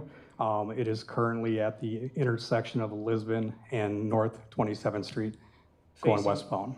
Going westbound, Yes, okay. sir. And really small at the bottom here is what? So that would be the date, time and date stamp. It says 4/2 of 2024, and it's marked at 7:29 and 24 seconds, so 7 in the morning, 7:29 in the morning. You're aware that her vehicle was set on fire somewhere around 7:30 a.m., correct? Correct. Why don't you summarize what exactly we're going to see here? Sure. The bus is going to continue going westbound along West Lisbon Avenue here. And as we approach 29th Street, North 29th Street, you'll see a blue building. And then along the north side sidewalk, you'll see 2 females walking westbound. And then as it keeps on going westbound, you'll see an individual coming out of the yards between, it would be the 2900 block of West Lisbon. And then you will see a vehicle, Ms. Robinson's vehicle, in the background, and you will see a flame that starts in the passenger compartment of that vehicle. And what you just summarized is captured on not just this camera video angle, but a summary of what the cameras from this bus depict. Okay. I'm going to play this. It is queued up to April 2nd, 2024 at 7:29:24.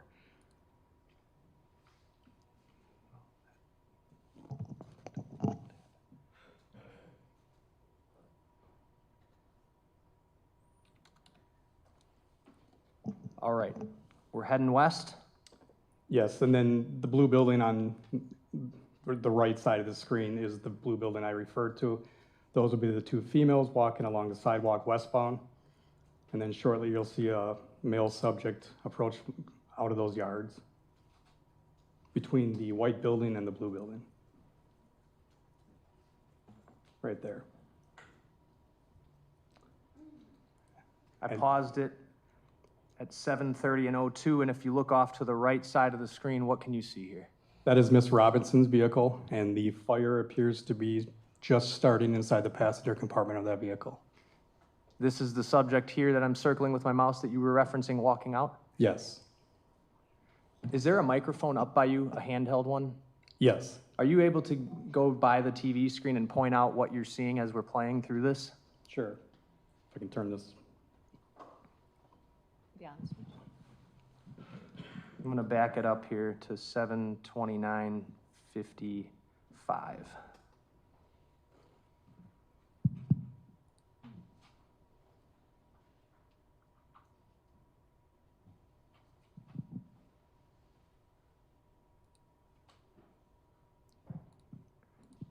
So the 2 females are walking westbound along the sidewalk, one with a black and white umbrella, the other one with a blue jacket with the number 23 on it. And then to the right side of the screen is Ms. Robinson's vehicle. You can see the fire is starting in the passenger compartment of that vehicle. And then in front of the 2 females, there's a subject, a male subject, wearing a black hooded sweatshirt and a large camouflage backpack. At some point in maybe this clip or other clips from the same exact bus, are you able to tell any demographics about that individual with the backpack? Yes, it would be outside the curb side view of this bus video. Okay, I'm gonna keep playing the video. Pause there. Are you able to tell anything about his shoes there? Yes, you can tell that it has a white bottom sole, and then there's a darker top part of the shoe, and then also dark pants. I'm gonna move over to the curbside. All right, so I'm on the curbside view now. Yes. This is the woman with the umbrella up here. Correct. The woman with the LeBron James jacket is behind this tree. Yes. Okay, playing from there. 7:30:06. Do you see the subject with the backpack? Yes, so you can see the backpack a little bit more clear here. It's going to be a tan camouflage backpack. And then you can also see that the tops of his shoes are also that almost similar tan color.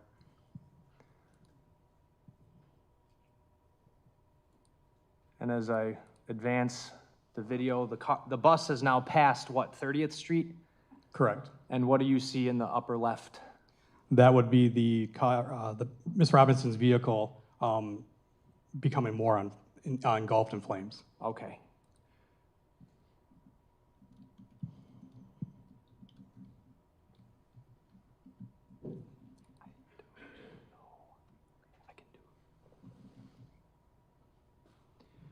I'm going to go back again to 7:30.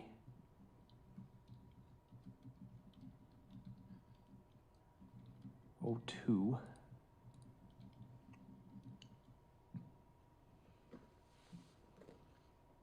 And play from there, frame by frame. Did you want me to narrate it again, or? Yes, please. So the LeBron James jacket is continuing to walk westbound. She appears to look to her right, which would be north. And then the male subject comes out of that lot and stands next to the bus. And then as the bus passes, he crosses the street, which would be southbound across Lisbon.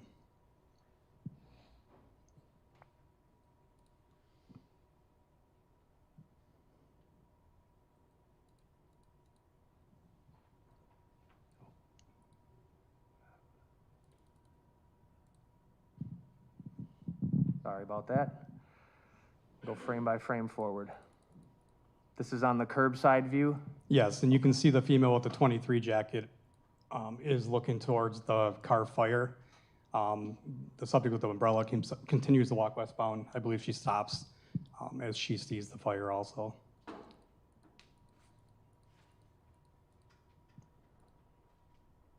And that would be the male subject with the tan backpack. Appears he's waiting for the bus to pass him so he can cross the street.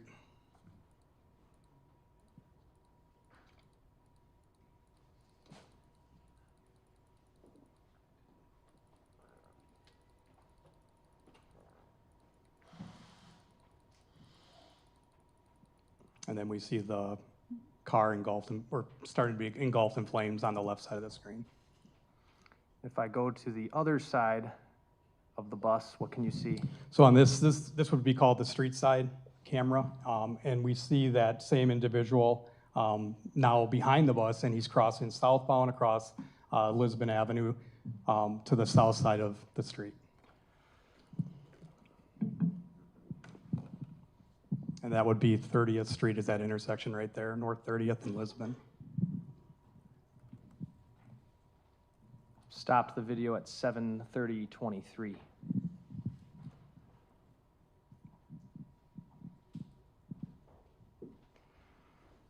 Let's talk about the 35th Street bus. Yes.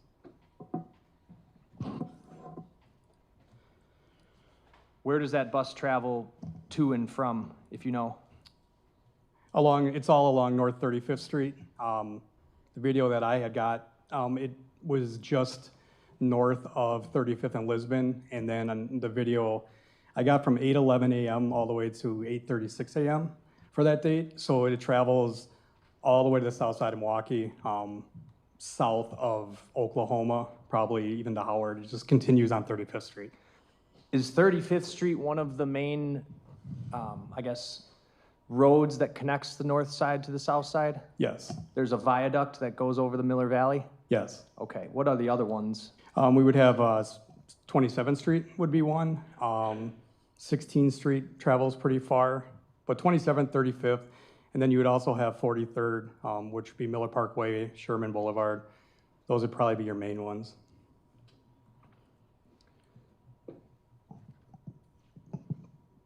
Are you aware of what Mr. Anderson's listed residence was? Yes. Where was that? I believe it was the 3100 block of South 39th. Okay, how far away would that be from where one could get off of the bus that travels on 35th Street? So the two options to get off on around that address would be on 35th and Oklahoma, and then 35th and Ohio, which is, I believe, the 3300 block. A logical bus route to take if you were on 35th and Lisbon and you wanted to get to the 3100 block of South 39th Street, what bus would you take? The 35th Street bus. Okay.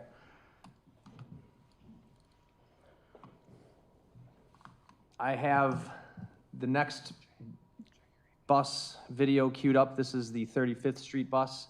I have it timed at, I'm going to back it up a little bit here. 8:11:55. Can you orient us a little bit? What are we looking at? Sure. The bus here would be looking southbound. It's traveling in a southbound direction. We're on North 35th Street, and then we would be approaching, I believe the lights are going to be Lisbon. You aware of video that was found showing a subject waiting for the bus at 35th and Lisbon? Yes. Tell us what you were aware of when you were looking for this. So this video I had found prior to that. Once we see the subject standing on the corner, then we went and retrieved more video regarding that. But this was the first video that I found on the bus, and then we retrieved more. But it shows the subject walking to the corner here and waiting for the bus. Not this video, the video that you were aware of. Correct. Thank you.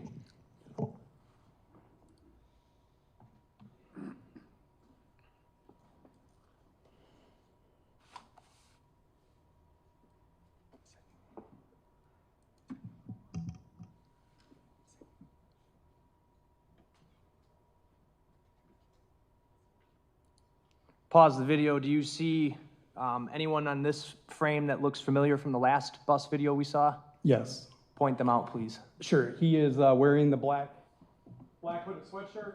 He has the brown, you can see the brown shoulder straps for a backpack, black pants, the brownish color top of the shoe, white soles, and then it's the same guy that we saw earlier.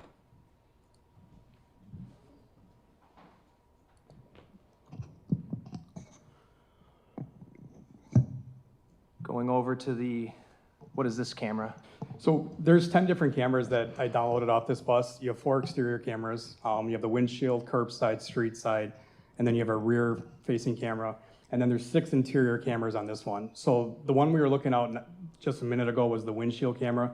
This would be called the front door camera. And there's also cameras that face back into the bus where the passengers sit? Correct. And then on the interior cameras, there is audio. Okay. Let me make sure I have that on.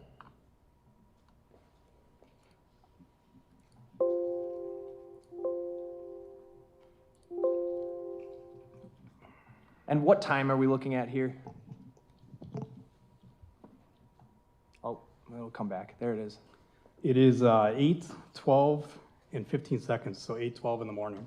Playing from that timestamp.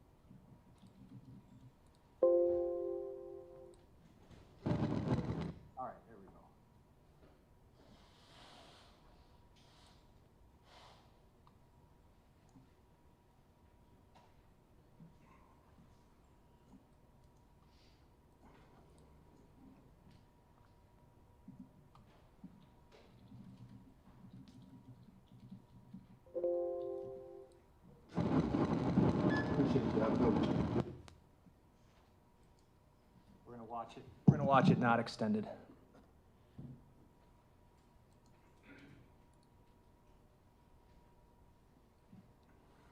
No.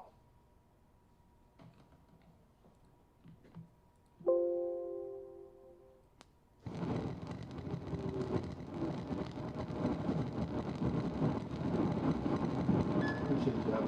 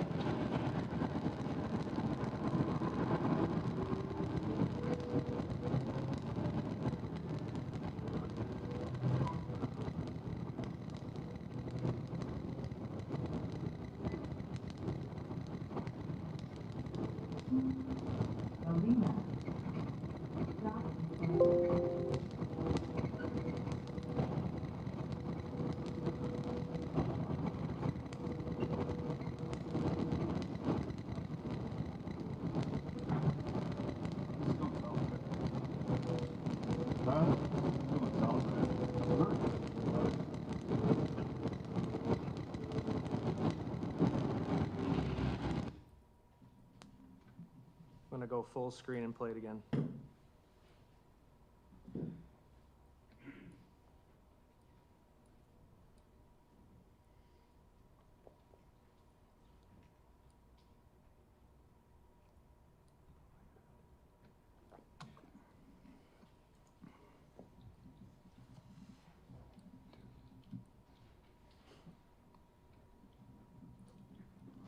You run last week. Hey, you did. What about you?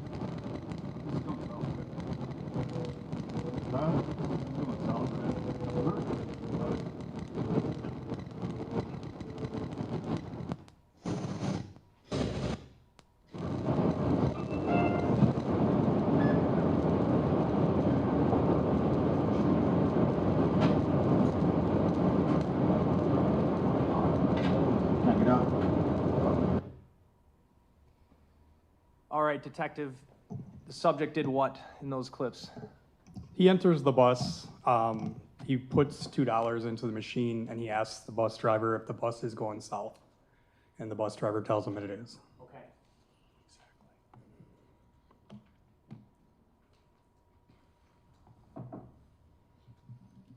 He then goes in the back and sits down? Correct. And are you able to see clearly the clothing he's wearing now? Yes. Have you watched this entire clip from when he sits down until he gets off the bus? I have. Does he ever pull a phone out? He does not. I'm going to play through I'm going to skip through this, but play various clips starting at 8:13:34.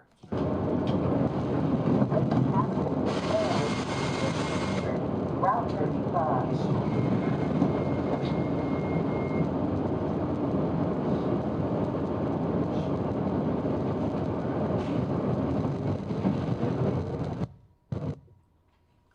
Paused at 8:13:52. We'll jump ahead.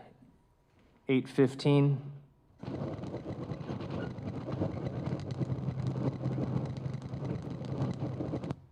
Paused at 8:15:18, just sitting there.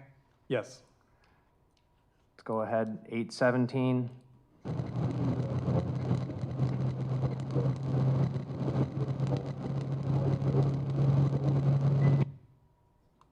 Paused at 8:17:19.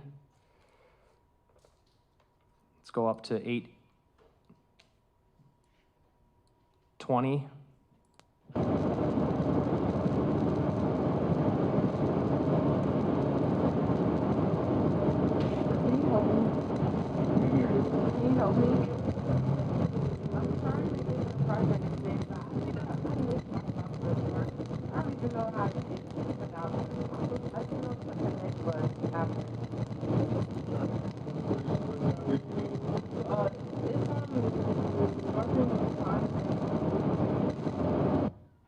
Paused at 8:21. We'll go ahead. 8:24.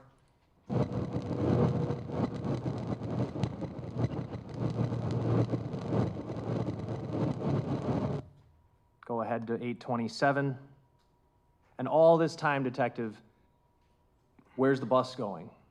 Southbound on 35th Street. Okay, and you'd be able to see that on the front camera, right? Correct.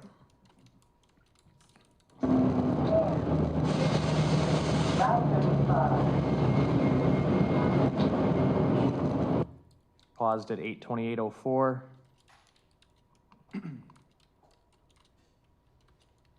Playing at 8:28:52.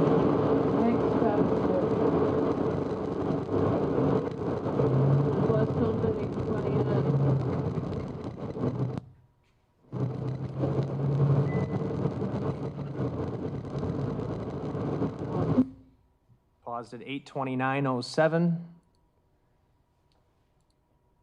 Playing at 8:30:06.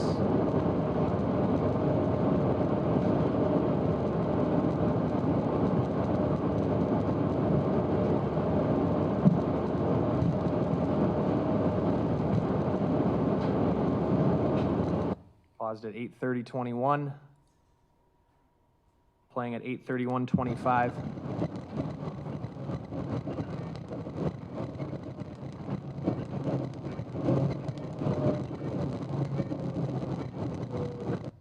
Paused at 8:31:36.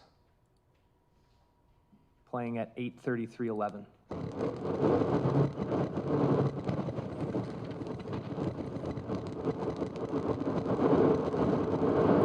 Thank you, bus driver.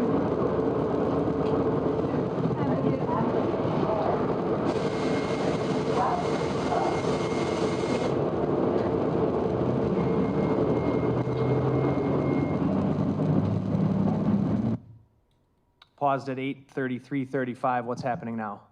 He is approaching the front door of the bus to get off.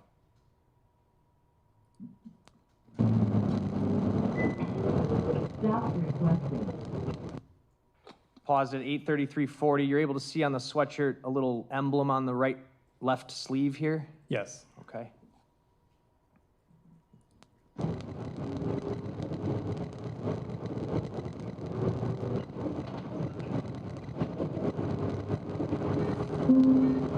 Follow Ohio.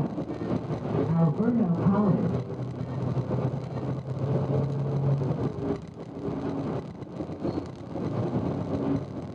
You mind if I get off here? Paused at 8:34:02. What happened there? He approaches the driver and asks him if he minds if he gets off there. The bus is currently in the middle of the street, so he would not let him get off there. The street directly before this is West Lakefield, and then the next stop that the bus driver is going to stop at, that there is a stop, is going to be on Ohio. Showing you Exhibit 204. What is that? That is the subject that's on the bus. That's a screenshot of the bus video we just watched. It is. Move 204 in. Any objection? No. It's received. Pass to publish. Go right ahead.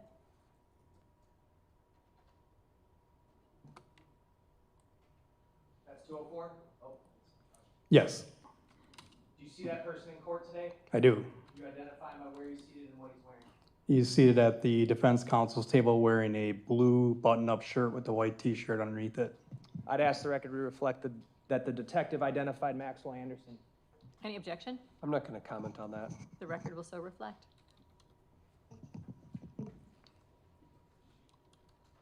All right, I've moved it to the video, kind of shows the door where he got on, right? Yes.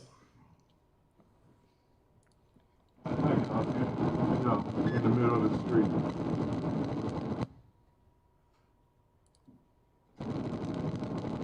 Let me back that up because the video went out.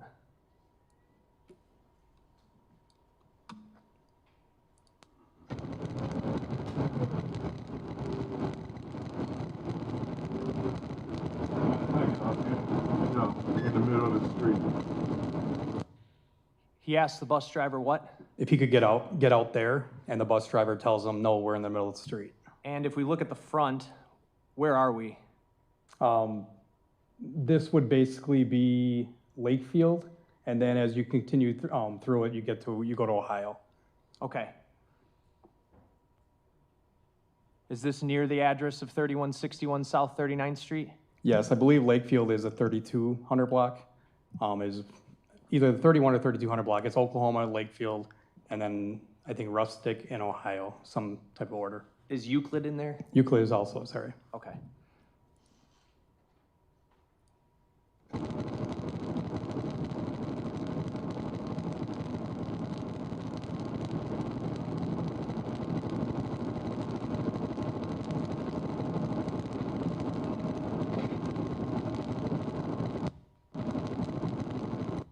Paused it.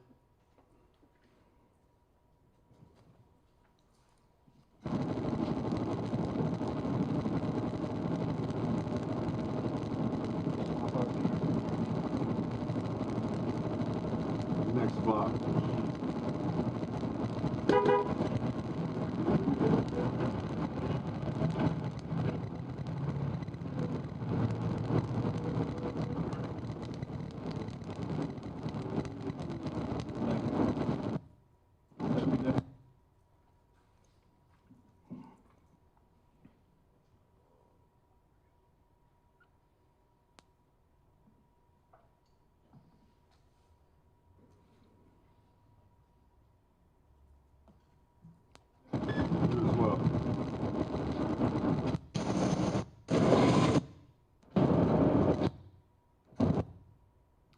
He's exited the bus?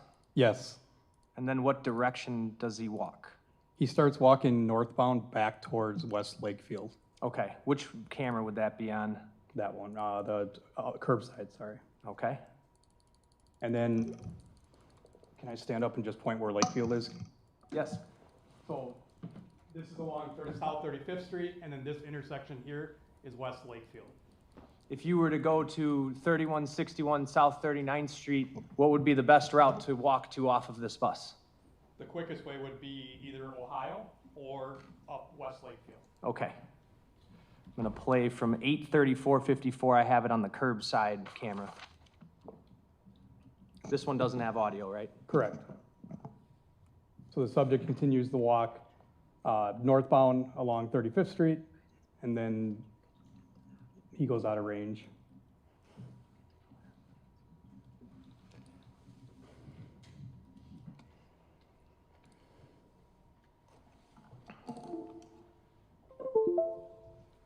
I'm gonna bring up a map that's already been introduced and admitted as Exhibit 443.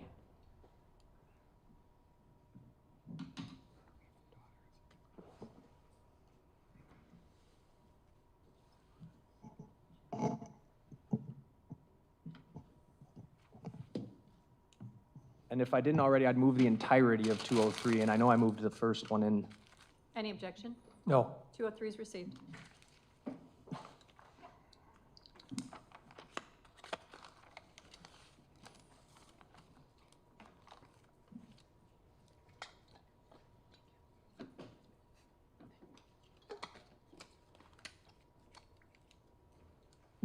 Got a map of Milwaukee County up here, Detective. Can you see that? Yes. Or do you want to stand up? I can see it.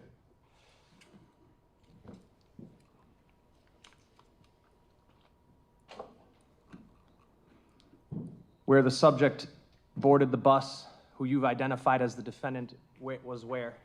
It'd be 35th and Lisbon, so it would be on the west, or the northwest corner of 35th and Lisbon at that intersection. Can you use the microphone? Sure.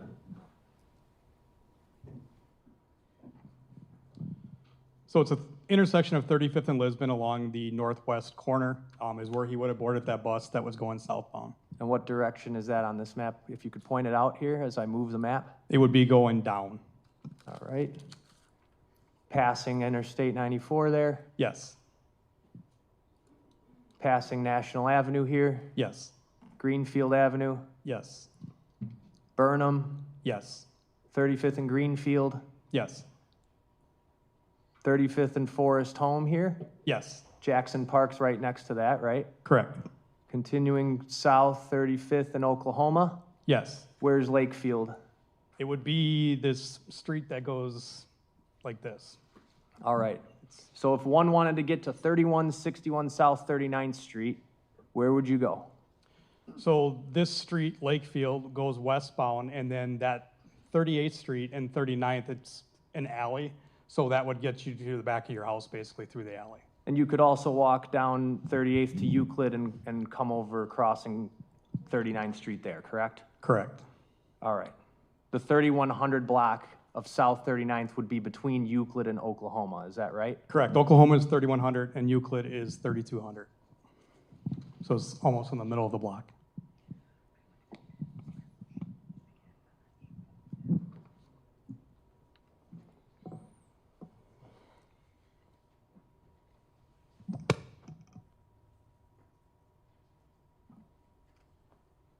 I'm putting Exhibit 445 up next to 204. Does that appear to be the same person to you? Yes.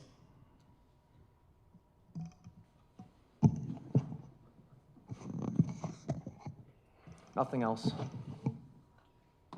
You know, I think this might be a perfect point to take a break for 10, 15 minutes, take a quick bathroom break, and then we'll come back, okay? So leave your notebooks on your chair, please.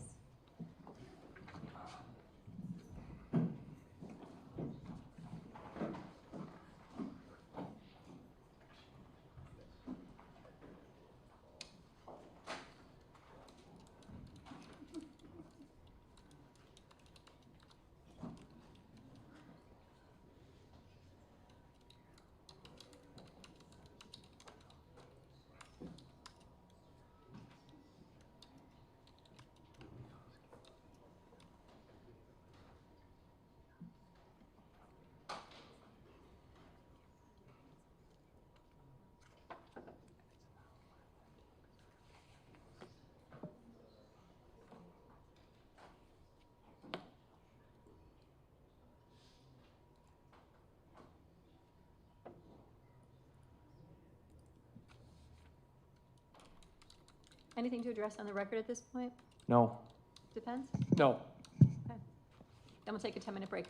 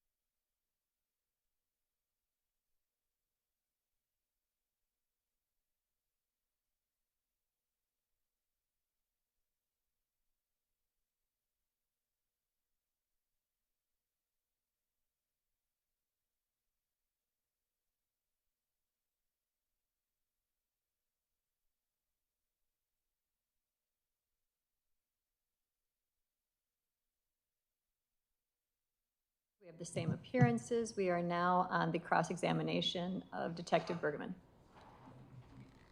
Good afternoon, Detective. Good afternoon. So I want to start by talking about, I think it's Exhibit 204. It's where we see the bus traveling down Lisbon, and you can see an individual walking, and you said behind him you can see a fire, correct? Correct. And in that video, what I want to kind of talk about what's captured on it, and what we see is we see an individual walking, and he's just about to enter the sidewalk, right on Lisbon. Correct. He would be just north of that sidewalk on the field. Just by like 1 or 2 feet, pretty close. I would probably say it's more than 2 feet. As it's pulling up and you clear that blue building, you can see him coming out of the field. So I'd probably say it's closer, maybe 10 feet into the field. Okay. And then you also can see on the video, it was a woman in an umbrella, correct? Correct. And it looks like, when the individual and the woman in an umbrella are pretty close. They're almost like right by each other on that sidewalk. At first, yes. Okay. And what the video doesn't show, it doesn't show that individual ever exiting that car, correct? Correct. It never sees him driving it, right? No. Certainly doesn't show that individual lighting the car on fire, correct? Correct. And you can't see that individual, he's not standing right next to the car, correct? No. You don't see him toss anything into the car? No. You don't see him, putting any liquid anywhere around that car? No. You just see him walking, on just about onto that sidewalk where he'll eventually cross that street, correct? It would be the general direction away from the car towards the sidewalk, I guess would be the most accurate way. Yeah, thank you. And this individual, he's not running, right? No. He's not, doesn't appear to be panicked or looking over his shoulder. I can't tell that from the video. Okay, but you're highly trained, as a detective to, look for that kind of suspicious behavior, correct? Correct. I think the common term that you use is furtive movements, right? Correct. Like people, maybe glancing around, right? Right. People blading their body, right? Correct. People running. Correct. And like an example is like when like an example of something that's suspicious is when you see someone walking towards, like a police officer, when they see that police officer, they run the other way. Correct. And this individual that we see on camera doesn't do anything like that, right? Yeah, there's no police officer in the area. Okay. But what we do see is we see an individual walking in one consistent direction, correct? Correct. And that individual eventually walks to a bus stop, right? Correct. And waits at a bus stop, correct? Correct. And this area on Lisbon, it's a very busy street in Milwaukee, right? It's one of the busier ones, yes. And we saw in the video there's people driving down the street, right? Yes. People walking down the street? Yes. People waiting for buses, right? Yes. And so you got to admit this is a very densely populated area, correct? Correct. Because there's residential homes around that area as well, correct? Correct.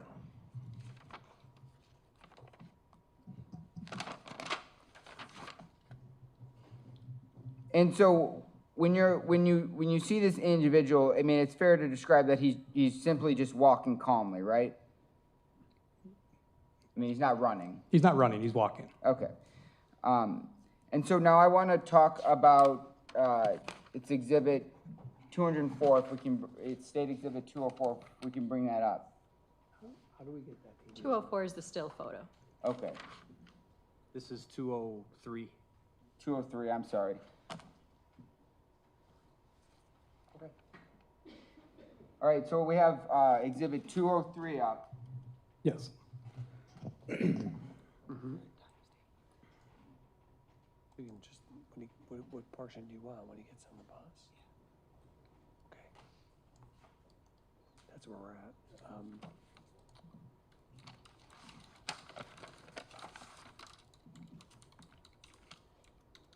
We had 8/12/19. So starting at 8/12/19, if you could just play that. Hmm?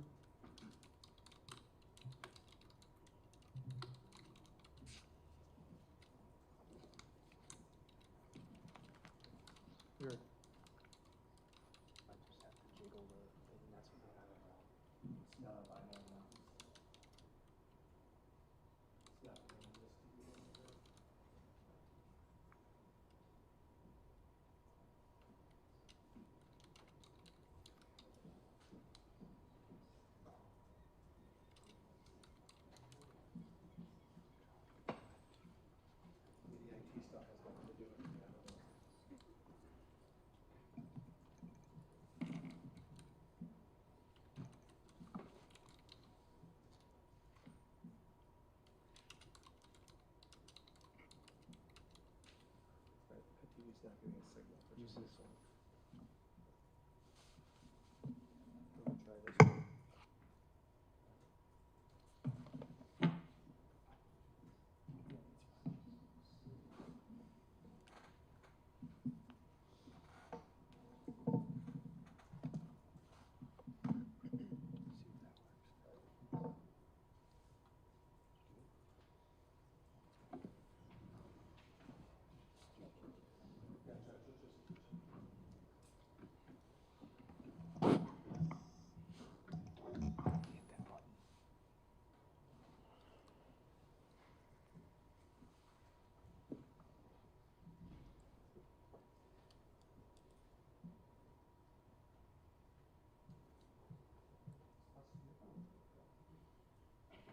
It's on. It's a matter of recording.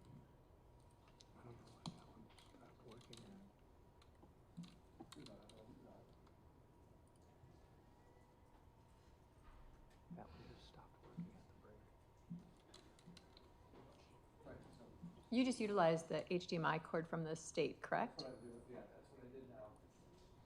That TV isn't getting asleep. I just thought if we had a remote, I could push source or. This one goes on and off by touch, correct? We could try turning it off and turning it back on. Do you want to help? Thank you.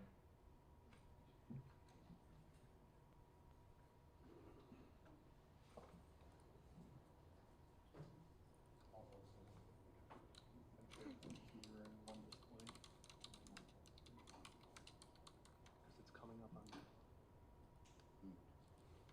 That one just stopped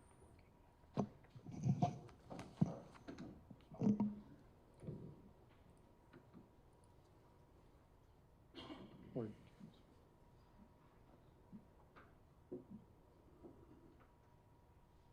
There is a source selection on there too, before you turn it off. Or when you turn it off. It says power and source. So you might be able to do it from here. Might.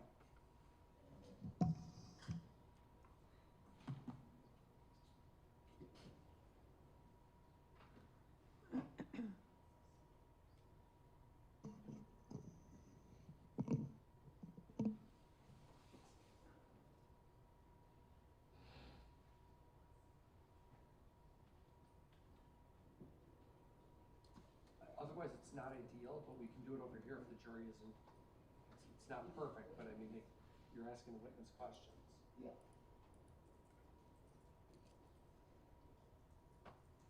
I think we just do it that way.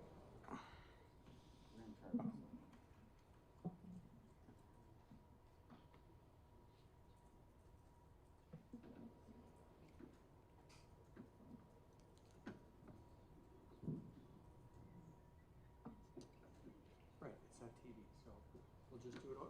Is that okay with everyone? I've seen heads nod. Let's just do that. Yep.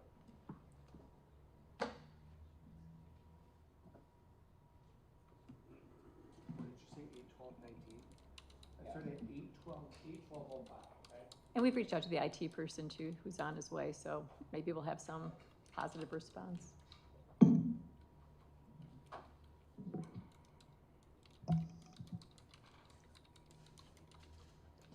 Oh, we got it back. Okay. I think it's when we expanded that screen. That's when it Thank did you. it last time. Thank you, Deputy Benz. All right, so I just want you to watch the video. We already saw the state put on your interact. Yes.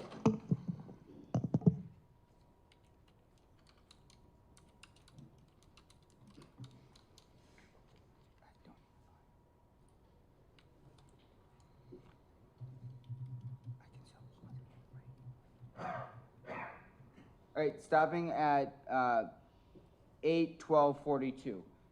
You can see when this person gets on the bus, you don't see any blood on their hands, correct? No. You don't see any red marks? No. And this individual clearly isn't trying to conceal their identity whatsoever, correct? No. There's no mask on his face? No. I mean, they got their hood up, but it's clearly raining outside, right? Correct. And then this individual talks to the driver, pays the fare while the bus is kind of moving, right? Correct. And have you ever had to pay for, like, bus fare with cash? Long time ago. But you can agree that sometimes it's hard because you're sitting at the front of the bus and it's kind of shaking a little bit, right? Correct.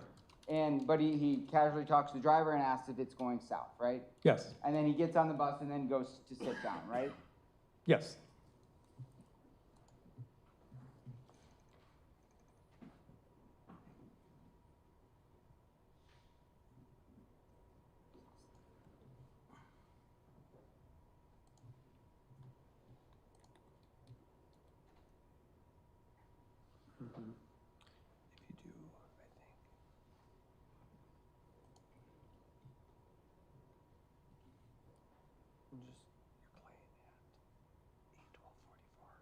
Yeah, so we're starting at 8:12:44.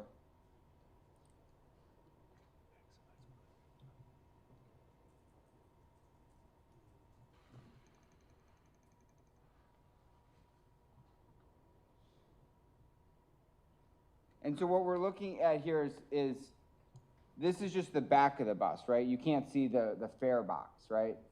Correct.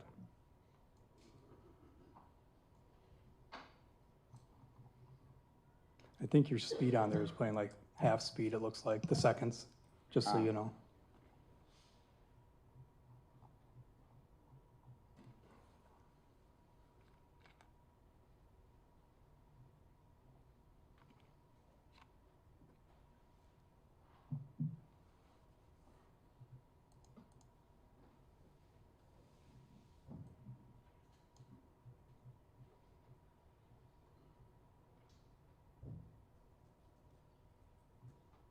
All right, so I got it frozen at 8:14:57. So he's just sitting on the bus, right? Yes. And you don't see, and you can clearly see his hands. There's no blood on his hands, right? Correct. And you didn't observe any blood on his shoes, correct? Not like copious amounts of it. I can't tell because it's a dark color, if there's anything on there. Okay, but you can't sit up and testify that you see blood on his shoes, correct? Correct. Or on his pants, correct? Correct. And you can't see any mud on his shoes because you can see the white soles, correct? I can't see the bottom of the shoes. Okay, but you can see his white soles, correct? The sides of his shoes, correct. I'm talking about the white. Correct, the side part of the sole, yes. Okay, and you can't see any mud on there. Not on the side parts, no. Okay, and on this backpack, you've watched this video lots of times, right? Yes. You've probably spent hours reviewing this with other detectives as well. Yes. And you don't observe any blood on his backpack, correct? Not from the video. And no mud, correct? No. No sand, correct? No.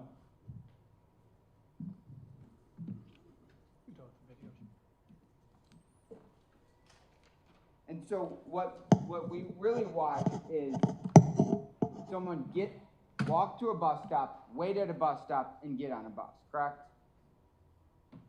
That's the second part of the bus video, yes. Okay.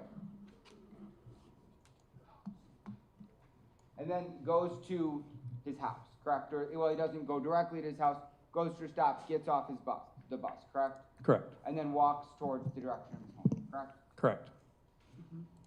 I don't have anything further. State? Can you see what's in his massive backpack? No.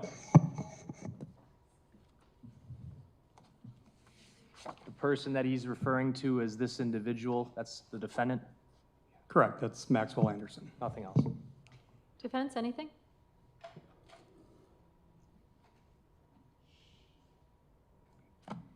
And then, when you watch this, after he gets up and gets off the bus, you don't see any blood on the seat, correct, where he was sitting? I can't see the seat good enough to say there's nothing there. Okay, well, did you ever go back and go to this bus? No. Okay. I have nothing further. State? Nothing else. Thank you, Detective. State, your next witness. State calls Angela Sawyer.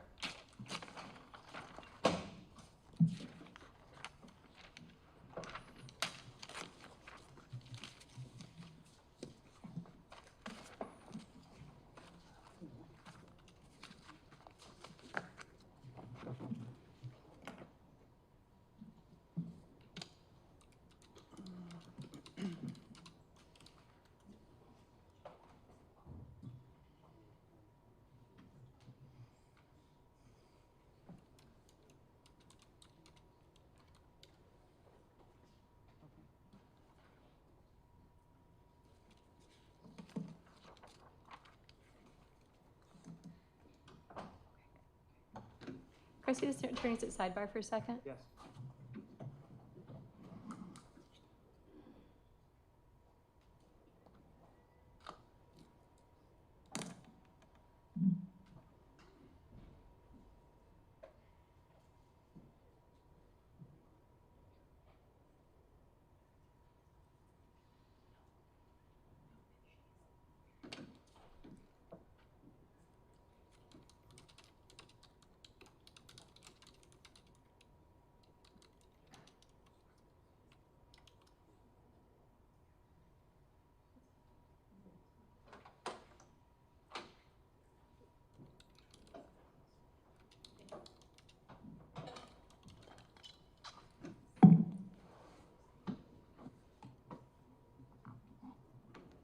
Ma'am, I'm just gonna have you remain standing and raise your right hand. Do you solemnly swear that the testimony you give in this matter will be the truth, the whole truth, and nothing but the truth, so help you God? I do. So please be seated, state and spell your name for the record. Angela Sawyer, ANGELASAWYER. Ms. Sawyer, I need you to scoot right up to that mic, please, and talk right into it. You're soft-spoken, and we need to hear what you say. Okay. State, please proceed. Ms. Sawyer, do you remember the day of April 18th, 2024? I do, Why do you remember that day? because I left work and went to the beach and found unusual. I'm just gonna help you with your microphone. It's hard to project your voice, so I'm just gonna ask you to speak right into that. Okay. You were walking on the beach? I left work and I went to the beach, correct. What beach? I actually don't know the name. It's down on the South Milwaukee. Okay, you were in South Milwaukee? Correct. Is this a beach that you frequently go to? Yes, did. Did. Had you been there before? Yes, Do you remember the last time that you were there? yes. When was that? It was 2 days before, on the 16th. On April 18th, you found something. Correct. What did you find? I found a part of a body, Do you know what part? the torso and arm. What did you do? I called my partner first, What's their name? Shiloh Falk, Can you spell that for us?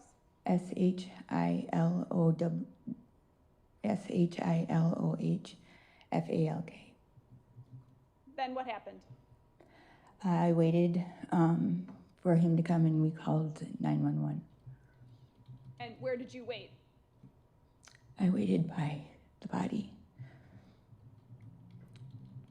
Did law enforcement come? Yes, And you spoke to them I did. and showed them what you found? Correct. Do you remember what time of the day you described this as being after work? When was that? I got off of work around between 6 and 6:30 a.m. I don't know what time it was because I didn't bring a phone or like my watch. I mean, down to the. I didn't look. And when you testified that you had been there before, 2 days prior, Correct. you didn't notice this body part. No.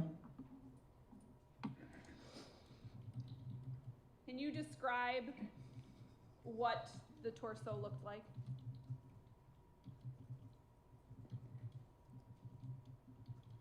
I don't know how to describe it. That's okay. Nothing further. Cross? No. Thank you, Ms. Sawyer.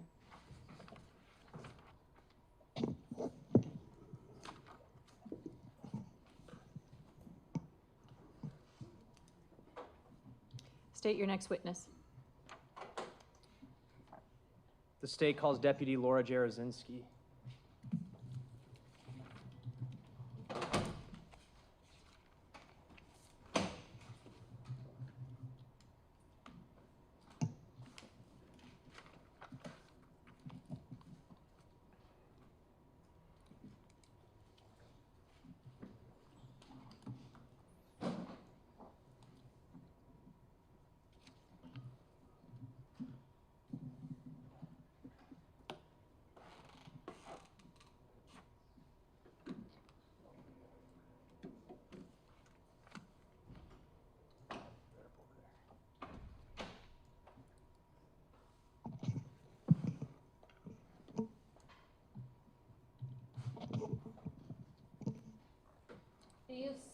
solemnly swear that the testimony you give in this matter will be the truth, the whole truth, and nothing but the truth, so help you God? I do. If you could please be seated, state and spell your name for the record.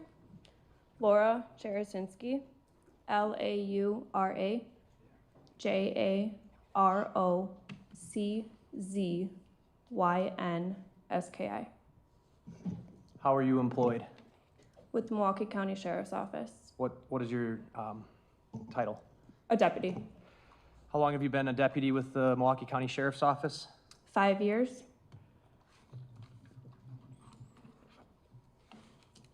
And were you, did you assist in the investigation into the disappearance of Sade Robinson in early April of 2024? I did. You had multiple roles in that investigation, fair to say? Yes. Did you do something in particular of note on Thursday, April 18th, 2024? I did. On that date, were you dispatched to a certain location? I was. Can you tell us where? I believe it was 3305 Marina Road in South Milwaukee. The city of South Milwaukee? Yes. Milwaukee County? Yes. State of Wisconsin? Yes. Okay. I have on the screen over here Exhibit 443. It's already been entered. It's our county map here, and I just want to orient us a little bit. If we go to the southeast corner, we've got Warnemont Park up here, right? Yes. And you're aware that the leg was washed or found on the shores of Warnemont? Correct. Where is 3305 Marina Road in South Milwaukee in comparison to this? Approximately 4.5 miles south.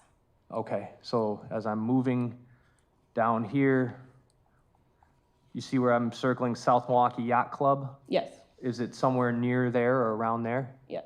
Okay, where exactly?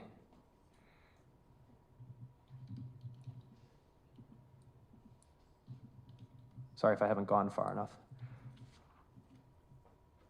It might be further south. Okay. Not as far as Oak Creek though, correct? Correct. All right. So right a little south of the South Milwaukee Yacht Club? Yes. All right, I'm gonna zoom out a little bit. And you said that's did you say 4 or 4.5? Approximately 4.5. Okay. And when you got there, did you make contact with any citizen? I did. Who was that person? Angela Sawyer. Was that the woman who just left the courtroom? I believe so, yes.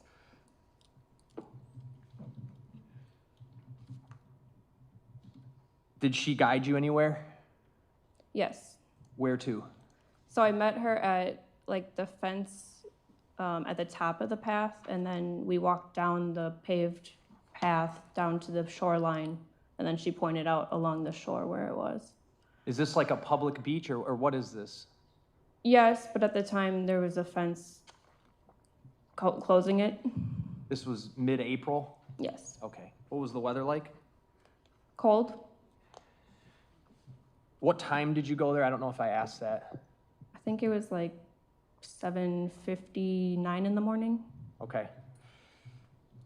When you went down towards the shorefront, what'd you observe? It was a torso with left arm still attached, but no head and no legs and no right arm. How was it laying? Face down, or torso down. What is the terrain like there? Is it rocky, grassy? What is it? Sand. Okay. Just give me 1 second.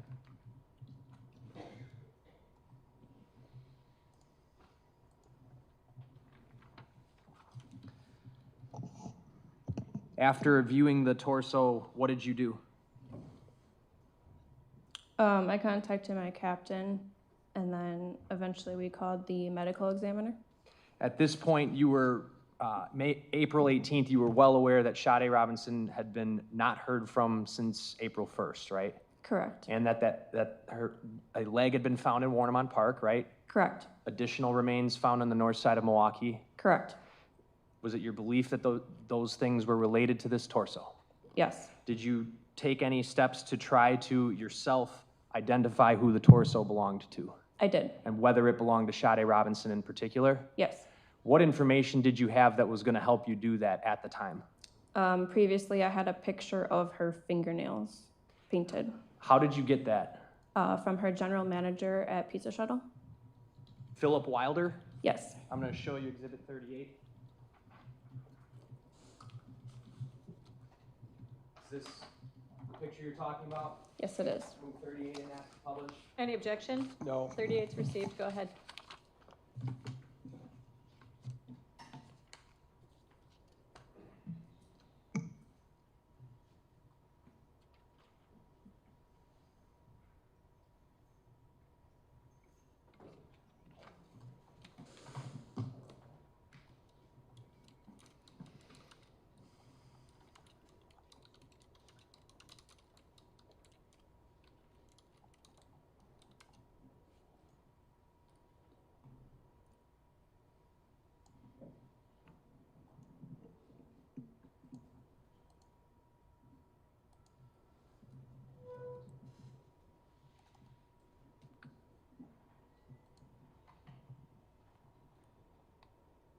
There we go. This was a screenshot of a text, correct? Yes. All right. And her fingernails were visible? Yes. There was a text from her to Philip Wilder about getting her nails done, right? Correct. She wants Pizza Shuttle to fix them. Yes. Were you able to view the fingernails on the torso and determine if they looked like that? I was. And what did you see? That they matched entirely from the photo. I'm going to show you exhibits 242 through 257. What were the numbers again? 242 to 257. Thank you.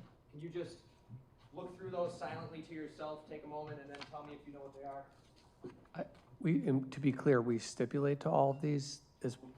I'll move them in then. Thank you. At this point, they are all received. I can take those. Ask the public. Go right ahead.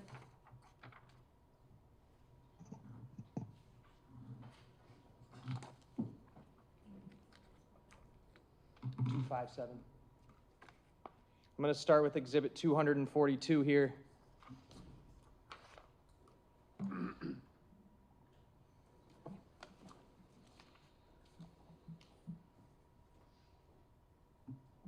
All right, what are we looking at here? That is the top of the paved pathway. This is where you would have parked to go down towards that beach? Correct. 243. What is that? That's just inside the fence on the way down as well.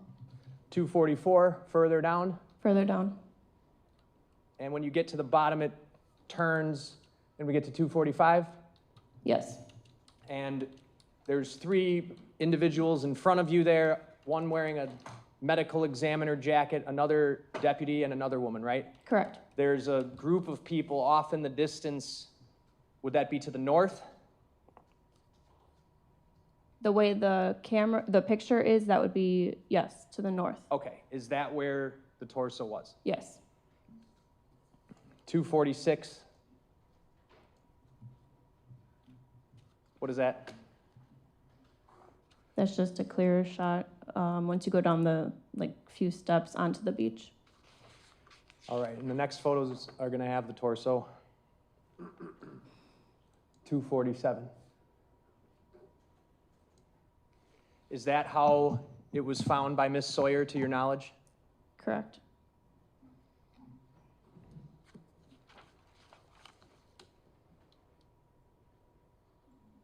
$248.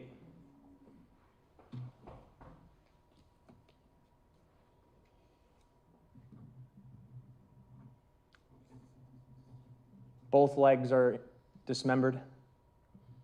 Correct. And her right arm? Correct. What about her head? Dismembered. What about her neck?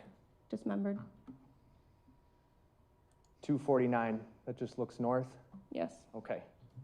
From this photographer would be standing where the torso was found, Yes. essentially? Yeah. Okay. And then 250, we're just looking south? Yes. 251. This is how her hand was when you found it? Correct. Okay. And you were able to then, putting up 252, examine her nails a little more and compare them to the Philip Wilder photo that he sent to you. Correct. Is this what you're talking about? Yes. You were aware that Sade Robinson had a tattoo on her chest as well? I was. And what was the tattoo? It's a saying, sometimes you've got to fall before you fly. And there was a bird above it and a bird below it. You had gotten pictures of Sade to view this tattoo yourself from Mr. Wilder as well? Or were those from somewhere else? It was from her social media. Social media, okay. I've got Exhibit 33 here. This is the phrase right here where I'm pointing? Correct. And she had a bird on her shoulder? Correct. And 34. A little better there, a little clearer, right? Correct. Okay. Exhibit 253. Were you able to read the tattoo? I was. And what part of her body are we looking at? That is her right shoulder, right side of her chest. That's the same tattoo from those photos? Yes. 254.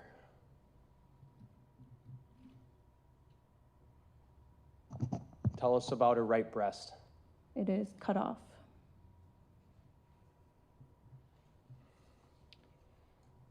$255.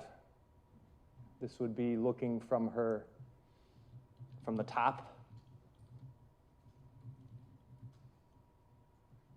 Yes. Okay.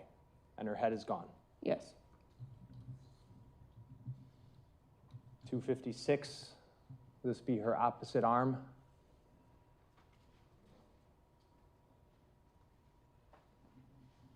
Or leg? It's hard for me to see from this angle. Okay. And lastly, 257. You're able to see the tattoo. Yes. And it matches directly the tattoo on Sade's chest. Correct. Nothing else. Cross? No. Thank you. You may step down.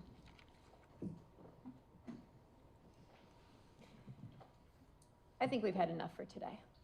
I think we're going to call it at this point. Okay?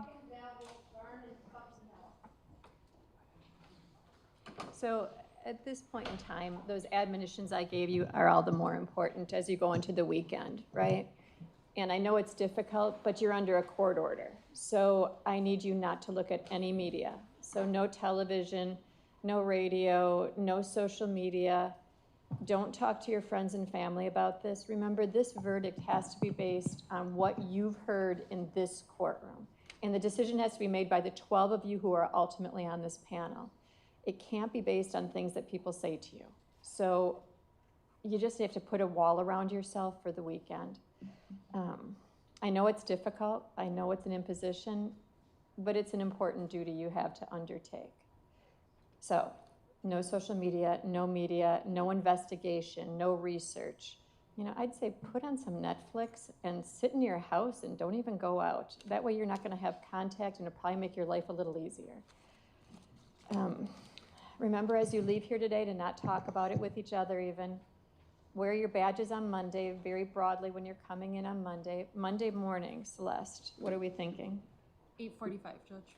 So 8:45 Monday, I'd like to kick up and get started right back at this. Okay, remember I need all of you present in order to do so. Feel free, in my box, you're welcome to bring water, soda, or coffee on Monday. What else? I think you get it, right? So put this completely out of your mind until you come back next week. That's what I need you to do, okay?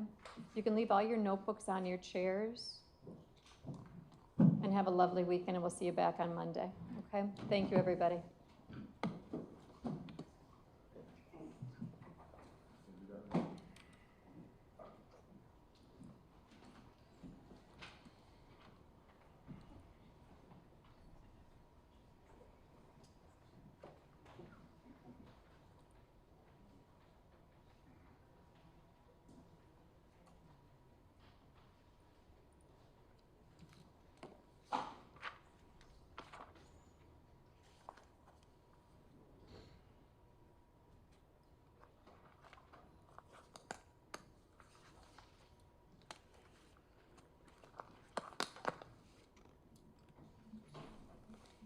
And again, to the gallery, I get it's emotional. I get it's hard to watch. But the verdict has to be based on the evidence presented, applying facts to law. It can't be based on sympathy, passion, or prejudice. That's why there can't be outbursts in the gallery. And I get it's hard, but the prosecutor's doing a good job of putting you on notice what's coming to some extent. And I know our victim witness coordinator who just stepped out is on her game. If you need a warning that something graphic is coming so you can excuse yourself so it's not so hard. And I'm saying to those of you remaining, because I know the person who left, I hope you can communicate this to her. I know she wants to be present for this, but I get it's hard. But if it's going to result in an outburst, she's going to get removed from the courtroom. So please convey, if you have to step out, okay? Make sense? I see kind of some acknowledgement, right? Okay, thank you. Okay, we did have a sidebar. The sidebar was called at 4:05 by me. It was relative to the witness taking the stand, Ms. Sawyer. We never had discussed whether or not she had a criminal history. So I just asked the parties if she did. I was advised she did not. And it was indicated that she has some anxiety and would be entering through my chambers to decrease the tension and anxiety for her taking the stand. Anything you'd like to add to that sidebar? State? No. Defense? No. Anything you'd like to place on the record before we break for the day? State? No. Defense? No, Your Honor. Okay, then have a nice weekend. We'll see you back on Monday morning. Thank you, everybody.